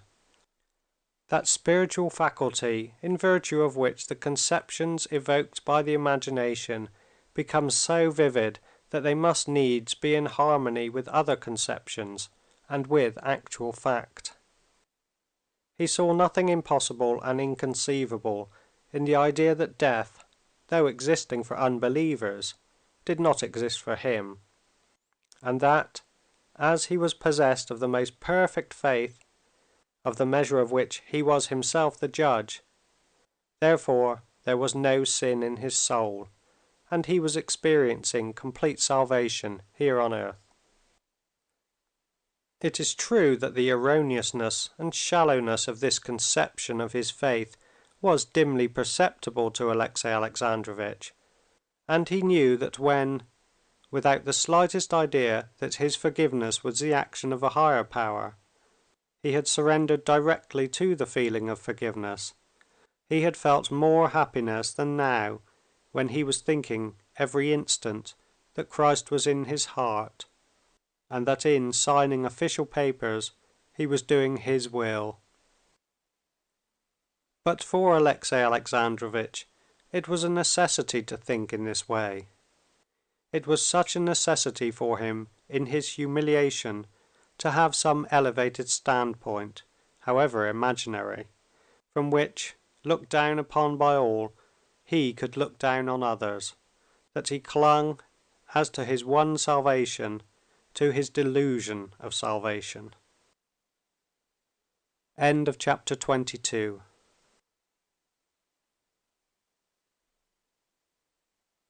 The Countess Lidia Ivanovna had, as a very young and sentimental girl, been married to a wealthy man of high rank, an extremely good-natured, jovial, and extremely dissipated rake. 2 months after marriage her husband abandoned her, and her impassioned protestations of affection he met with a sarcasm and even hostility that people knowing the count's good heart, and seeing no defects in the sentimental Lydia, were at a loss to explain. Though they were divorced and lived apart, yet whenever the husband met the wife, he invariably behaved to her with the same malignant irony, the cause of which was incomprehensible.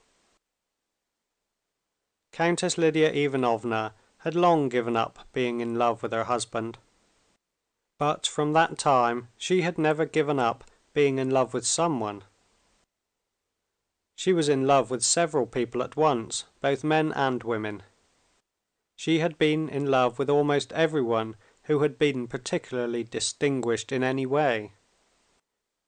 She was in love with all the new princes and princesses who married into the imperial family. She had been in love with a high dignitary of the church, a vicar, and a parish priest.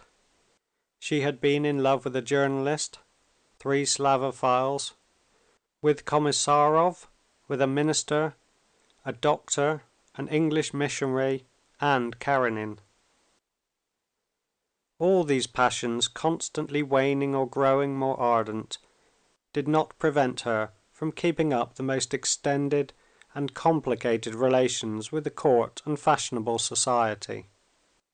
But from the time that after Karenin's trouble she took him under her special protection, from the time that she set to work in Karenin's household looking after his welfare, she felt that all her other attachments were not the real thing, and that she was now genuinely in love and with no one but Karenin. The feeling she now experienced for him seemed to her stronger than any of her former feelings.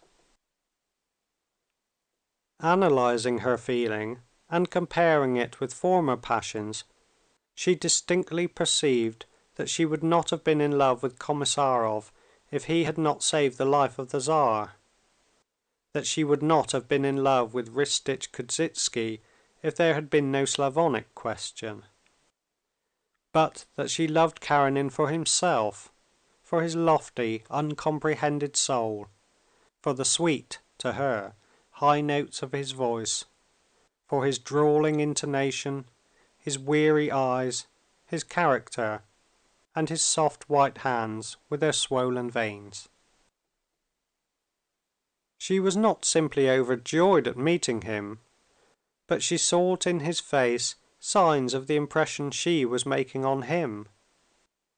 She tried to please him, not by her words only, but in her whole person.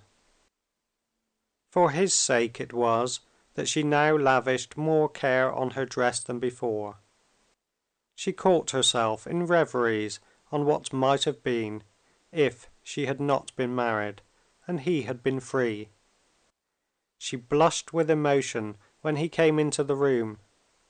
She could not repress a smile of rapture when he said anything amiable to her.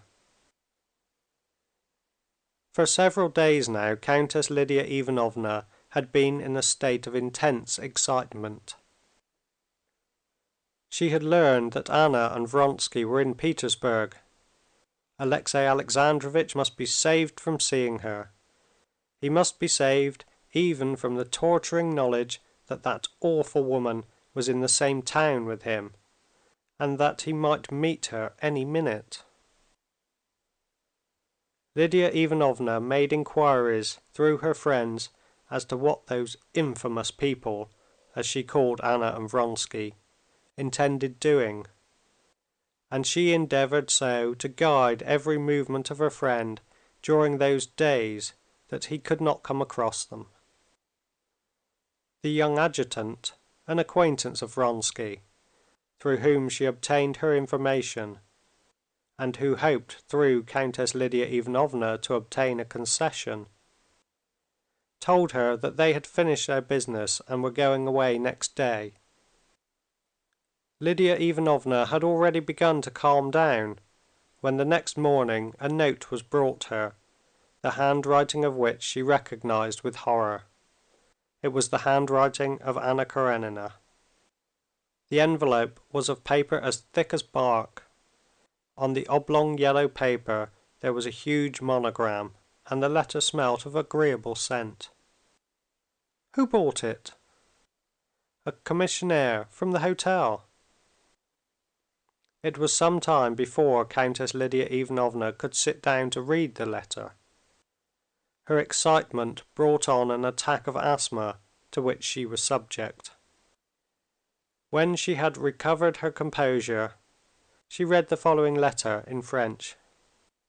Madame la Comtesse, the Christian feelings with which your heart is filled give me the, I feel, unpardonable boldness to write to you. I am miserable at being separated from my son. I entreat permission to see him once before my departure. Forgive me for recalling myself to your memory. I apply to you and not to Alexey Alexandrovitch, simply because I do not wish to cause that generous man to suffer in remembering me. Knowing your friendship for him, I know you will understand me.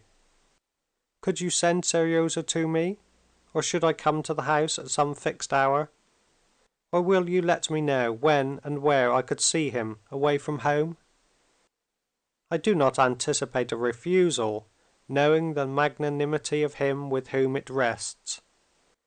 You cannot conceive the craving I have to see him, and so cannot conceive the gratitude your help will arouse in me. Anna. Everything in this letter exasperated Countess Lidia Ivanovna, its contents and the allusion to magnanimity, and especially its free and easy, as she considered, tone. "Say that there is no answer," said Countess Lidia Ivanovna, and immediately opening her blotting book, she wrote to Alexey Alexandrovitch that she hoped to see him at 1 o'clock at the levee. I must talk with you of a grave and painful subject. There we will arrange where to meet. Best of all, at my house, where I will order tea, as you like it. Urgent. He lays the cross, but he gives us strength to bear it, she added, so as to give him some slight preparation. Countess Lidia Ivanovna usually wrote some 2 or 3 letters a day to Alexey Alexandrovitch. She enjoyed that form of communication, which gave opportunity for a refinement and air of mystery not afforded by their personal interviews. End of chapter 23.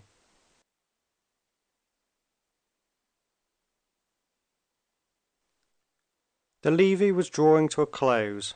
People met as they were going away, and gossiped of the latest news, of the newly bestowed honors, and the changes in the positions of the higher functionaries. If only Countess Maria Borisovna were Minister of War, and Princess Vatkovskaya were Commander-in-Chief, said a grey-headed, little old man in a gold-embroidered uniform, addressing a tall, handsome maid of honor who had questioned him about the new appointments. "And me among the adjutants," said the maid of honor, smiling.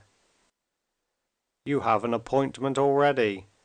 You're over the ecclesiastical department, and your assistant's Karenin." "Good day, Prince," said the little old man to a man who came up to him. "What were you saying of Karenin?" said the prince. "He and Putyatov have received the Alexander Nevsky." "I thought he had it already." "No, just look at him," said the little old man, pointing with his embroidered hat to Karenin in a court uniform, with the new red ribbon across his shoulders, standing in the doorway of the hall with an influential member of the Imperial Council. "Pleased and happy as a brass farthing," he added, stopping to shake hands with a handsome gentleman of the bedchamber of colossal proportions. "No, he's looking older," said the gentleman of the bedchamber. "From overwork. He's always drawing up projects nowadays. He won't let a poor devil go nowadays till he's explained it all to him under heads." "Looking older, did you say? Il fait de passion. I believe Countess Lidia Ivanovna's jealous now of his wife." "Oh, come now. Please don't say any harm of Countess Lidia Ivanovna." "Why, is there any harm in her being in love with Karenin?" "But is it true Madame Karenina's here?" "Well, not here in the palace, but in Petersburg. I met her yesterday with Alexey Vronsky, bras dessous in the Morsky. C'est un homme qui n'a pas..." the gentleman of the bedchamber was beginning. But he stopped to make room, bowing, for a member of the imperial family to pass. Thus people talked incessantly of Alexey Alexandrovitch, finding fault with him and laughing at him, while he, blocking up the way of the member of the Imperial Council he had captured, was explaining to him point by point his new financial project, never interrupting his discourse for an instant for fear he should escape. Almost at the same time that his wife left Alexey Alexandrovitch, there had come to him that bitterest moment in the life of an official, the moment when his upward career comes to a full stop. This full stop had arrived, and everyone perceived it, but Alexey Alexandrovitch himself was not yet aware that his career was over. Whether it was due to his feud with Stremov, or his misfortune with his wife, or simply that Alexey Alexandrovitch had reached his destined limits, it had become evident to everyone in the course of that year that his career was at an end. He still filled a position of consequence, he sat on many commissions and committees, but he was a man whose day was over, and from whom nothing was expected. Whatever he said, whatever he proposed, was heard as though it were something long familiar, and the very thing that was not needed. But Alexey Alexandrovitch was not aware of this, and, on the contrary, being cut off from direct participation in governmental activity, he saw more clearly than ever the errors and defects in the actions of others, and thought it his duty to point out means for their correction. Shortly after his separation from his wife, he began writing his first note on the new judicial procedure, the first of the endless series of notes he was destined to write in the future. Alexey Alexandrovitch did not merely fail to observe his hopeless position in the official world. He was not merely free from anxiety on this head, he was positively more satisfied than ever with his own activity. He that is unmarried careth for the things that belong to the Lord, how he may please the Lord. But he that is married careth for the things that are of the world, how he may please his wife, says the Apostle Paul, and Alexey Alexandrovitch, who was now guided in every action by Scripture, often recalled this text. It seemed to him that ever since he had been left without a wife, he had in these very projects of reform been serving the Lord more zealously than before. The unmistakable impatience of the member of the council trying to get away from him did not trouble Alexey Alexandrovitch.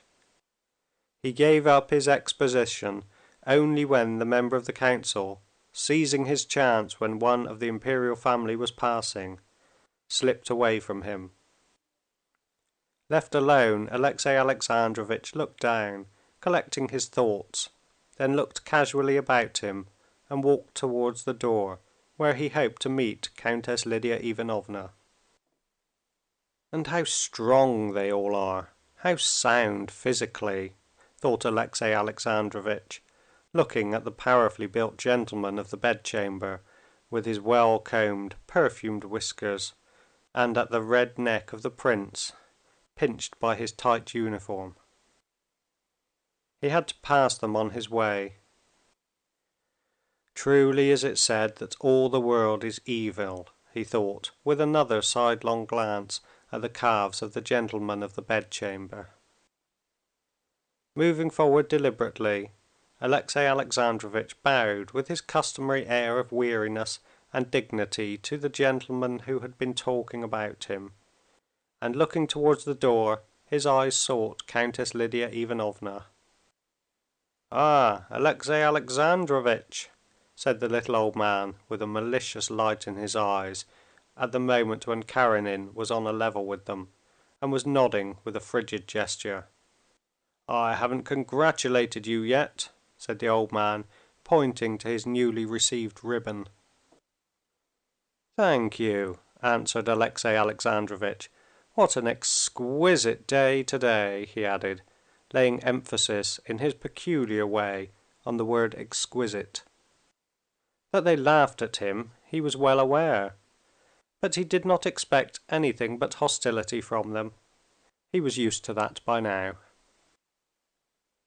Catching sight of the yellow shoulders of Lidia Ivanovna jutting out above her corset, and her fine pensive eyes bidding him to her, Alexey Alexandrovitch smiled, revealing untarnished white teeth, and went towards her. Lidia Ivanovna's dress had cost her great pains, as indeed all her dresses had done of late. Her aim in dress was now quite the reverse of that she had pursued 30 years before. Then her desire had been to adorn herself with something, and the more adorned the better. Now, on the contrary, she was perforce decked out in a way so inconsistent with her age and her figure, that her one anxiety was to contrive that the contrast between these adornments and her own exterior should not be too appalling. And as far as Alexey Alexandrovitch was concerned, she succeeded, and was, in his eyes, attractive. For him, she was the one island, not only of goodwill to him, but of love in the midst of the sea of hostility and jeering that surrounded him. Passing through rows of ironical eyes, he was drawn as naturally to her loving glance as a plant to the sun. "I congratulate you," she said to him, her eyes on his ribbon. Suppressing a smile of pleasure, he shrugged his shoulders, closing his eyes, as though to say that that could not be a source of joy to him. Countess Lidia Ivanovna was very well aware that it was one of his chief sources of satisfaction, though he never admitted it. "How is our angel?" said Countess Lidia Ivanovna, meaning Seryozha. "I can't say I was quite pleased with him," said Alexey Alexandrovitch, raising his eyebrows and opening his eyes. "And Sitnikov is not satisfied with him." Sitnikov was the tutor to whom Seryozha's secular education had been entrusted. "As I have mentioned to you, there's a sort of coldness in him towards the most important questions which ought to touch the heart of every man and every child." Alexey Alexandrovitch began, expounding his views on the sole question that interested him besides the service, the education of his son. When Alexey Alexandrovitch, with Lidia Ivanovna's help, had been brought back anew to life and activity, he felt it his duty to undertake the education of the son left on his hands. Having never before taken any interest in educational questions, Alexey Alexandrovitch devoted some time to the theoretical study of the subject. After reading several books on anthropology, education, and didactics, Alexey Alexandrovitch drew up a plan of education, and engaging the best tutor in Petersburg to superintend it, he set to work, and the subject continually absorbed him. "Yes, but the heart. I see in him his father's heart, and with such a heart a child cannot go far wrong," said Lidia Ivanovna with enthusiasm. "Yes, perhaps. As for me, I do my duty. It's all I can do." "You're coming to me," said Countess Lidia Ivanovna after a pause. "We have to speak of a subject painful to you. I would give anything to have spared you certain memories, but others are not of the same mind. I have received a letter from her. She is here in Petersburg." Alexey Alexandrovitch shuddered at the allusion to his wife, but immediately his face assumed the death-like rigidity which expressed utter helplessness in the matter. "I was expecting it," he said. Countess Lidia Ivanovna looked at him ecstatically, and tears of rapture at the greatness of his soul came into her eyes. End of chapter 24.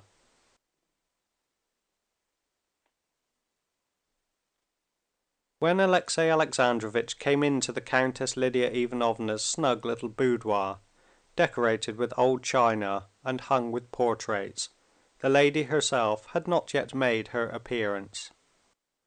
She was changing her dress. A cloth was laid on a round table, and on it stood a china tea service and a silver spirit lamp and tea kettle. Alexey Alexandrovitch looked idly about at the endless familiar portraits which adorned the room, and sitting down to the table, he opened a New Testament lying upon it. The rustle of the countess's silk skirt drew his attention off. "Well now, we can sit quietly," said Countess Lidia Ivanovna, slipping hurriedly with an agitated smile between the table and the sofa, "and talk over our tea." After some words of preparation, Countess Lidia Ivanovna, breathing hard and flushing crimson, gave into Alexey Alexandrovitch's hands the letter she had received. After reading the letter, he sat a long while in silence. "I don't think I have the right to refuse her," he said, timidly lifting his eyes. "Dear friend, you never see evil in anyone." "On the contrary, I see that all is evil, but whether it is just." His face showed irresolution and a seeking for counsel, support, and guidance in a matter he did not understand. "No, Countess Lidia Ivanovna interrupted him. "There are limits to everything. I can understand immorality," she said, not quite truthfully, since she never could understand that which leads women to immorality. "But I don't understand cruelty. To whom? To you. How can she stay in the town where you are? No, the longer one lives, the more one learns. And I'm learning to understand your loftiness and her baseness." "Who is to throw a stone?" said Alexey Alexandrovitch, unmistakably pleased with the part he had to play. "I have forgiven all, and so I cannot deprive her of what is exacted by love in her, by her love for her son." "But is that love, my friend? Is it sincere? Admitting that you have forgiven, that you forgive, have we the right to work on the feelings of that angel? He looks on her as dead. He prays for her, and beseeches God to have mercy on her sins. And it is better so. But now what will he think?" "I had not thought of that," said Alexey Alexandrovitch, evidently agreeing. Countess Lidia Ivanovna hid her face in her hands and was silent. She was praying.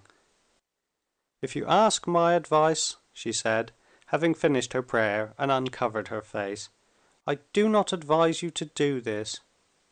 Do you suppose I don't see how you are suffering, how this has torn open your wounds?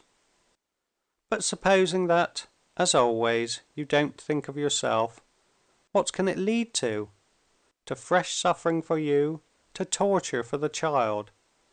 If there were a trace of humanity left in her, she ought not to wish for it herself. No, I have no hesitation in saying I advise not, and if you will entrust it to me, I will write to her." And Alexey Alexandrovitch consented, and Countess Lidia Ivanovna sent the following letter in French. "Dear Madame, to be reminded of you might have results for your son in leading to questions on his part which could not be answered without implanting in the child's soul a spirit of censure towards what should be for him sacred. And therefore I beg you to interpret your husband's refusal in the spirit of Christian love. I pray to Almighty God to have mercy on you. Countess Lidia." This letter attained the secret object which Countess Lidia Ivanovna had concealed from herself. It wounded Anna to the quick. For his part, Alexey Alexandrovitch, on returning home from Lidia Ivanovna's, could not all that day concentrate himself on his usual pursuits, and find that spiritual peace of one saved and believing which he had felt of late. The thought of his wife, who had so greatly sinned against him, and towards whom he had been so saintly, as Countess Lidia Ivanovna had so justly told him, ought not to have troubled him, but he was not easy. He could not understand the book he was reading, he could not drive away harassing recollections of his relations with her, of the mistake which, as it now seemed, he had made in regard to her. The memory of how he had received her confession of infidelity on their way home from the races, especially that he had insisted only on the observance of external decorum and had not sent a challenge, tortured him like a remorse. He was tortured too by the thought of the letter he had written her, and most of all his forgiveness, which nobody wanted, and his care of the other man's child made his heart burn with shame and remorse. And just the same feeling of shame and regret he felt now, as he reviewed all his past with her, recalling the awkward words in which, after long wavering, he had made her an offer. "But how have I been to blame?" he said to himself. And this question always excited another question in him: whether they felt differently. Did their loving and marrying differently, these Vronskys and Oblonskys, these gentlemen of the bedchamber with their fine calves? and there passed before his mind a whole series of these mettlesome, vigorous, self-confident men, who always and everywhere drew his inquisitive attention in spite of himself. He tried to dispel these thoughts. He tried to persuade himself that he was not living for this transient life, but for the life of eternity, and that there was peace and love in his heart. But the fact that he had, in this transient trivial life, made, as it seemed to him, a few trivial mistakes, tortured him as though the eternal salvation in which he believed had no existence. But this temptation did not last long, and soon there was re-established once more in Alexey Alexandrovitch's soul the peace and the elevation by virtue of which he could forget what he did not want to remember. End of chapter 25.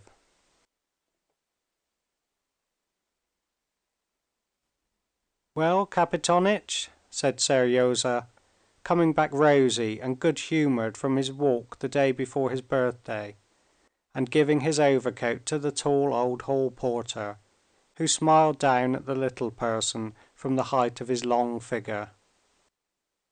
"Well, has the bandaged clerk been here today?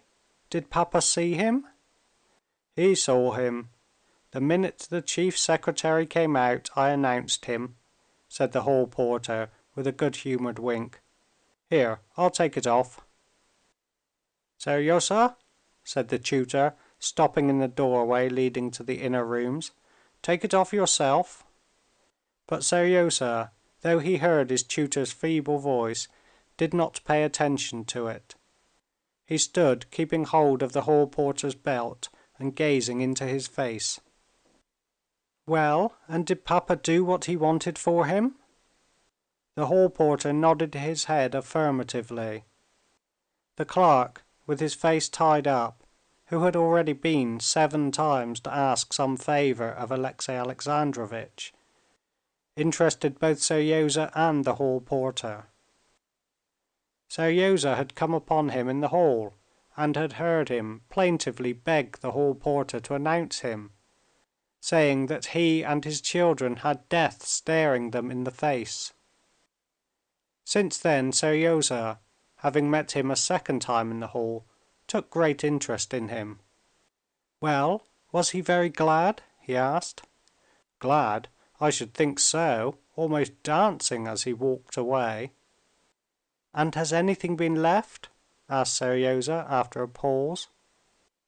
"Come, sir," said the hall porter. Then, with a shake of his head, he whispered, "Something from the countess."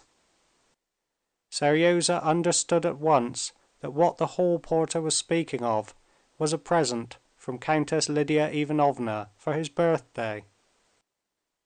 "What do you say? Where?" "Korney took it to your papa. A fine plaything it must be too." "How big? Like this?" "Rather small, but a fine thing." "A book?" "No, a thing. Run along, run along. Vassily Lukitch is calling you," said the porter, hearing the tutor's steps approaching, and carefully taking away from his belt the little hand in the glove half pulled off, he signed with his head toward the tutor. "Vassily Lukitch, in a tiny minute," answered Seryozha, with that gay and loving smile which always won over the conscientious Vassily Lukitch. Seryozha was too happy, everything was too delightful for him to be able to help sharing with his friend the porter the family good fortune of which he had heard during his walk in the public gardens from Lidia Ivanovna's niece. This piece of good news seemed to him particularly important from its coming at the same time with the gladness of the bandaged clerk and his own gladness at toys having come for him. It seemed to Seryozha that this was a day on which everyone ought to be glad and happy. "You know, Papa's received the Alexander Nevsky today." "To be sure, I do. People have been already to congratulate him." "And is he glad?" glad at the Tsar's gracious favor. I should think so. It's a proof he's deserved it," said the porter severely and seriously. Seryozha fell to dreaming, gazing up at the face of the porter, which he had thoroughly studied in every detail, especially the chin that hung down between the gray whiskers, never seen by anyone but Seryozha, who saw him only from below. "Well, and has your daughter been to see you lately?" The porter's daughter was a ballet dancer. "When is she to come on weekdays? They've their lessons to learn too, and you've your lesson, sir. Run along." On coming into the room, Seryozha, instead of sitting down to his lessons, told his tutor of his supposition that what had been brought him must be a machine. "What do you think?" he inquired. But Vassily Lukitch was thinking of nothing but the necessity of learning the grammar lesson for the teacher who was coming at 2. "No, do just tell me, Vassily Lukitch," he asked suddenly, when he was seated at their work table with the book in his hands. "What is the greater than the Alexander Nevsky? You know papa's received the Alexander Nevsky." Vassily Lukitch replied that the Vladimir was greater than the Alexander Nevsky. "And higher still?" "Well, highest of all is the Andrei Pervozvany." "And higher than the Andrei?" "I don't know." "What? You don't know?" And Seryozha, leaning on his elbows, sank into deep meditation. His meditations were of the most complex and diverse character. He imagined his father's having suddenly been presented with both the Vladimir and the Andrei today, and in consequence being much better tempered at his lesson, and dreamed how, when he was grown up, he would himself receive all the orders, and what they might invent higher than the Andrei. Directly any higher order were invented, he would win it. They would make a higher one still, and he would immediately win that too. The time passed in such meditations, and when the teacher came, the lesson about the adverbs of place and time and manner of action was not ready, and the teacher was not only displeased but hurt. This touched Seryozha. He felt he was not to blame for not having learned the lesson. However much he tried, he was utterly unable to do that.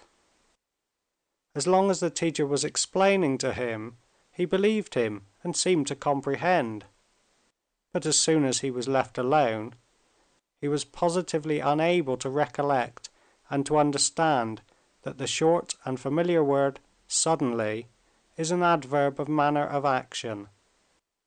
Still, he was sorry that he had disappointed the teacher.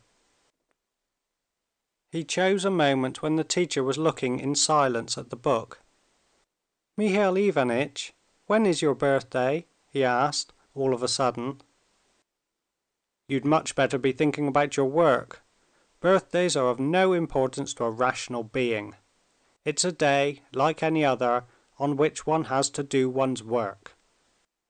Seryozha looked intently at the teacher, at his scanty beard, at his spectacles, which had slipped down below the ridge on his nose, and fell into so deep a reverie that he heard nothing of what the teacher was explaining to him.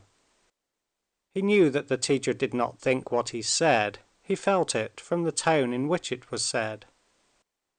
But why have they all agreed to speak just in the same manner, always the dreariest and most useless stuff? Why does he keep me off? Why doesn't he love me? He asked himself mournfully, and could not think of an answer. End of chapter 26.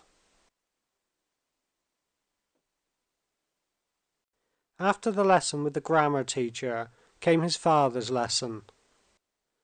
While waiting for his father, Seryozha sat at the table playing with a penknife and fell to dreaming. Among Seryozha's favorite occupations was searching for his mother during his walks. He did not believe in death generally, and in her death in particular, in spite of what Lidia Ivanovna had told him and his father had confirmed. And it was just because of that, and after he had been told she was dead, that he had begun looking for her when out for a walk. Every woman of full, graceful figure with dark hair was his mother. At the sight of such a woman, such a feeling of tenderness was stirred within him that his breath failed him, and tears came into his eyes. And he was on the tiptoe of expectation that she would come up to him, would lift her veil. All her face would be visible, she would smile, she would hug him, he would sniff her fragrance, feel the softness of her arms, and cry with happiness, just as he had one evening lain on her lap while she tickled him, and he laughed and bit her white ring-covered fingers. Later, when he accidentally learned from his old nurse that his mother was not dead, and his father and Lidia Ivanovna had explained to him that she was dead to him because she was wicked, which he could not possibly believe, because he loved her, he went on seeking her and expecting her in the same way. That day in the public gardens there had been a lady in a lilac veil, whom he had watched with a throbbing heart, believing it to be she as she came towards them along the path. The lady had not come up to them, but had disappeared somewhere.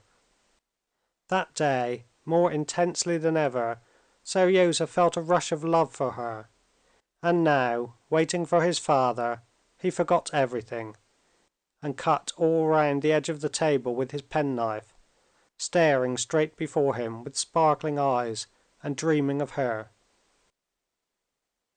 "Here's your papa," said Vassily Lukitch, rousing him. Seryozha jumped up and went up to his father, and kissing his hand, looked at him intently, trying to discover signs of his joy at receiving the Alexander Nevsky. "Did you have a nice walk?" said Alexey Alexandrovitch, sitting down in his easy chair, pulling the volume of the Old Testament to him and opening it. Although Alexey Alexandrovitch had more than once told Seryozha that every Christian ought to know Scripture history thoroughly, he often referred to the Bible himself during the lesson, and Seryozha observed this. "Yes, it was very nice indeed, papa," said Seryozha, sitting sideways on his chair and rocking it, which was forbidden. "I saw Nadinka." Nadinka was a niece of Lidia Ivanovna's, who was being brought up in her house. "She told me you'd been given a new star. Are you glad, papa?" "First of all, don't rock your chair, please," said Alexey Alexandrovitch. "And secondly, it's not the reward that's precious, but the work itself. And I could have wished you understood that. If you now are going to work, to study in order to win a reward, then the work will seem hard to you. But when you work...." Alexey Alexandrovitch, as he spoke, thought of how he had been sustained by a sense of duty through the wearisome labor of the morning, consisting of signing 180 papers. "Loving your work, you will find your reward in it." Seryozha's eyes, that had been shining with gaiety and tenderness, grew dull and dropped before his father's gaze. This was the same long familiar tone his father always took with him, and Seryozha had learned by now to fall in with it. His father always talked to him, so Seryozha felt, as though he were addressing some boy of his own imagination, one of those boys that exist in books, utterly unlike himself. And Seryozha always tried with his father to act being the storybook boy. "You understand that, I hope?" said his father. "Yes, papa," answered Seryozha, acting the part of the imaginary boy. The lesson consisted of learning by heart several verses out of the Gospel and the repetition of the beginning of the Old Testament. The verses from the Gospel Seryozha knew fairly well, but at the moment when he was saying them, he became so absorbed in watching the sharply protruding, bony knobbiness of his father's forehead that he lost the thread, and he transposed the end of one verse and the beginning of another. So it was evident to Alexey Alexandrovitch that he did not understand what he was saying, and that irritated him. He frowned and began explaining what Seryozha had heard many times before and never could remember, because he understood it too well, just as that "suddenly" is an adverb of manner of action. Seryozha looked with scared eyes at his father, and could think of nothing but whether his father would make him repeat what he had said, as he sometimes did. And this thought so alarmed Seryozha that he now understood nothing. But his father did not make him repeat it, and passed on to the lesson out of the Old Testament. Seryozha recounted the events themselves well enough, but when he had to answer questions as to what certain events prefigured, he knew nothing, though he had already been punished over this lesson. The passage at which he was utterly unable to say anything, and began fidgeting and cutting the table and swinging his chair, was where he had to repeat the patriarchs before the flood. He did not know one of them, except Enoch, who had been taken up alive to heaven. Last time he had remembered their names, but now he had forgotten them utterly, chiefly because Enoch was the personage he liked best in the whole of the Old Testament, and Enoch's translation to heaven was connected in his mind with a whole long train of thought in which he became absorbed now, while he gazed with fascinated eyes at his father's watch chain and a half unbuttoned button on his waistcoat. In death, of which they talked to him so often, Seryozha disbelieved entirely. He did not believe that those he loved could die. Above all, that he himself would die. That was to him something utterly inconceivable and impossible. But he had been told that all men die. He had asked people, indeed, whom he trusted, and they too had confirmed it.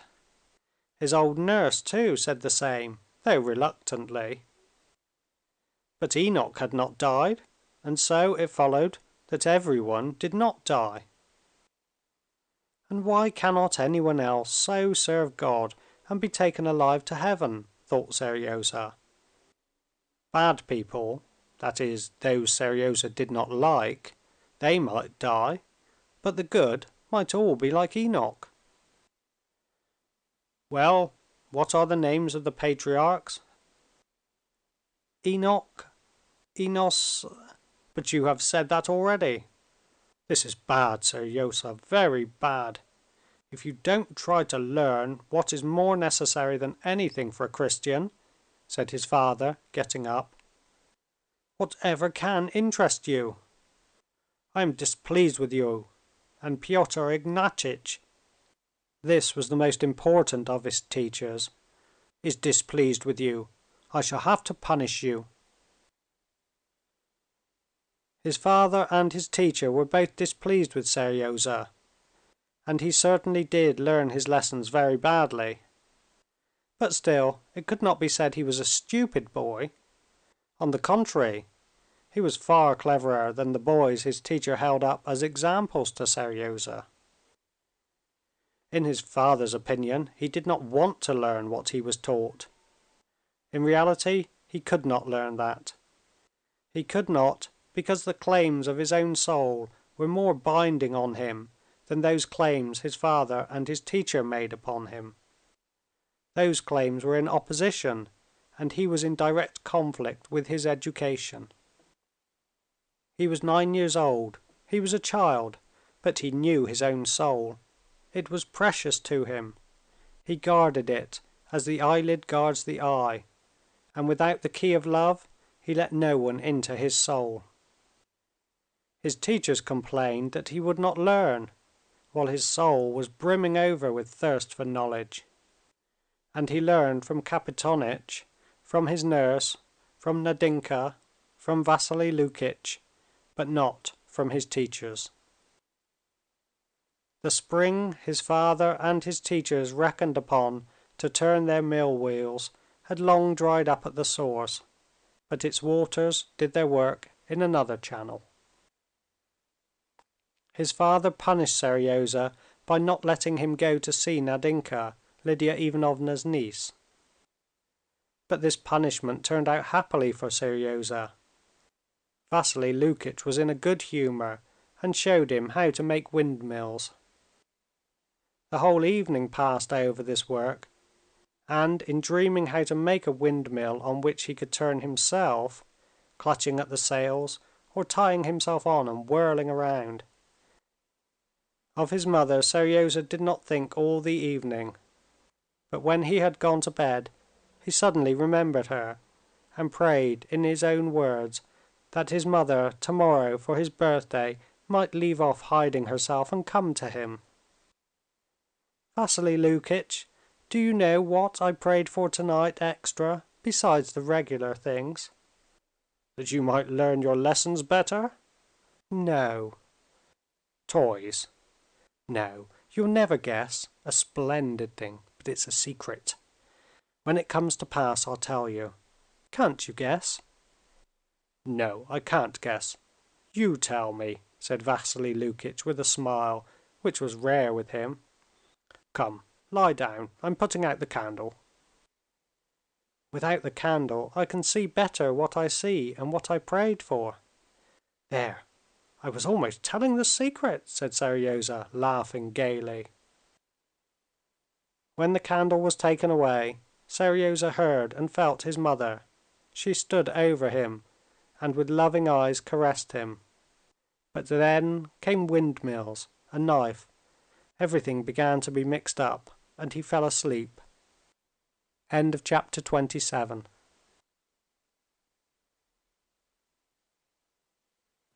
On arriving in Petersburg, Vronsky and Anna stayed at one of the best hotels. Vronsky apart in the lower story, Anna above with her child, its nurse, and her maid, in a large suite of 4 rooms. On the day of his arrival, Vronsky went to his brother's. There he found his mother, who had come from Moscow on business. His mother and sister-in-law greeted him as usual. They asked him about his stay abroad and talked of their common acquaintances, but did not let drop a single word in allusion to his connection with Anna.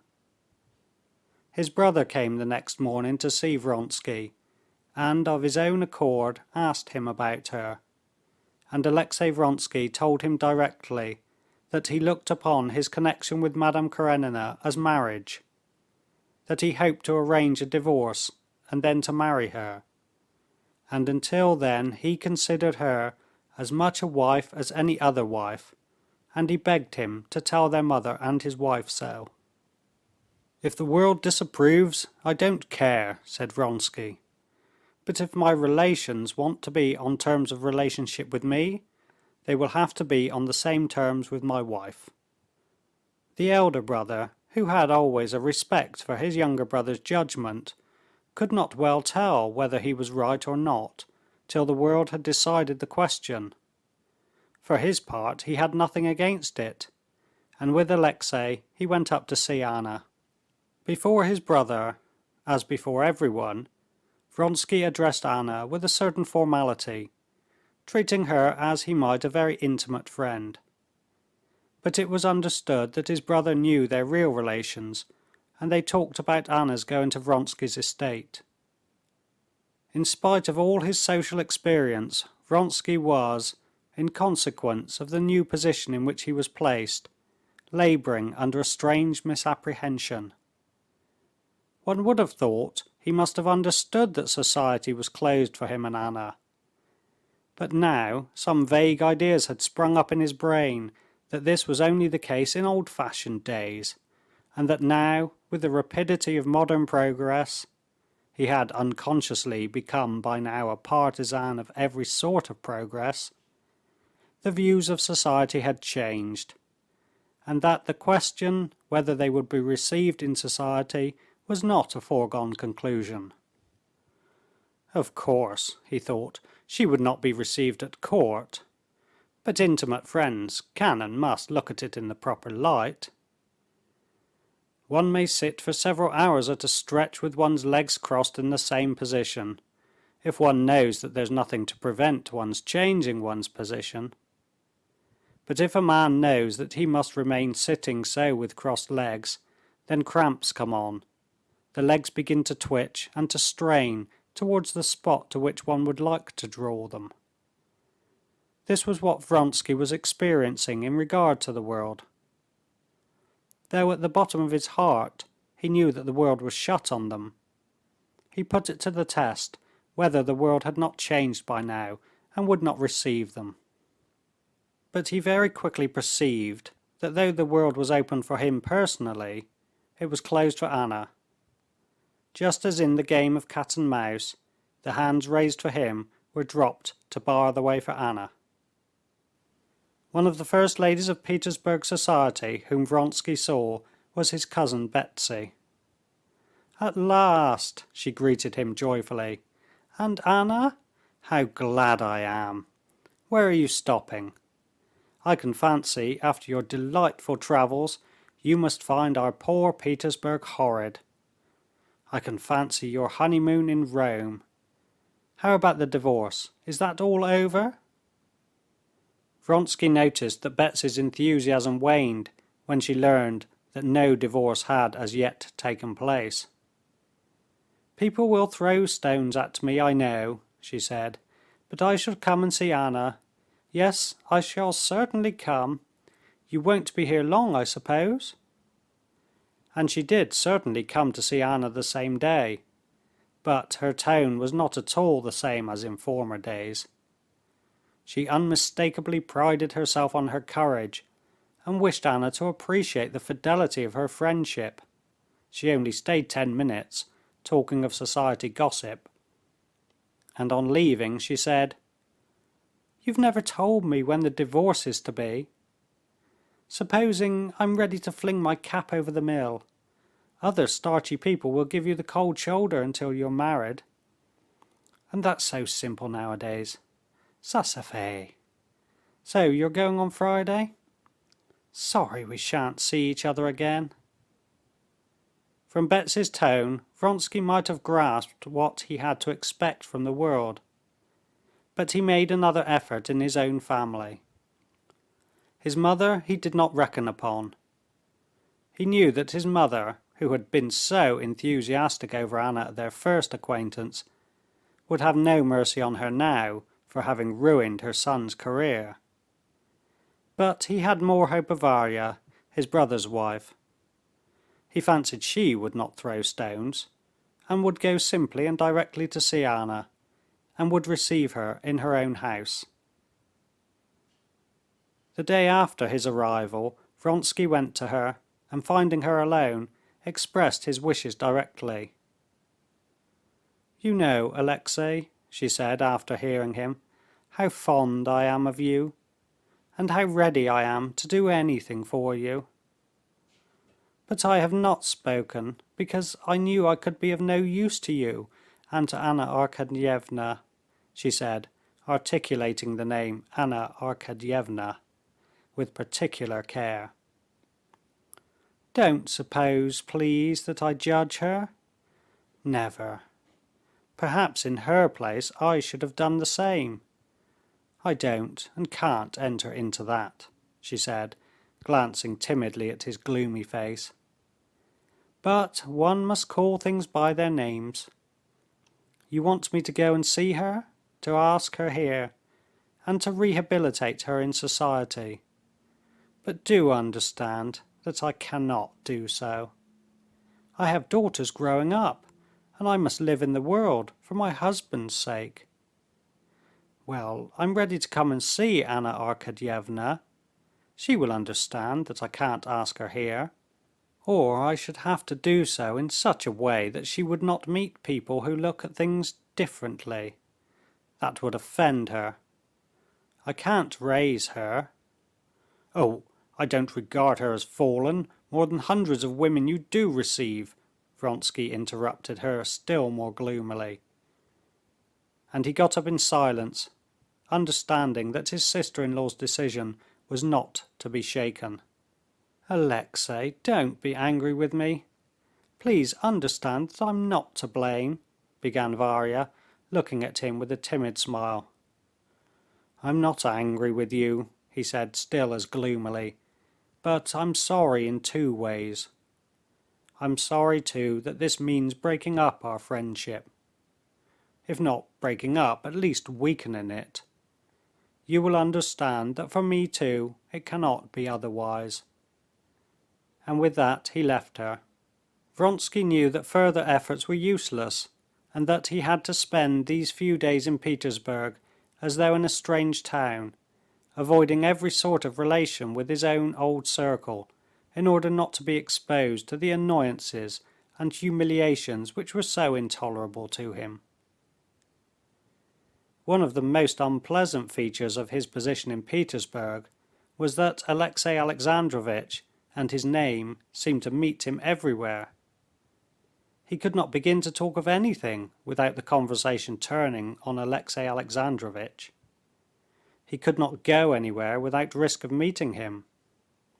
So at least it seemed to Vronsky, just as it seems to a man with a sore finger that he is continually, as though on purpose, grazing his sore finger on everything. Their stay in Petersburg was the more painful to Vronsky that he perceived all the time a sort of new mood that he could not understand in Anna. At one time she would seem in love with him, and then she would become cold, irritable, and impenetrable. She was worrying over something, and keeping something back from him, and did not seem to notice the humiliations which poisoned his existence, and for her, with her delicate intuition, must have been still more unbearable. End of chapter 28.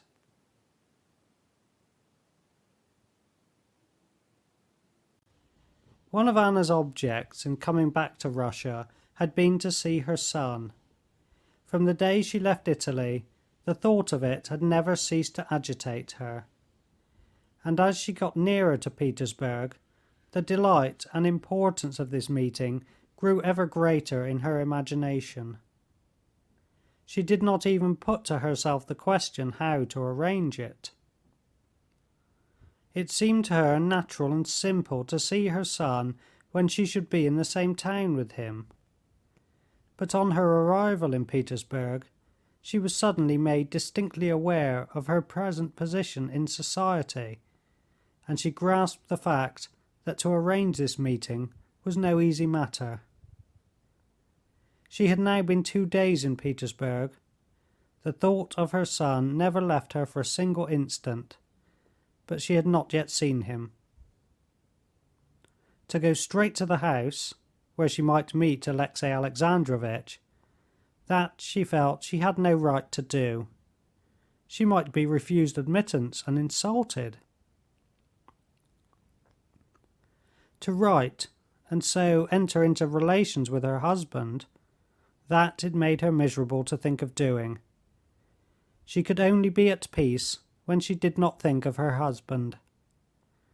To get a glimpse of her son out walking, finding out where and when he went out, was not enough for her.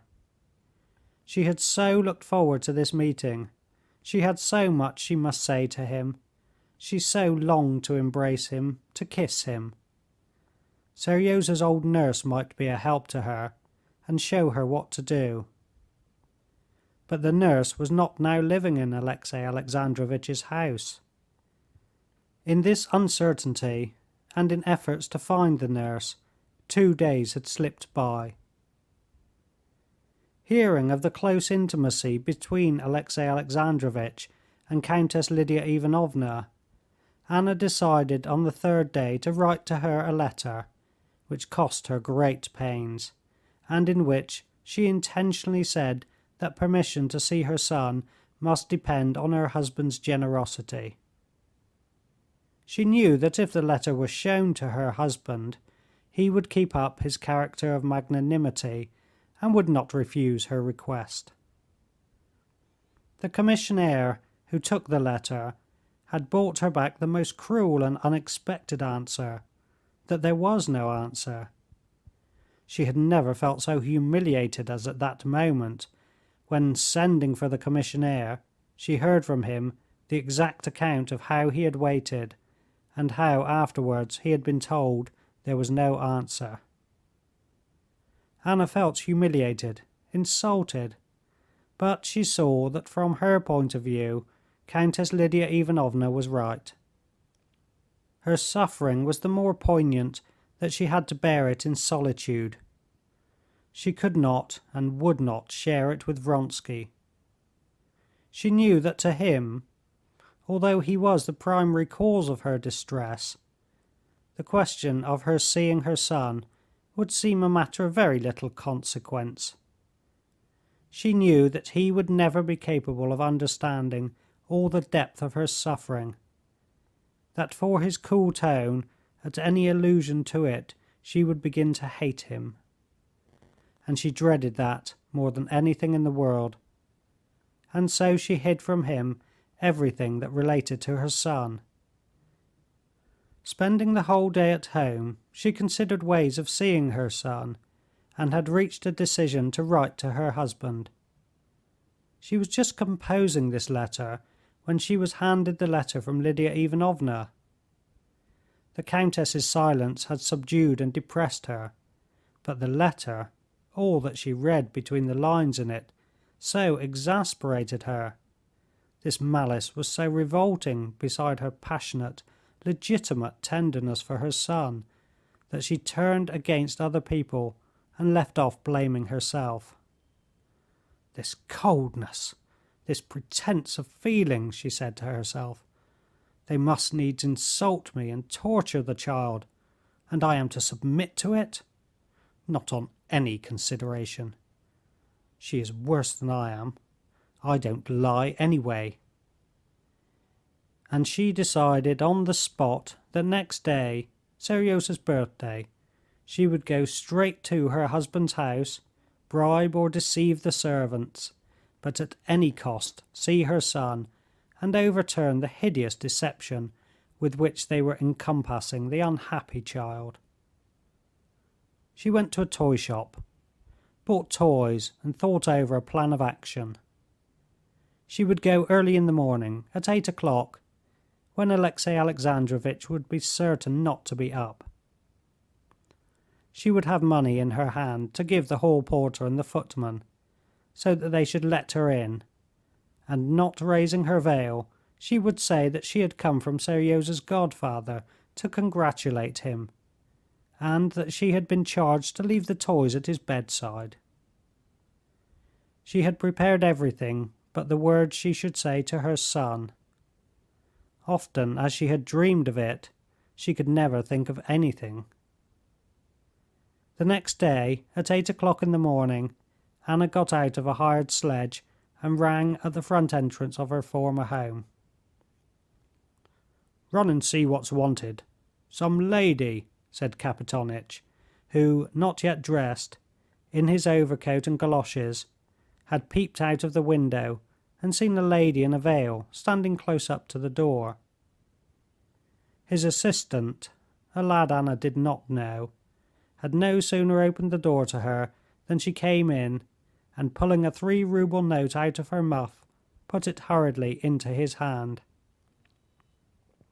"Seryozha, Sergey Alexeyitch," she said, and was going on. Scrutinizing the note, the porter's assistant stopped her at the second glass door. "Whom do you want?" he asked. She did not hear his words and made no answer. Noticing the embarrassment of the unknown lady, Kapitonitch went out to her, opened the second door for her, and asked her what she was pleased to want. "From Prince Skorodumov, for Sergey Alexeyitch," she said. "His honor's not up yet," said the porter, looking at her attentively. Anna had not anticipated that the absolutely unchanged hall of the house where she had lived for 9 years would so greatly affect her. Memories, sweet and painful, rose one after another in her heart, and for a moment she forgot what she was here for. "Would you kindly wait?" said Kapitonitch, taking off her fur cloak. As he took off the cloak, Kapitonitch glanced at her face, recognized her, and made her a low bow in silence. "Please walk in, your Excellency," he said to her. She tried to say something, but her voice refused to utter any sound. With a guilty and imploring glance at the old man, she went with light, swift steps up the stairs. Bent double and his galoshes catching in the steps, Kapitonitch ran after her, trying to overtake her. "The tutor's there. Maybe he's not dressed. I'll let him know." Anna still mounted the familiar staircase, not understanding what the old man was saying. "This way, to the left, if you please. Excuse its not being tidy. His honour's in the old parlour now," the hall porter said, panting. "Excuse me. Wait a little, your Excellency. I'll just see," he said, and overtaking her, he opened the high door and disappeared behind it. Anna stood still, waiting. "He's only just awake," said the hall porter, coming out. And at the very instant the porter said this, Anna caught the sound of a childish yawn. From the sound of this yawn alone she knew her son, and seemed to see him living before her eyes. "Let me go in. Go away," she said, and went in through the high doorway. On the right of the door stood a bed, and sitting up in the bed was the boy. His little body bent forward, with his nightshirt unbuttoned, he was stretching and still yawning. The instant his lips came together, they curved into a blissfully sleepy smile, and with that smile he slowly and deliciously rolled back again. "Seryozha," she whispered, going noiselessly up to him. When she was parted from him, and all this latter time, when she had been feeling a fresh rush of love for him, she had pictured him as he was at 4 years old, when she had loved him most of all. Now he was not even the same as when she had left him. He was still further from the 4-year-old baby, more grown and thinner. How thin his face was! How short his hair was! What long hands! How he had changed since she left him! But it was he, with his head, his lips, his soft neck and broad little shoulders. "Seryozha," she repeated, just in the child's ear.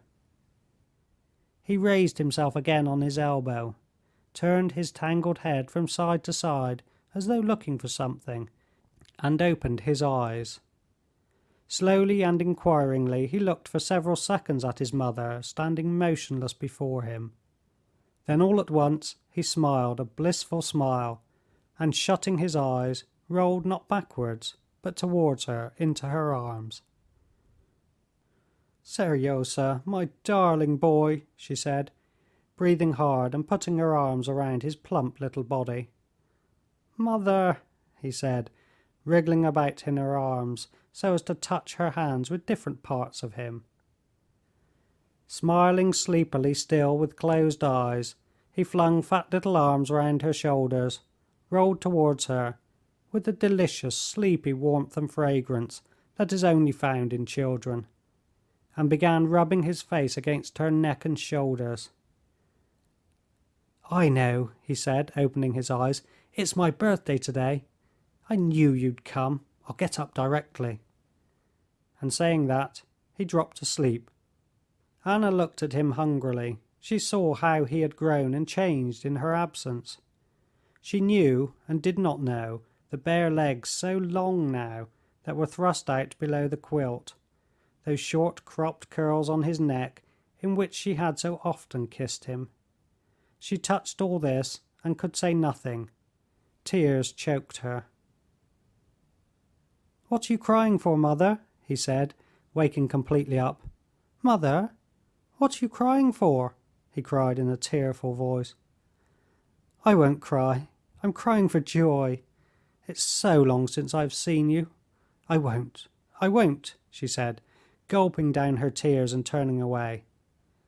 "Come, it's time for you to dress now," she added after a pause. And, never letting go his hands, she sat down by his bedside on the chair where his clothes were put ready for him. "How do you dress without me? How?" She tried to begin talking simply and cheerfully, but she could not, and again she turned away. "I don't have a cold bath. Papa didn't order it. And you've not seen Vassily Lukitch? He'll come in soon. Why, you're sitting on my clothes!" And Seryozha went off into a peal of laughter. She looked at him and smiled. "Mother, darling, sweet one!" he shouted, flinging himself on her again and hugging her. It was as though only now, on seeing her smile, he fully grasped what had happened. "I don't want that on," he said, taking off her hat. And, as it were, seeing her afresh without her hat, he fell to kissing her again. "But what did you think about me? You didn't think I was dead? I never believed it.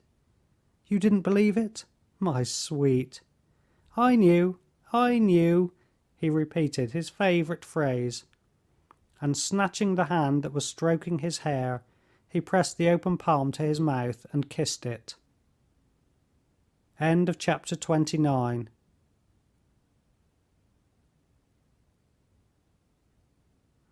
Meanwhile, Vassily Lukitch had not at first understood who this lady was, and had learned from their conversation that it was no other person than the mother who had left her husband, and whom he had not seen, as he had entered the house after her departure.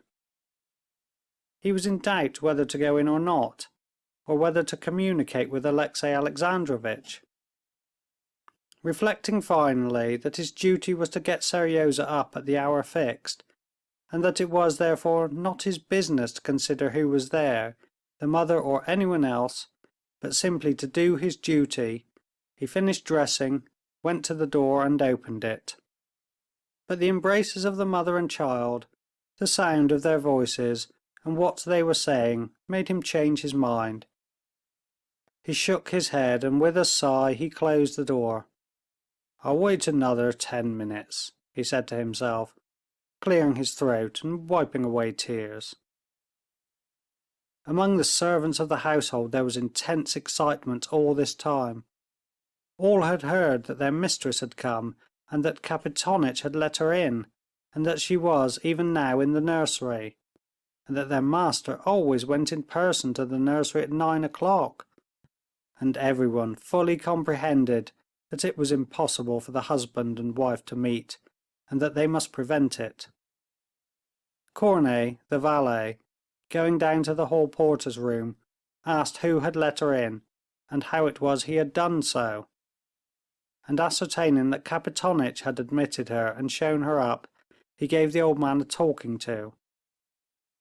The hall porter was doggedly silent, but when Korney told him he ought to be sent away, Kapitonitch darted up to him, and waving his hands in Korney's face, began, "Oh yes, to be sure, you'd not have let her in. After 10 years' service, and never a word but of kindness, and there you'd up and say, 'Be off, go along, get away with you.' Oh yes, you're a shrewd one at politics, I dare say. You don't need to be taught how to swindle the master and to filch fur coats." "Soldier!" said Korney contemptuously, and he turned to the nurse who was coming in. "Here, what do you think, Marya Efimovna? He let her in without a word to anyone," Korney said, addressing her.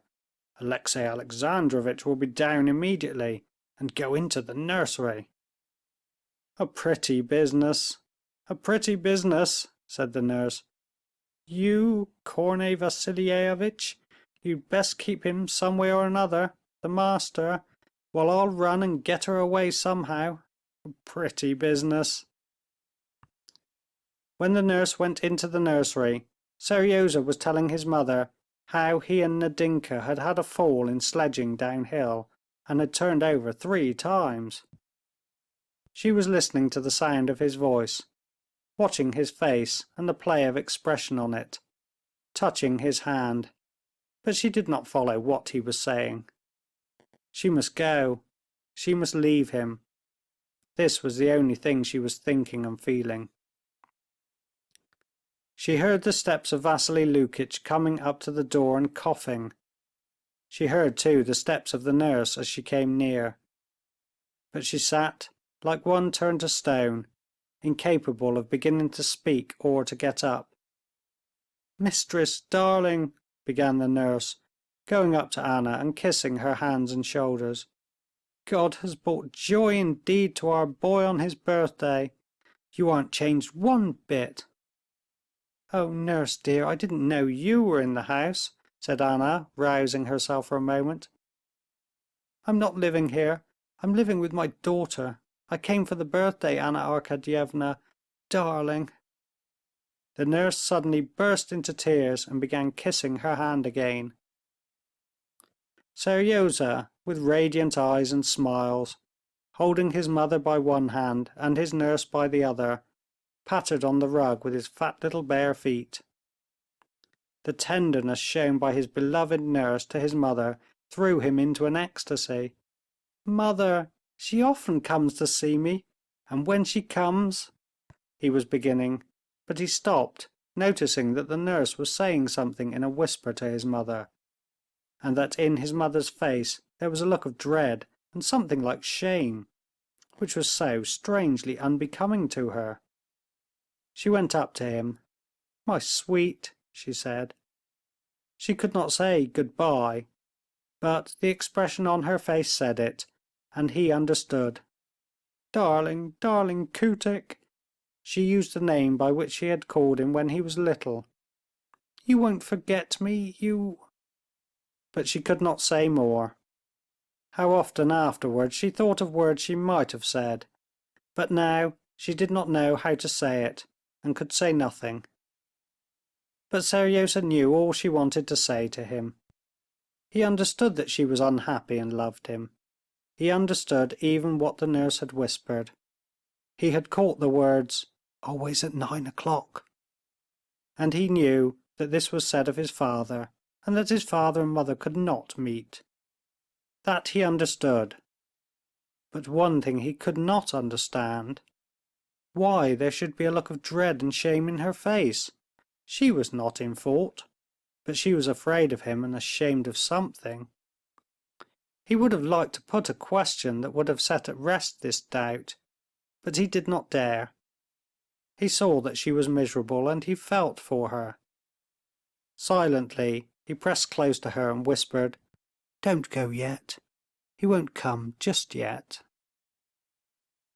The mother held him away from her to see what he was thinking, what to say to him, and in his frightened face she read not only that he was speaking of his father, but, as it were, asking her what he ought to think about his father. "Seryozha, my darling," she said, "love him. He's better and kinder than I am, and I have done him wrong. When you grow up you will judge." "There's no one better than you!" he cried in despair through his tears. And clutching her by the shoulders, he began squeezing her with all his force to him, his arms trembling with the strain. "My sweet, my little one!" said Anna, and she cried as weakly and childishly as he. At that moment the door opened. Vassily Lukitch came in. At the other door there was a sound of steps, and the nurse, in a scared whisper, said, "He's coming," and gave Anna her hat. Seryozha sank onto the bed and sobbed, hiding his face in his hands.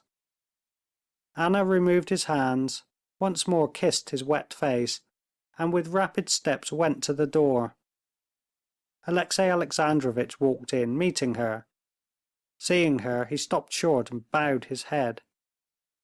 Although she had just said he was better and kinder than she, in the rapid glance she flung at him, taking in his whole figure in all its details, Feelings of repulsion and hatred for him and jealousy over her son took possession of her.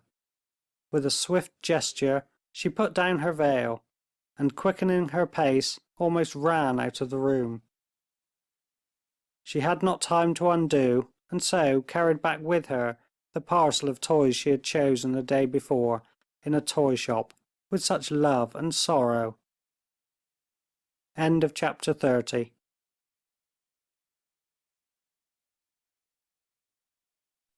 As intensely as Anna had longed to see her son, and long as she had been thinking of it and preparing herself for it, she had not in the least expected that seeing him would affect her so deeply. On getting back to her lonely rooms in the hotel, she could not for a long while understand why she was there. "Yes, it's all over, and I am again alone," she said to herself, and without taking off her hat, she sat down in a low chair by the hearth. Fixing her eyes on a bronze clock standing on a table between the windows, she tried to think. The French maid brought from abroad came in to suggest she should dress. She gazed at her wonderingly and said, "Presently." A footman offered her coffee. "Later on," she said. The Italian nurse, after having taken the baby out in her best, came in with her and brought her to Anna. The plump, well-fed little baby, on seeing her mother, as she always did, held out her fat little hands, and with a smile on her toothless mouth, began, like a fish with a float, bobbing her fingers up and down the starched folds of her embroidered skirt, making them rustle. It was impossible not to smile, not to kiss the baby. Impossible not to hold out a finger for her to clutch, crowing and prancing all over. Impossible not to offer her a lip which she sucked into her little mouth by way of a kiss. And all this Anna did, and took her in her arms and made her dance, and kissed her fresh little cheek and bare little elbows. But at the sight of this child it was plainer than ever to her that the feeling she had for her could not be called love in comparison with what she felt for Seryozha.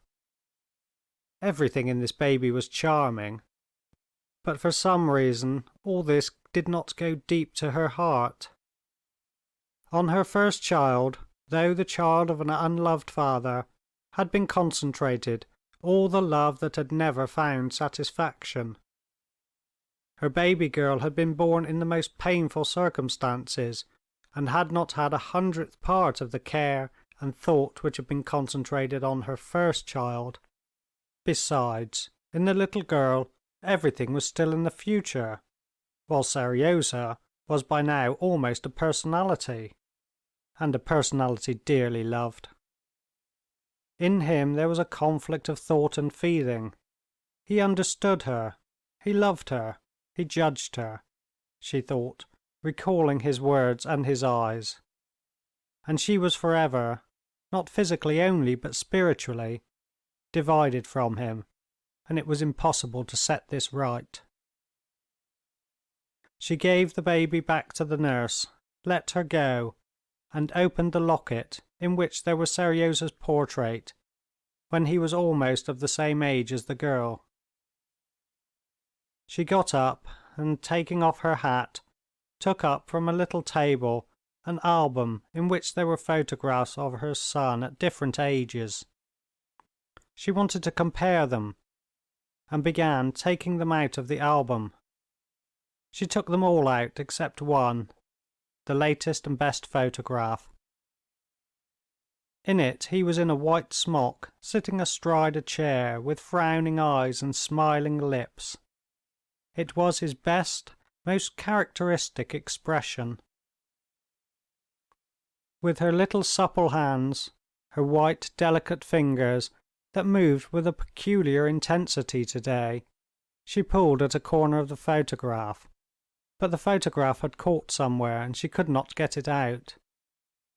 There was no paper knife on the table, and so, pulling out the photograph that was next to her son's, It was a photograph of Vronsky taken at Rome in a round hat and with long hair. She used it to push out her son's photograph. "Oh, here is he," she said, glancing at the portrait of Vronsky, and she suddenly recalled that he was the cause of her present misery. She had not once thought of him all the morning, but now, coming all at once upon that manly, noble face, so familiar and so dear to her, she felt a sudden rush of love for him. "But where is he? How is it he leaves me alone in my misery?" she thought all at once with a feeling of reproach, forgetting she had herself kept from him everything concerning her son.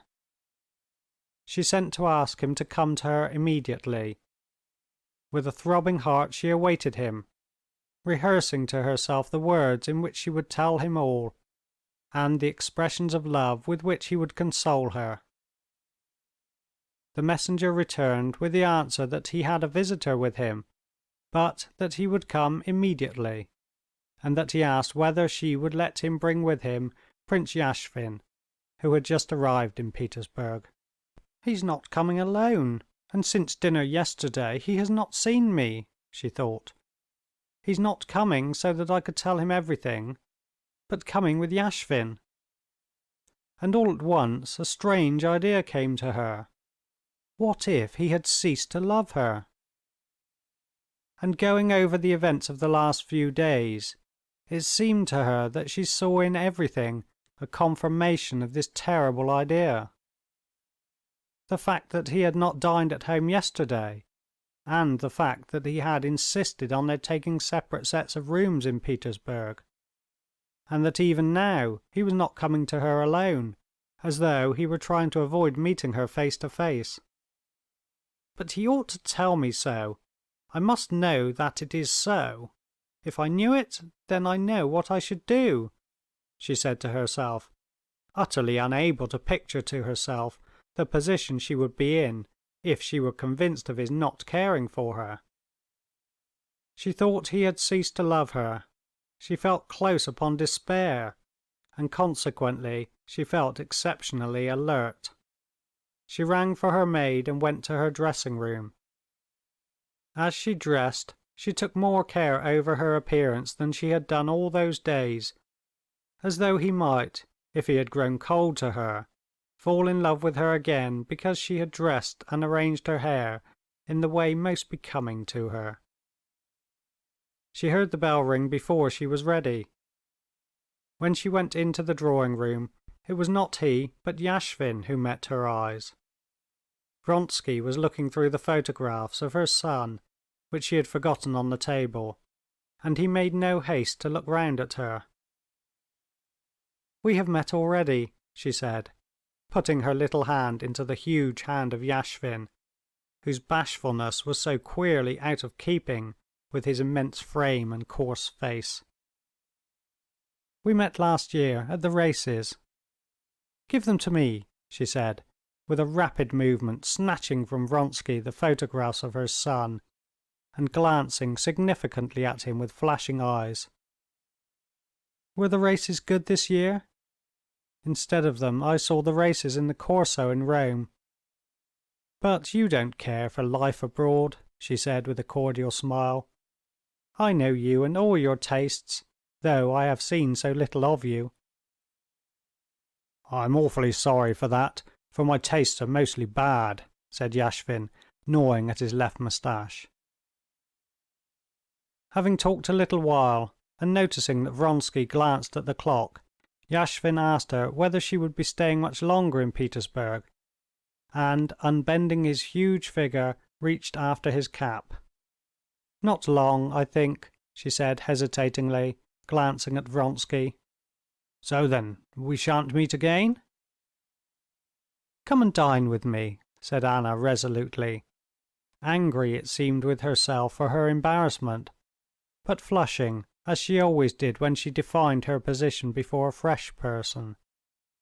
"The dinner here is not good, but at least you will see him. There is no one of his old friends in the regiment Alexey cares for as he does for you." "Delighted," said Yashvin, with a smile, from which Vronsky could see that he liked Anna very much. Yashvin said good-bye and went away. Vronsky stayed behind.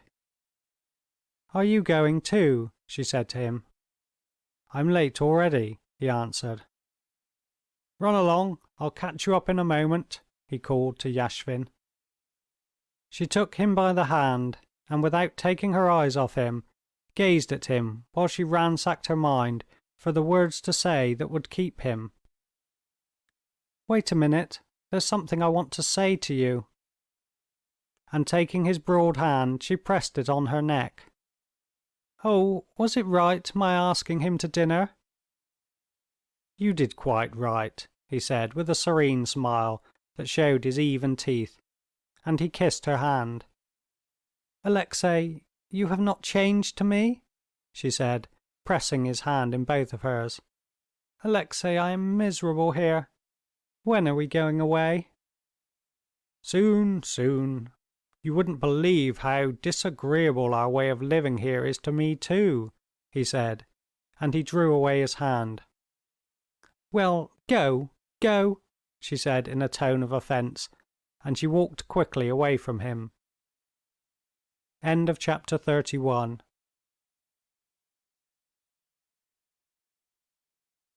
When Vronsky returned home, Anna was not yet home.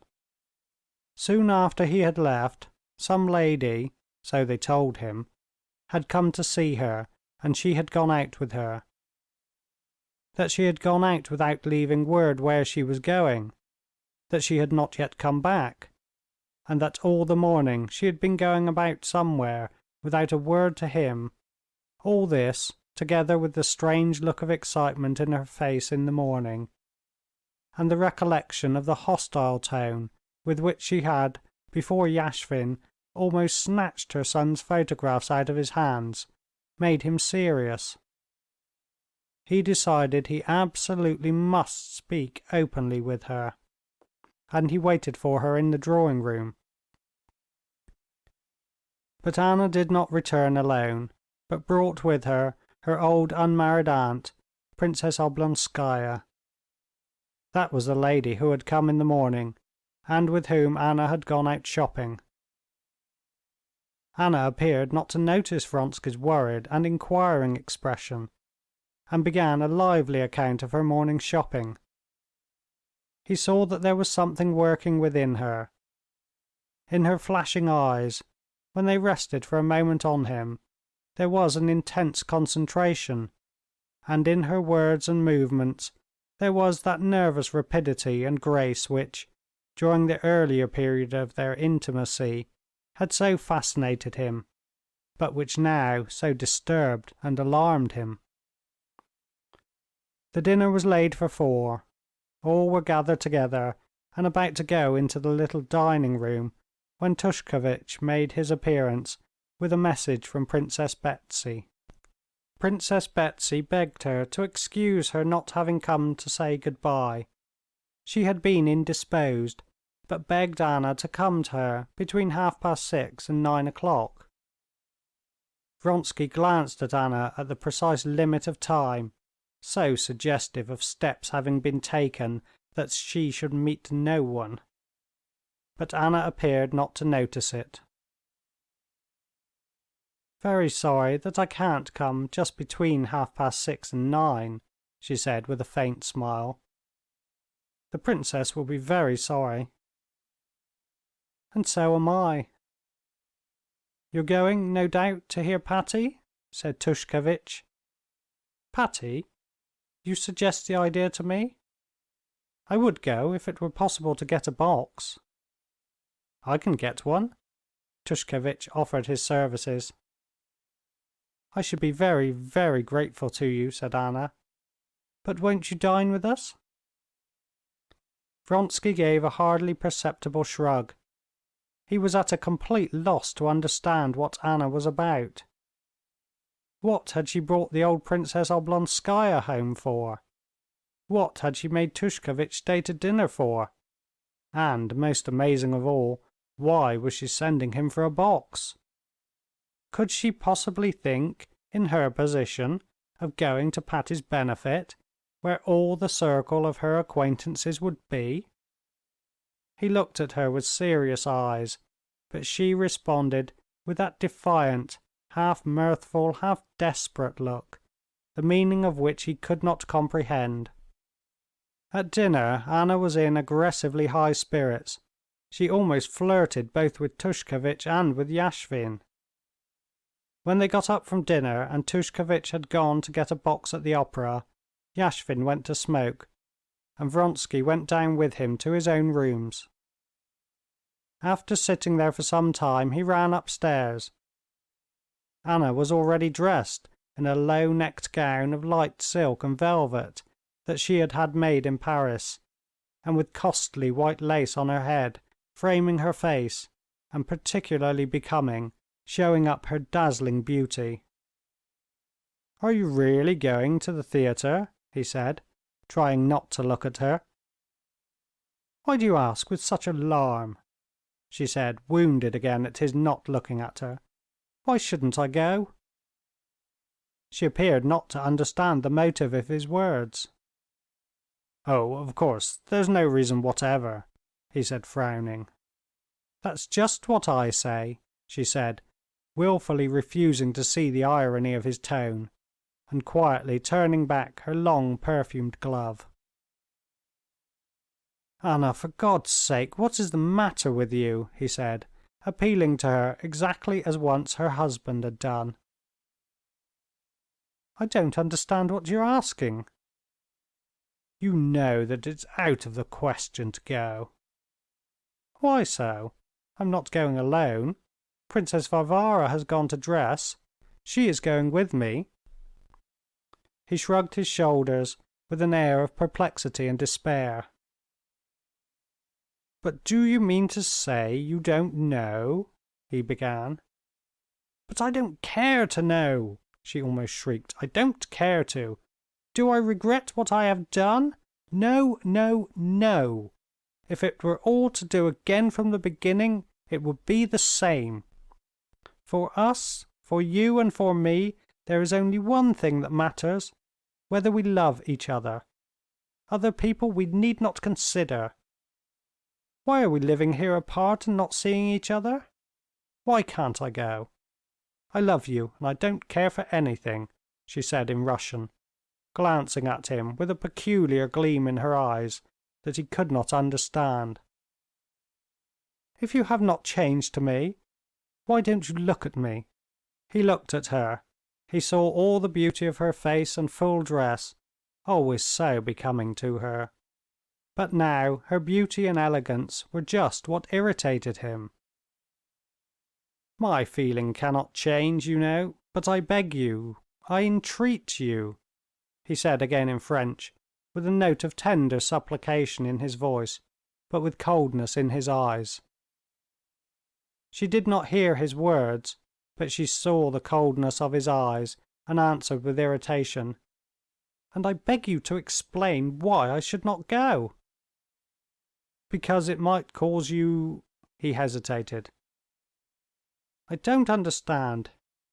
Yashvin n'est pas compromettant, and Princess Varvara is no worse than others. Oh, here she is." End of chapter 32.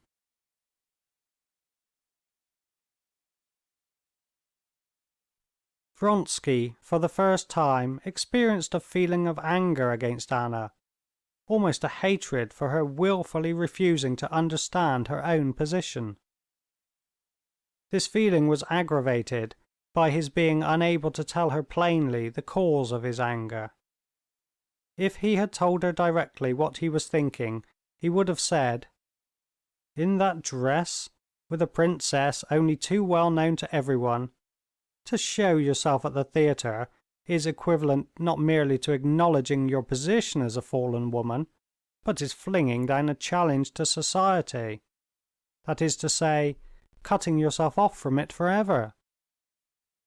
He could not say that to her. But how can she fail to see it? And what is going on in her? He said to himself.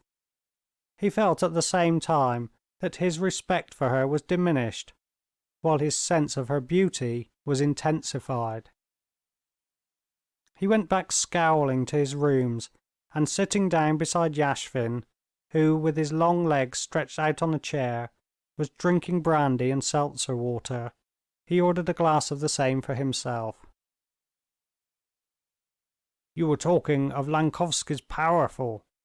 That's a fine horse, and I would advise you to buy him," said Yashvin, glancing at his comrade's gloomy face. "His hindquarters aren't quite first rate, but the legs and head, one couldn't wish for anything better." "I think I will take him," answered Vronsky. Their conversation about horses interested him, but he did not for an instant forget Anna, and could not help listening to the sound of steps in the corridor, and looking at the clock on the chimney-piece. "Anna Arkadyevna gave orders to announce that she has gone to the theatre." Yashvin, tipping another glass of brandy into the bubbling water, drank it and got up, buttoning his coat. "Well, let's go," he said, faintly smiling under his moustache, and showing by this smile that he knew the cause of Vronsky's gloominess, and did not attach any significance to it. "I'm not going," Vronsky answered gloomily. "Well, I must. I promised to. Good-bye, then. If you do, come to the stalls. You can take Krutzin's stall," added Yashvin as he went out. "No, I'm busy." "A wife is a care, but it's worse when she's not a wife," thought Yashvin as he walked out of the hotel. Vronsky, left alone, got up from his chair and began pacing up and down the room. "And what's today? The fourth night. Igor and his wife are there, and my mother most likely. Of course, all Petersburg's there. Now she's gone in, taken off her cloak, and come into the light. Tushkevitch, Yashvin, Princess Varvara." He pictured them to himself. "And what about me? Either that I'm frightened, or have given up to Tushkevitch the right to protect her? From every point of view, stupid, stupid. And why is she putting me in such a position?" he said with a gesture of despair. With that gesture he knocked against the table on which there was standing the seltzer water and the decanter of brandy, and almost upset it. He tried to catch it, let it slip, and angrily kicked the table over, and rang. "If you care to be in my service," he said to the valet who came in, "you'd better remember your duties. This shouldn't be there. You ought to have cleared away." The valet, conscious of his own innocence, would have defended himself, but glancing at his master, he saw from his face that the only thing to do was to be silent, and hurriedly threading his way in and out, dropped down on the carpet and began gathering up the whole and broken glasses and bottles. "That's not your duty. Send the waiter to clear away, and get my dress coat out." Vronsky went into the theatre at 8:30. The performance was in full swing. The little old box-keeper, recognizing Vronsky as he helped him off with his fur coat, called him "Your Excellency," and suggested he should not take a number, but should simply call Fyodor. In the brightly lighted corridor there was no one but the box-opener and two attendants with fur cloaks on their arms, listening at the doors. Through the closed doors came the sounds of the discreet staccato accompaniment of the orchestra, and a single female voice rendering distinctly a musical phrase. The door opened to let the box-opener slip through, and the phrase, drawing to the end, reached Vronsky's hearing clearly. But the doors were closed again at once, and Vronsky did not hear the end of the phrase and the cadence of the accompaniment, though he knew from the thunder of applause that it was over. When he entered the hall, brilliantly lighted with chandeliers and gas jets, the noise was still going on. On the stage, the singer, bowing and smiling, with bare shoulders flashing with diamonds, was, with the help of the tenor who had given her his arm, gathering up the bouquets that were flying awkwardly over the footlights. Then she went up to a gentleman with glossy pomaded hair parted down the centre, who was stretching across the footlights, holding out something to her, and all the public in the stalls as well as in the boxes was in excitement, craning forward, shouting and clapping. The conductor, in his high chair, assisted in passing the offering and straightened his white tie. Vronsky walked into the middle of the stalls, and, standing still, began looking about him. That day, less than ever, was his attention turned upon the familiar, habitual surroundings, the stage, the noise, all the familiar, uninteresting, party-colored herd of spectators in the packed theater.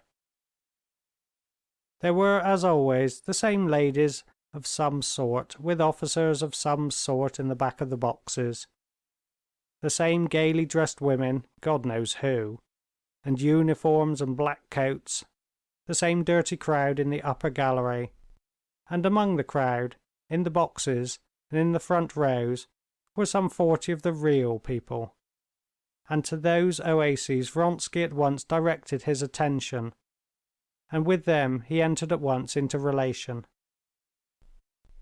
The act was over when he went in, and so he did not go straight to his brother's box, but going up to the first row of stalls, stopped at the footlights with Serpuhovskoy, who, standing with one knee raised and his heel on the footlights, caught sight of him in the distance and beckoned to him, smiling.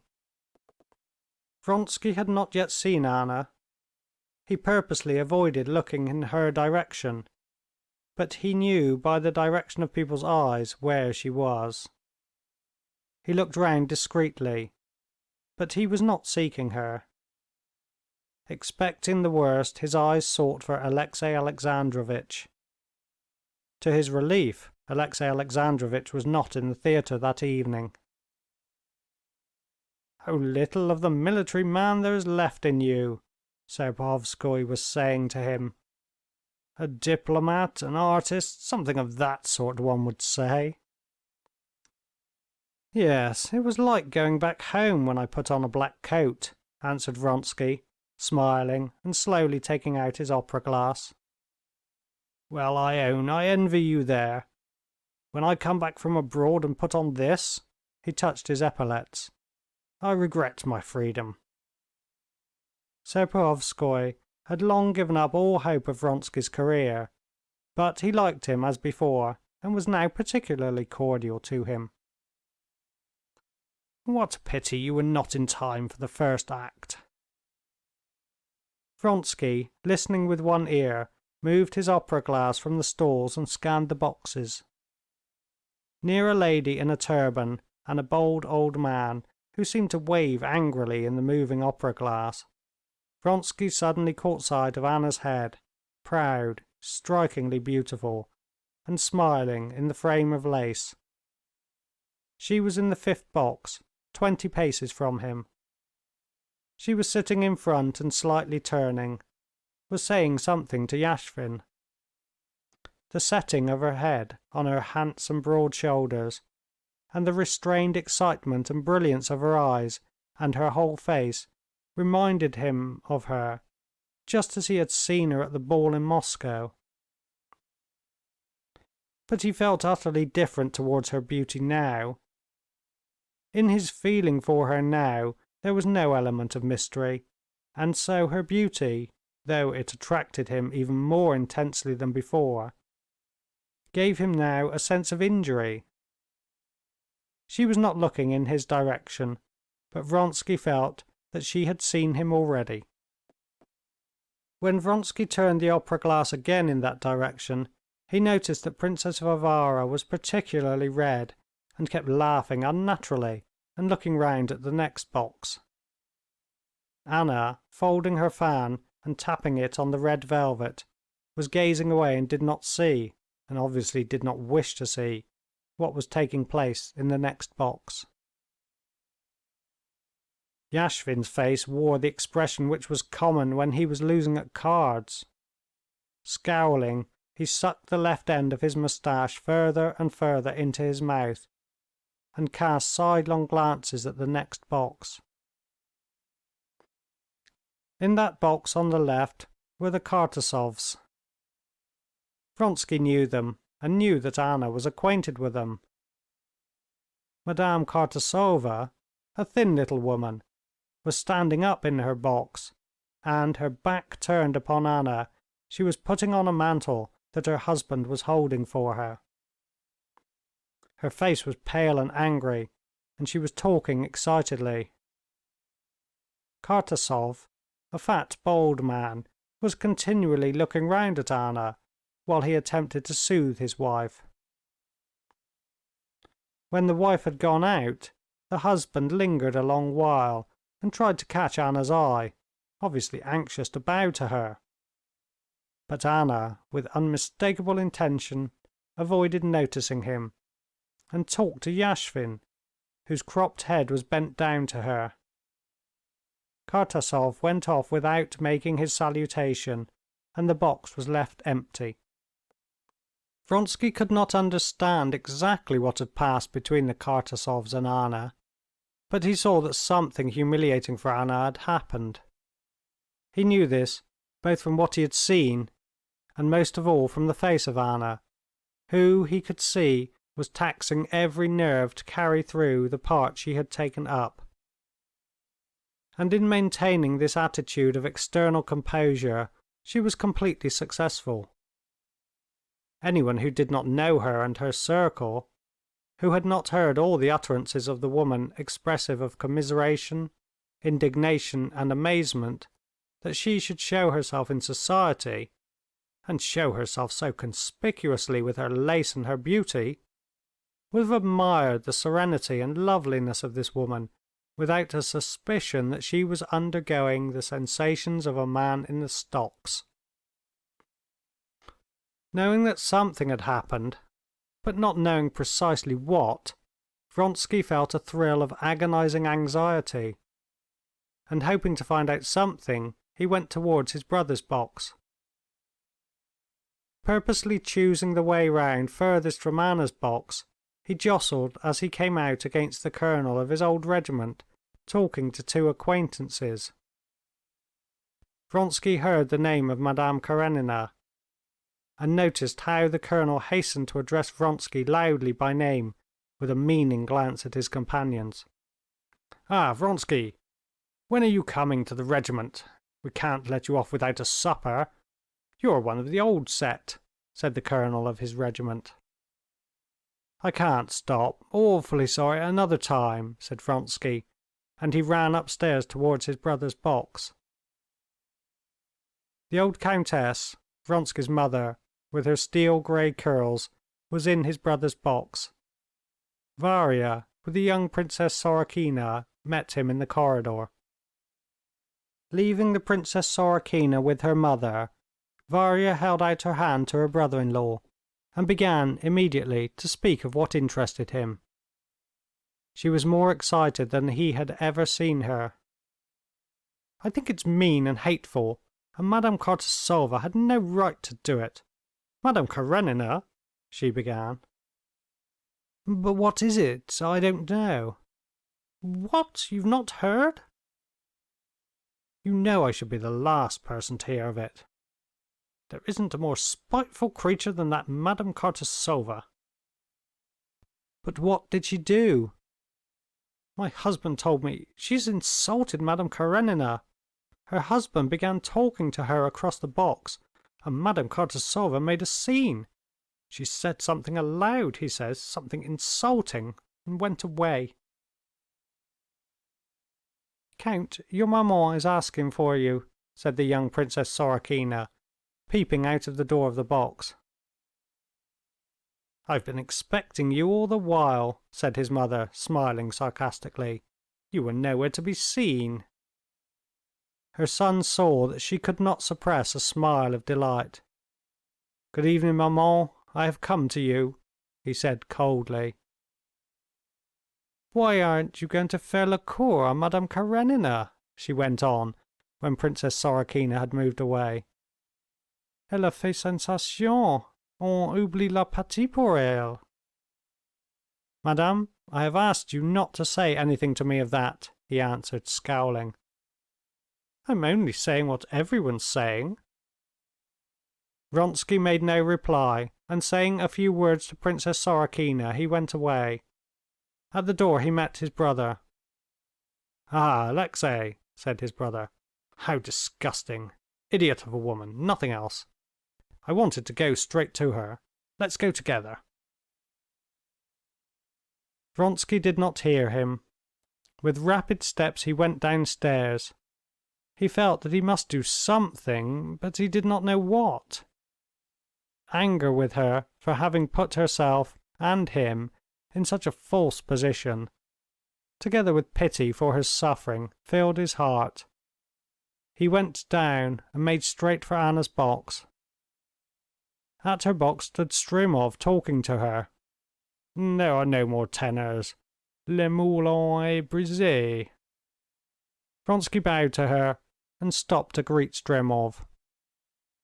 "You came in late, I think, and have missed the best song," Anna said to Vronsky, glancing ironically, he thought, at him.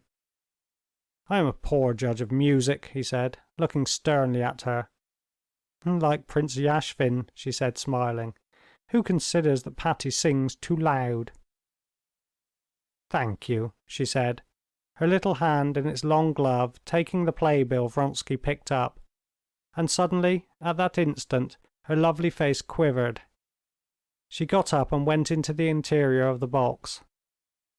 Noticing in the next act that her box was empty, Vronsky, rousing indignant hushes in the silent audience, went out in the middle of a solo and drove home. Anna was already at home. When Vronsky went up to her, she was in the same dress as she had worn at the theater. She was sitting in the first armchair against the wall, looking straight before her. She looked at him and at once resumed her former position. "Anna," he said. You are to blame for everything!" she cried, with tears of despair and hatred in her voice, getting up. "I begged, I implored you not to go. I knew it would be unpleasant." "Unpleasant!" she cried. "Hideous! As long as I live I shall never forget it. She said it was a disgrace to sit beside me." "A silly woman's chatter," he said. "But why risk it? Why provoke?" "I hate your calm. You ought not to have brought me to this. If you had loved me...." "Anna, how does the question of my love come in?" "Oh, if you loved me as I love, if you were tortured as I am," she said, looking at him with an expression of terror. He was sorry for her and angry notwithstanding. He assured her of his love, because he saw that this was the only means of soothing her, and he did not reproach her in words, but in his heart he reproached her. And the asseverations of his love, which seemed to him so vulgar that he was ashamed to utter them, she drank in eagerly, and gradually became calmer. The next day, completely reconciled, they left for the country. End of chapter 33. And the end of book 5 of Anna Karenina by Leo Tolstoy. Translated by Constance Garnett. This recording by Philip Griffiths.